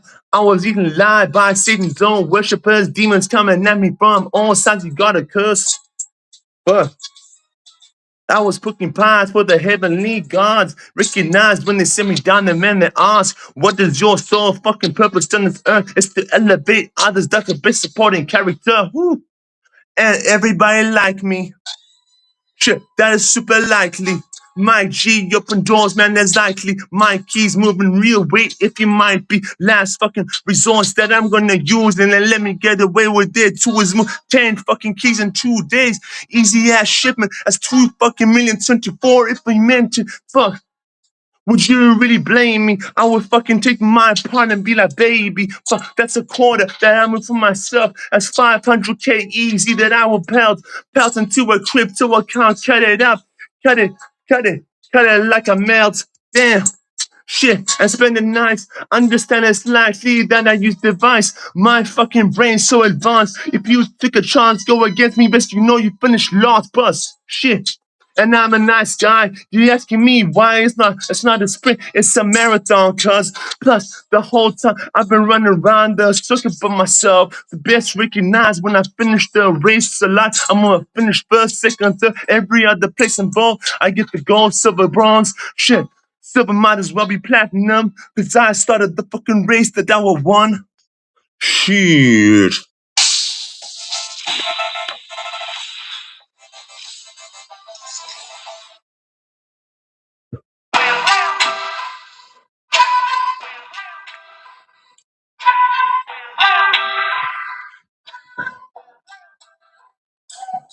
Zero to 100, real quick. 100 down to 0, you're a real dick. I'm in the fucking passenger, my seatbelt is sick. I'm flying through the windshield click. Coming on the pavement, I'm looking payment. I'm not inside of the car as I know just the cabin. Your cadence. I'm really sick of rapping made me. They made me, it's my only skill. I'm kinda like Eminem, recognizing I'm ill. Damn, you might give more pussy than me, but you can't rap like the stealthy banana. Shit, at this point I say anything. I'm like Rain Man, Eminem came again. I've got nothing but good words to say. I'm not like MGK, I'm kinda like Mike J. Might be the type of dude you would notice. Recognize that my boss super potent. Shit. At this point, you can't compare me to anybody that is worth it. How much leverage would I have with a record label that asked me for an advance? Yeah, that's right, they asked me. As in, would you pay us to represent the real G? I'm sure so I could arrange. I'll give you 30 cents. I'm flicking heads for the payment. Sure, recognize that the finish shit to eat. By the time mainstream gets me, you will be in. God damn. 2003, get rich or die trying. Not trying to get rich, I'm going for the wild. There's a difference, Fitty, you understand, man. Whew. Man's on fire, shit. Many men wish for my desires. I ponder about shit that you can conjure. If you fucking had to, a life was disasters. Shit. I look in any man in the eye, they'll recognize that I got the eyes that Danny had, and it's weird when you lie to the bloods and said that he survived. I got your back right, cuz. When it's convenient for me, the street does. I follow the code and play the Game of Thrones, but you are alone with the throne on the bones. 69 is a mirror, cousin. I look a mirror reflection of a fucking legend in the making. In fact, I'm an underground urban legend taken. Shit, you must be mistaken if you think that I am finished with the payment. The world don't owe me fucking nothing but best recognize I'm taking whatever I want, dude. Whatever I want it. And you know that I got it. I shit it with Satan and everybody in between. So if you plan to do some evil shit, you mastered. I know you're fucking daddy, cuz. Literally, that's not fucking Satan, Buzz. Now y'all ask the man, he's 44.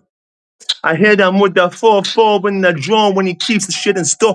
Shit, you don't want us to win, so guess what? I'm gonna win more. How many times do I have to win? Man, who matters most? When it matters most, I win only when it matters most. That means 99% of times when I lost, I hate shit and recognize that I cost. I'm the fucking sickest rapper of any generation. If my fucking mom's life in the fucking sauce. I got the sauce, but recognize everything is temporary. So if I'm gonna be champion in any fucking craft, then I gotta on. With the hand-to-hand combat, man, I'll take any motherfucker on. If I gotta buy time for somebody to be alive, man, I lay down my life if I really got to bomb. Shit, that's a real bomb, you know that I mean this shit. If it matters, man, I deliver every single time when it's even. I'm not a God-fearing man. I used to be, but then you understand. He spoke to me and he said, kid, don't worry, man, your life is a testament. Shit. You quietly worship me and spread the fucking message without being a plant. Shit. You are a planted money trees. She. Money trees. She.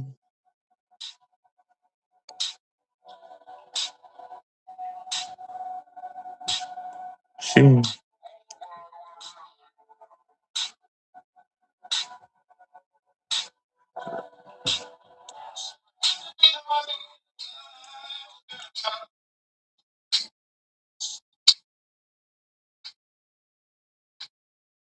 Like, you guys can say whatever you want, bro. Like, I mean, like, I've had people tell me that I'm okay at rapping and whatever. But make no mistake, guys. It's past the phase where I can say that I'm an advanced rapper. I'm a master of the craft of freestyle rap, guys. There's no one that would make me look silly in a freestyle rap, whether it's in a cypher or a battle, bro. Not a person on this planet can take me when I'm on form, when I'm in the right frame of mind, and when people are giving me their energy, bro. Okay, there's not a fucking because making a mistake. It's not me, it's God, and it's the people that send me their energy, bro, that make the shit possible for me to rap like that, bro. Okay, it's not me. It's literally God. It's literally God. Sometimes it's Satan too. Satan gives me tremendous power too, a lot of the time. And I try not to confuse the two, but the power of God is a very special type of feeling, very different. When you have the power of Satan and the power of evil, it feels unnaturally powerful. But that's the secret. It's not about how much power you can deliver. It's about the power of God. The reason it's more powerful. Yeah. The reason the power of God is more powerful and will always win, because it is based purely on the concept of faith and love. That's it. Okay. Rage, anger, envy, fear, they can make a person very powerful. Okay. But love and faith, love, faith, and courage. Courage, remember, it doesn't mean that you're going to go out looking for trouble.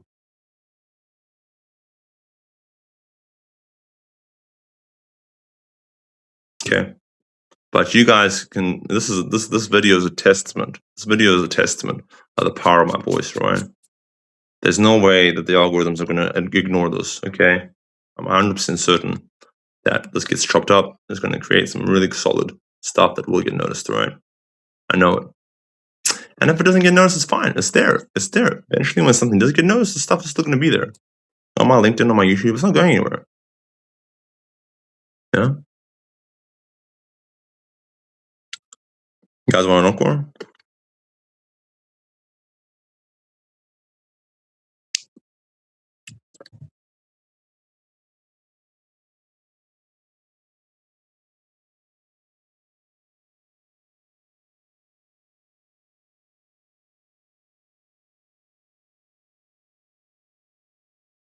Okay, one more little encore. One more little.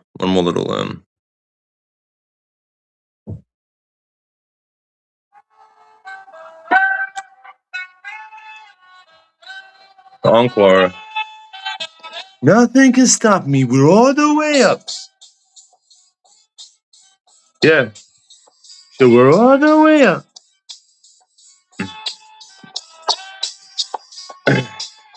Rihanna told me how to be humble, no problem.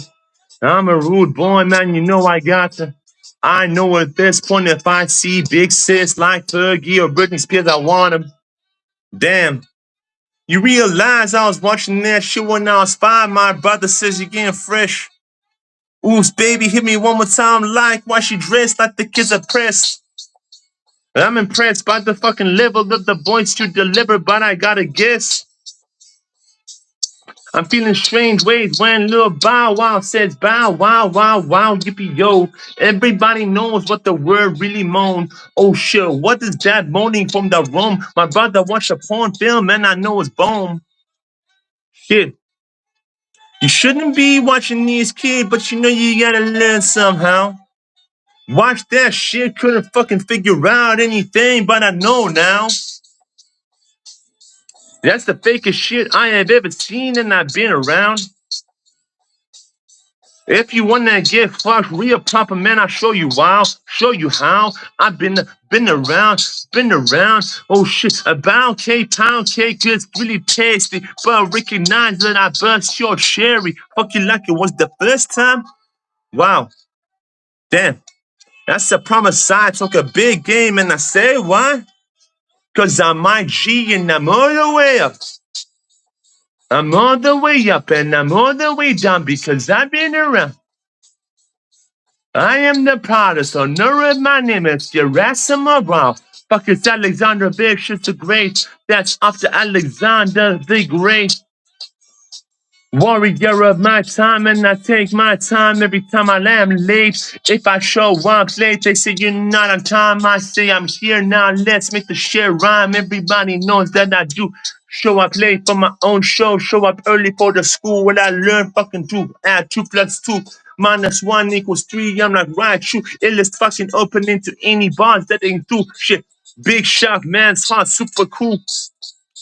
Man, super hot, saying swear poured on my brain like I had enough. She like, take your freaking shirt up. I'm like, no problem. Now you getting involved, but damn.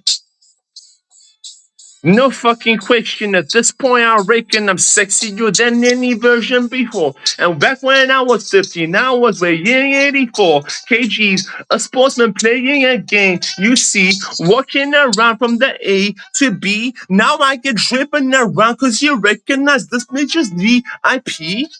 Damn. As in, I'm very important to everything that I've been speak. For those.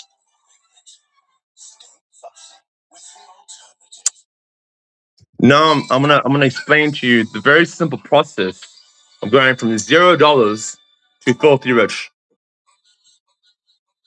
Let's call it $1 million. That's your target, right? You start with $0 and you live in South Africa. Let me explain this to you guys very simple. Man. Shit, you want $1 million? You got a problem. You gotta first figure out what currency, man, you want it. You see $1 million rand. It's different if you want a grand. Best recognize if you start with 0, you can't trade your time for a 30-cent mirror. Shit, man, you need a bit of change in your game. Shit, you understand the payment is all the same. I'm on that robbing nigga shit, man. Taking nigga bitch, man. You about to be the snitch, cuz I'm just playing, Danny. I didn't tell her my brothers did betray me. She got the sick and the suckers that get to pay me.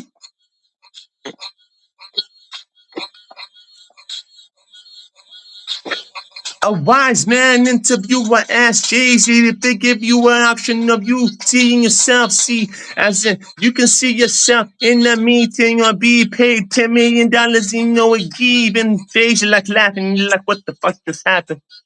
In fact, I'd even take $1 million matters. I'd even take a break or like 3 breaks for the hand. That is standard. Why would you want to meet me? I never planned it. They might ask you a bunch of questions about how to make $1 billion that you can profit from the money that you got him. Like, are you serious, G? Jay-Z's like, shit. Literally, let the fucking album called The Blueprint. Shortly after releasing reason about that, then I meant shit. Then release the fucking boot called Decoded. Literally break it down like a fucking toothpick, like a recipe. You bake a cake. Oh shit, you don't know how to bake a cake, then bake some crack cake. Everybody know you put the baking soda. You put the baking soda like you wrote the shit, you know. I goes and I never saw the shit, but I move it. You understand? This shit is not real, it's a movie. My life like a movie. Now listen to the soundtrack. Rewind on my life back and listen with the faint stats. By the way, where I'm at with the money line, understand my paper level don't really define who I am as a fucking person, man. You learned this. By this point, I turned 50 cents to a quadrant. Call it 230, fucking buy an ounce, you see up an ounce of green and turn into an 8 ball of white and then constantly. My favorite color happens to be purple because you mix red and blue. You get things that are in between. You understand the mediator is involved in gangster shit because the negotiation is the shit. The neighborhood is waiting. Shit. We want the payment. You shooting music videos, you see what I did there. Should we take the fucking equipment if you give this? Shit. I do the same beats they did in the past. Cause do it even better, they surprised like I had, huh? Motherfucker, I trill. Nobody else I could be like the my G does on the easily type of situation that opening doors with any key you give an AP. You understand the stake, opening the safe on the fucking stakes. Drake getting sued left to right cause he had to. Illuminati not happy because you know matters. He gonna take money over sex. No shit, man, I got no regrets. Shit, should've slayed a killer in my bedroom, Michaela. I feel, you know, I'm sorry, but I had to. I wasn't ready, and that's a problem. You are betting against a real player. Where a kind of man you made it. Shit, if I paid you for your company, I had to. I'm a lonely man, but I only matter 'cause Ash do. 'Cause Ash do. Pokemon. Pokemon, cause you know he been in bullshit. Man, I poke a woman with my fucking Digimon. Oh shit, you know the woman know what's gonna be involved. Every woman have a price. You don't believe me, that's my wife. She told Cat made a run for every line. Half of 2 milli that left me with the milli, cause you know that I'll never lie.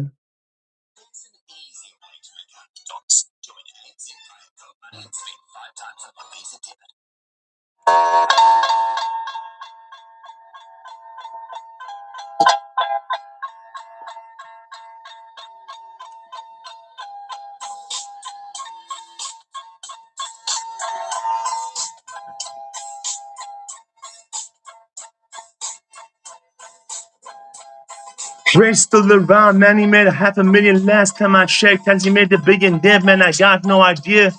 No idea. My logic says I work every day, so I gotta be the type of illest dude that we'll see soon.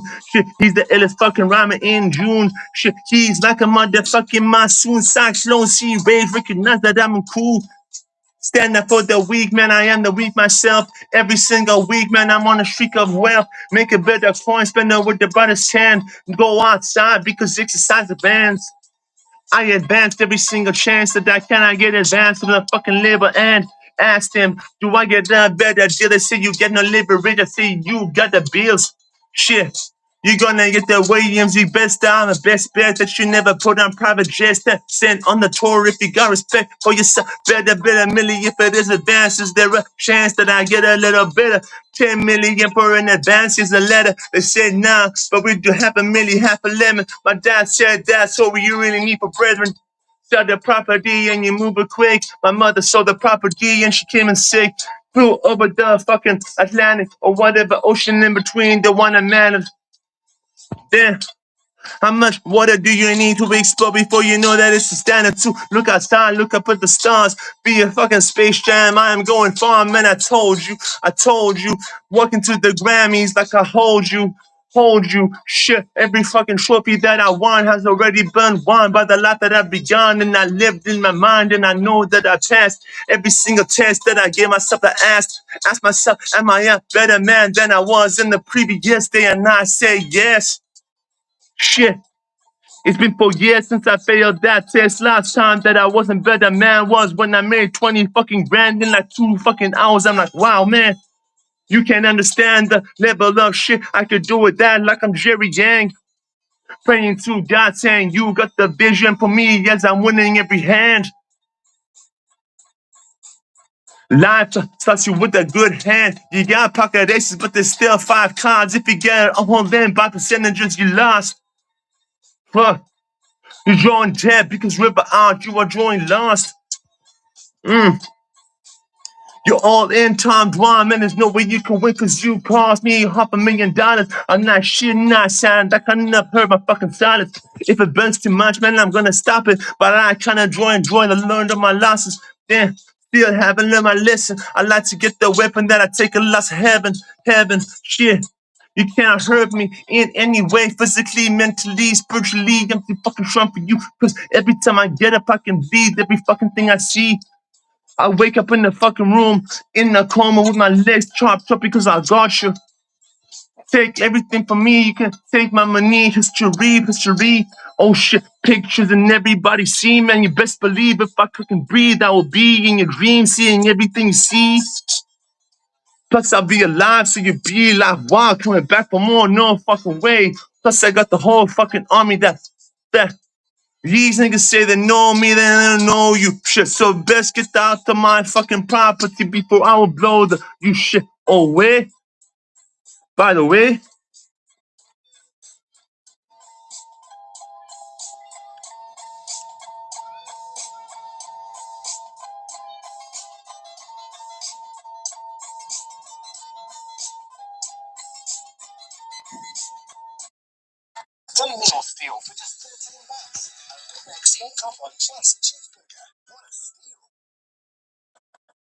hi, hi, hi. I said hi, she said bye. I said hi, hi.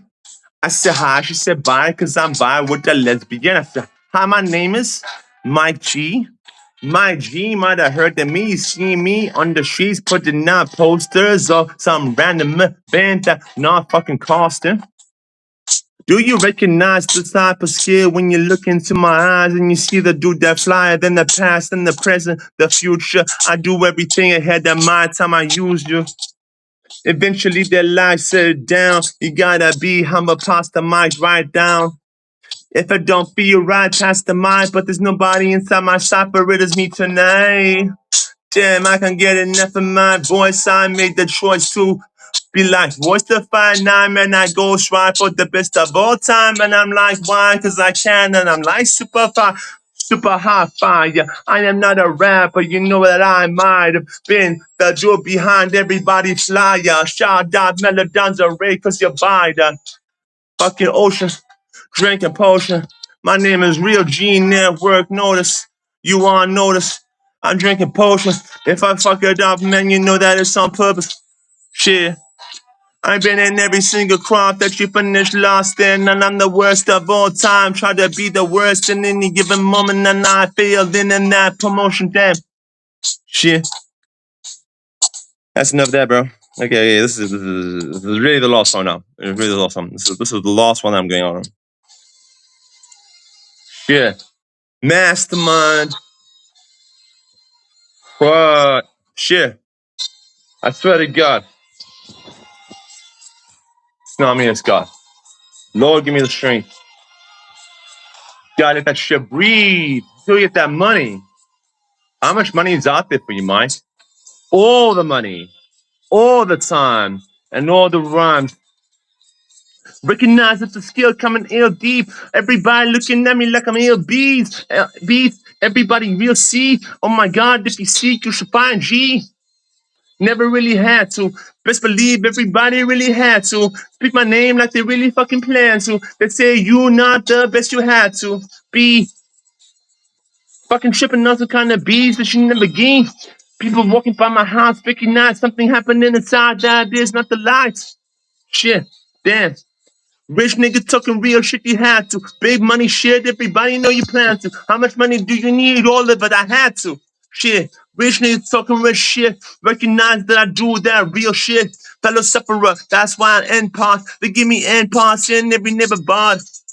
Damn, best believe the devil is a lie, cause I told buds. Damn, do you believe everything that you hear? Cause shit, they never asked, bud. Shit. Who is the truth? Me or Rick Ross? Put me in the same room, they ain't problem. They ain't a problem. I ain't a problem with the best of all time. I mean, you asked them.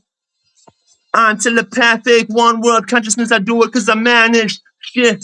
Not even a rapper. I paid the rappers that are on my fucking roster. I had to pay the fucking salary, don't ask them. I'm behind the fucking curtain cause I managed.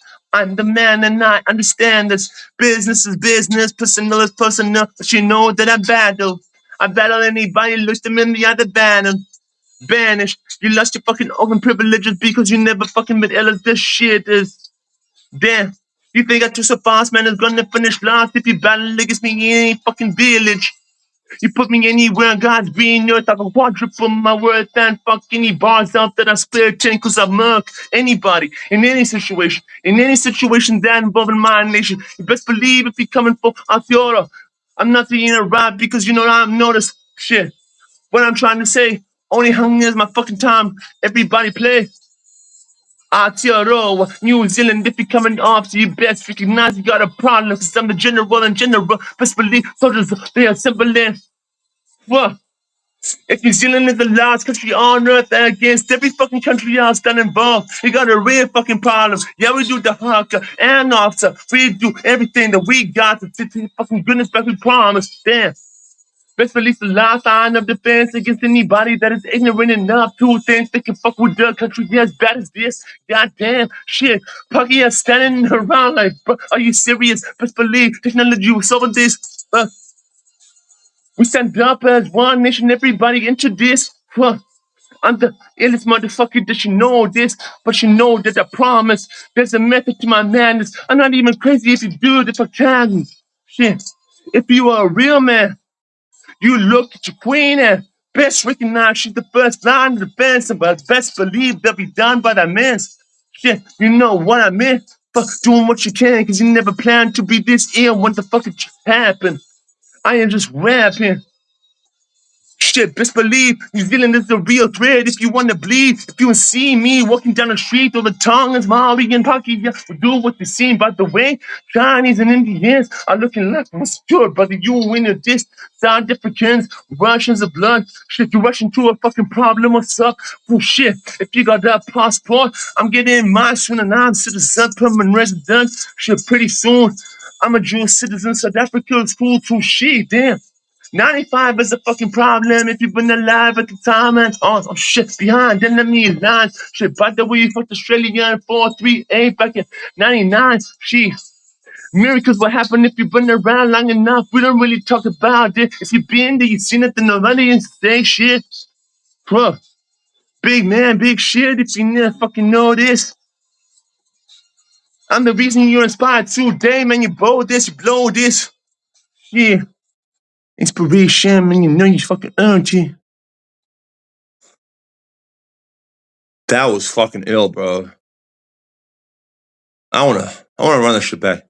So, shout out to everybody joining the live. Peace out. I'm gonna end the live now. YouTube, please go support us there on the live. I'm really hoping that somehow I wouldn't get copyright struck, but probably will.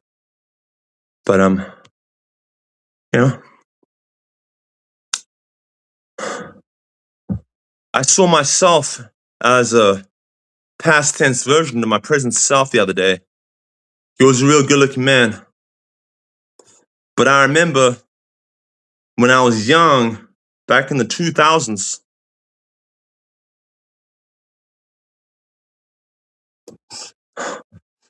I'm old enough to recognize that I still have some of my money and will always have enough money. Because there's no shortage of money in the world, peoples.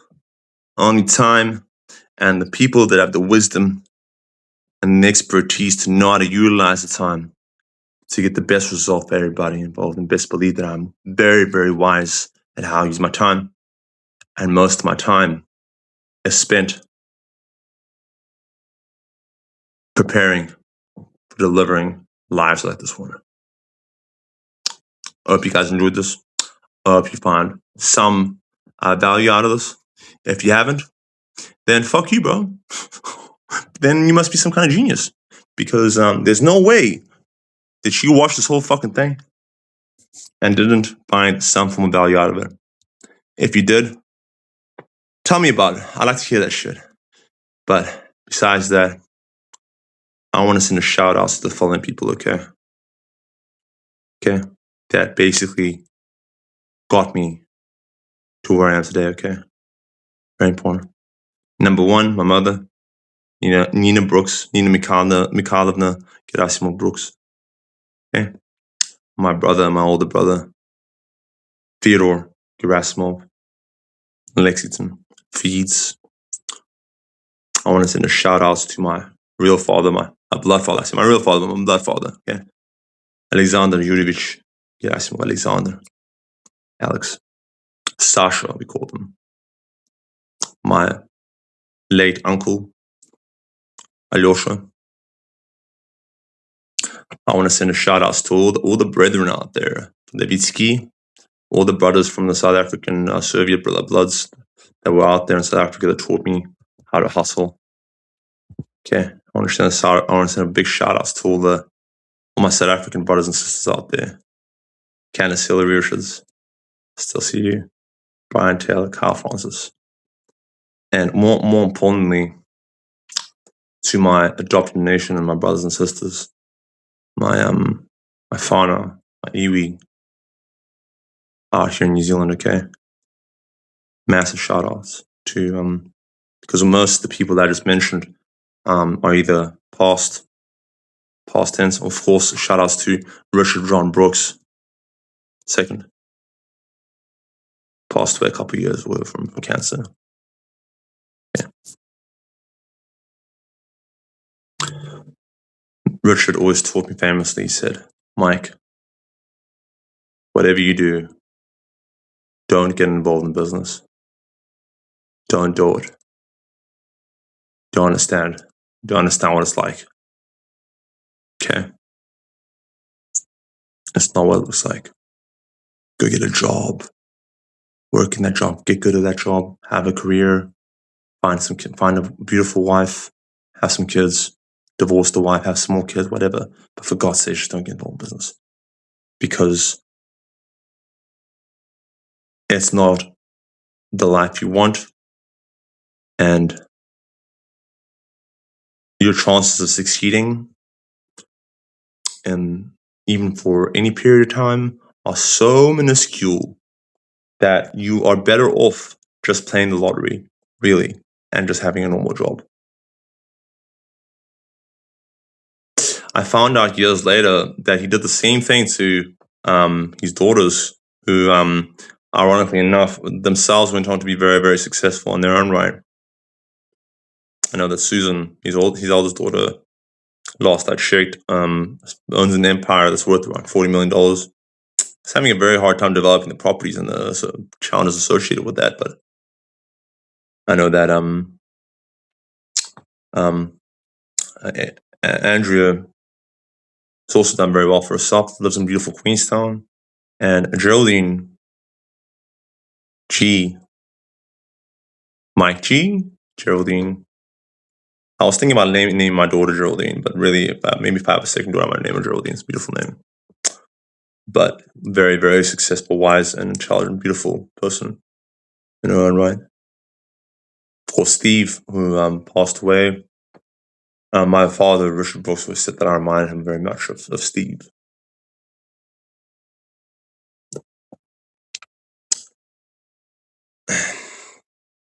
I found out only after he passed that despite the things that he said to me and the very little reinforcement or validation that I so desperately craved from, approval from my stepfather, no matter what I achieved, he would often go on his little trips to the coffee shop. You know how the elders go, they go and get the newspaper, go to the cafe and go to with friends. He would not shut up about me.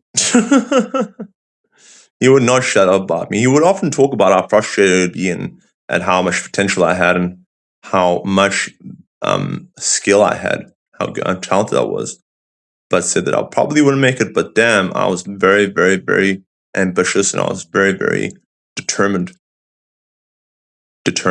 that I would told him I was either going to get rich or die trying. I later changed. I want to get wealthy or die trying. See, rich means you have a lot of money.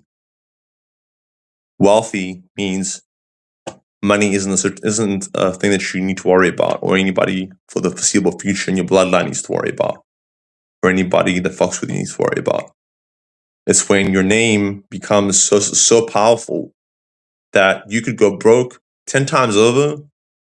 All you do is you walk to a random location. You walk up to a random person, say, "Hi, I'm Mike G," and they say, "Hey, what do you need?" I say, "I need this. I need a car. I need basically a team of people. I need like 10 grand." Of course, I got you, because that's what happens when you fuck with people. At the person I want to become, the person I am now, actually has a lot more power, in that he doesn't have the power to do that, and no one man should have that amount of power. That it doesn't matter what you take off him simply because he has the name. And that is where the classic thing, the other people I like to thank, obviously, those are people that I met, but like people in New Zealand that I met that had a profound influence on my life.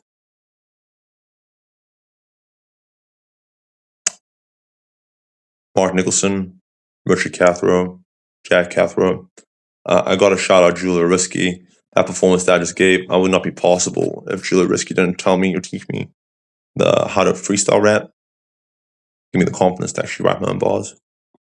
I want to send a shout out to Neil Morel. I want to send a shout out to Daniel Shepard. I also want to send a special shout out to Mark McKelling. Mark McKelling from Madco, and his brother Miko. And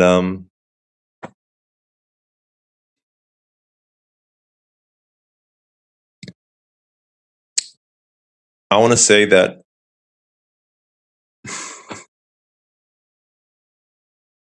when you get a bit older in life, you as I'm getting older, I'm turning 34 next week. It's getting pretty serious now. I've always been aware and always said that it's not how long you've been on the planet, that's what you do all the time. So you might have someone that has utilized the time a lot better than someone such as myself, but I feel I like to think that I've made the most of my time on this planet, had a life that's I'm really proud of. I've really had a lot of really great experience, met a lot of really cool people. But what you'll find is that you as a person are really just a collection of the favorite aspects of the people that have influenced your life, whether you met them in person or not, touched your life the most. The difference between the people that influence your character the most and build your character the most are the people that you meet and challenge you to change the most. For better or worse. Better or worse, right? And it's up to you in your journey in life. And the reason God gives us free will is to choose the path that you want to take to get to the final destination. That's the beauty and the genius of God's model and God's plan, and why I name my business God's Plan. The beauty is that, ultimately speaking, the destination that you're going to, there's no chance that you're going to avoid having to face that final frontier. Okay, there's no question that we can all agree as humans on three things, really, that we were all born, right? Our parents created us. We were all born, and that whether God created us is a separate thing, but we all know that biologically our parents hooked up. I was born. We can also agree, most of us, that we didn't ask to be a part of this mess, whatever this beautiful mess is. Okay, I certainly didn't. I didn't also be a part of this. There's some religions that say, like one religion that say, you did agree to be a part of this, but I don't believe that. In the Catholic religion, that's not what it says. It says, like basically God made you. We also agree that we're here and we're all here in this moment, and that really we're all in this together, right? We all agree that we're all in this together, and that's a big part of why governments exist, is because really their job is to help us coexist without killing each other or really hurting each other. Because, man, as much as I love people so much, people are really fucking annoying. I'm the most annoying out of all of you guys because I'm actually conscious of this, or I'm conscious of it and I'm saying it out loud. We can also all agree that we're going to die one day. You know, right? So if you work on that list and focus primarily on things that we can agree on, and focus on those things, and forget about things that we don't agree on, that's what makes a strong nation. That's what makes a strong unit. Also, that's what makes a strong team at your business. Is focusing on the things that we can agree on, and focusing on the things that bring us closer together, and ignoring the things that put us further apart. I'm not talking about the things that bring us further apart. Like you're a brown guy, I'm a white guy. But why would we talk about that? Why don't we rather talk about what kind of music we like? My most iconic artist, the most favorite artist of all time in any genre, is Scribe. Scribe. And he only dropped 3 albums. Crusader, Rhyme Book, and Scribe is Dead, okay? And the reason I love Scribe the most, and the reason he's an inspiration to me, is because of his story of what he overcame to achieve what he achieved, and the fact that he just dropped 1 album, said what needed to be said, and dropped the mic, pretty much. That's it. Like, what else does he need? What else needs to be said when you drop the Crusader? That's what Fetty should have done when he dropped Get Rich or Die Trying. Why doesn't anything else need to be said? That's really what M should have done when he dropped the Slim Shady LP. He even agrees that he shouldn't have continued doing the Slim Shady LP. He should just skip straight to Recovery. You know. So that's what I plan to do in my career. I'm basically going to drop 3 albums. One of them is going to be a double album. Okay. And that's it. And I'm going to do it because I'm going to say everything that needs to be said. And then that's it. That's all that needs to be said. I'm going to bring a whole bunch of really cool features on it, both local and international.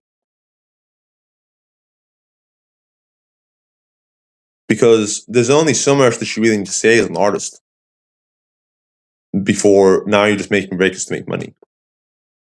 What else needs to be said? That's why when Kendrick ended up dropping his 4th album after Damn, he's like dropping, the 2-steppers shit, and whatever. It's great music, but I'm just like, at that point I was like, come on, man. I was like, come on, Kendrick, just shut up, Kendrick. What the fuck are you talking about, brother? Come on, man. Now the Grammys are like, listen, man, we're giving you a Grammy for a diss track. You basically are going to get the best record of the year. We're going to give you a fucking award. Like, okay. And I bet you, like, the guy's going to go away. He's going to think of some other fucking album to drop. Because Kendrick's biggest problem is, first of all, he's still young. Okay, I'm saying that I'm young myself, but people forget that, as far as I know, Kendrick is still in his mid-30s or some shit. Maybe early, I don't even know all these brothers. But the thing is that, like, he wants too much, brother. He wants too much. And you got a chip on his shoulder, like, there's something left to prove. Let's say you prove that you're the best of all time in rapping, that you basically eat at everybody. That's what the realization has to be, is that when you get over the fact that hip-hop exists and that you've given your life to hip-hop, you'll realize that there's still the rock genre. Are you going to try to be the greatest of all time in rock too? What about EDM? Are you going to try to go fuck with Skrillex and try to be the best DJ and producer of all time too? Are you going to try to go make a Justin Bieber track? You've already tried to work with Taylor Swift, right? But like, how far are we going to take this? Like, that's I think where Aaron recognized, where he's like, okay, I'm basically, where else am I supposed to fucking take this stuff, bro? Like, I've said everything there is to say. And that moment needs to come where, they used to drag a series out forever. These days, like Breaking Bad, I believe it was five seasons. The greatest TV shows of all time. It's basically the ones where when they know when to say, like, okay, well, there's pretty much nowhere else we can take this. It's getting kind of like we're just doing this to make money now. Like Mike Tyson shouldn't have taken that fight against Lennox Lewis. My opinion.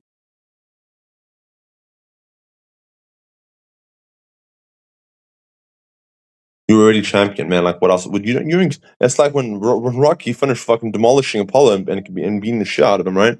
And beating himself. He said, Apollo's like, I want to go again. I was just fucking Rocky. First thing he said, Apollo, man, you ain't got nothing to fucking prove, man. Shit. I had something to prove. I proved my point. You ain't got nothing. You still the champ. But that's just the thing, is that, like, it hurts. That's called hubris. That's called hubris. Ego. When it's justified that you have that level of opinion of yourself. It's justified. And for me, I have a very, very high opinion of myself. And it's justified. And when people try to say negative things about me, or try to say that, X, Y, and Z, or I'm not good at this, I'm not good at that, I ignore that shit, because most of the time, their opinion or their thoughts aren't a reflection of how I feel about myself. And since God placed me here, I'm put here in the name of God. He actually created me. He made me, and he put me on this earth.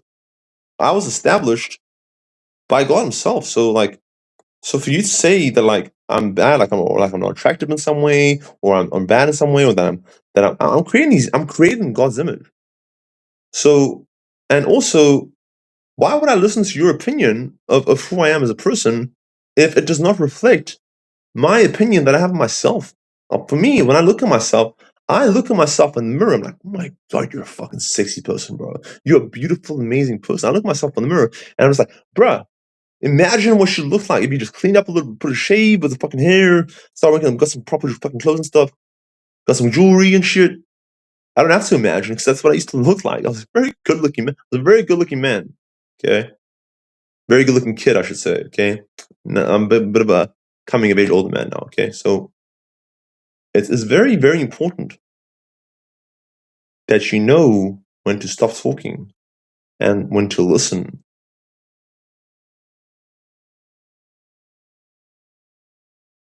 2 ears, 1 mouth. 2 years, 1 month. So for every month that you talk your shit, you need to do 2 years of listening. You feel me? 2 years, 1 month. So, by definition, if I follow that model, and I do follow that model, I done a whole lot of motherfucking listening before I started talking when I was in my early 30s, okay? I've only really been talking like this for a couple of years, dude. Or I can do this kind of shit, talk 5 hours straight. Okay? Do all these spinning balls and shit, okay? Before that, I was mostly just listening to people. Because you'll find, if you actually listen to people's problems and listen to their pain, you'll be able to solve problems at a much higher clip. And hey, every now and then, maybe even learn a thing or two. I hope that anybody that watches this footage has learned at least one thing. If nothing else, that if I haven't told you anything you don't know, and now you know, my G knows some shit that you didn't know he was aware of. Keep a lookout for God's plan. And if you want to hear more about the services we offer, you know what to do, man. If you don't, get back in your DeLorean and head back to 1967.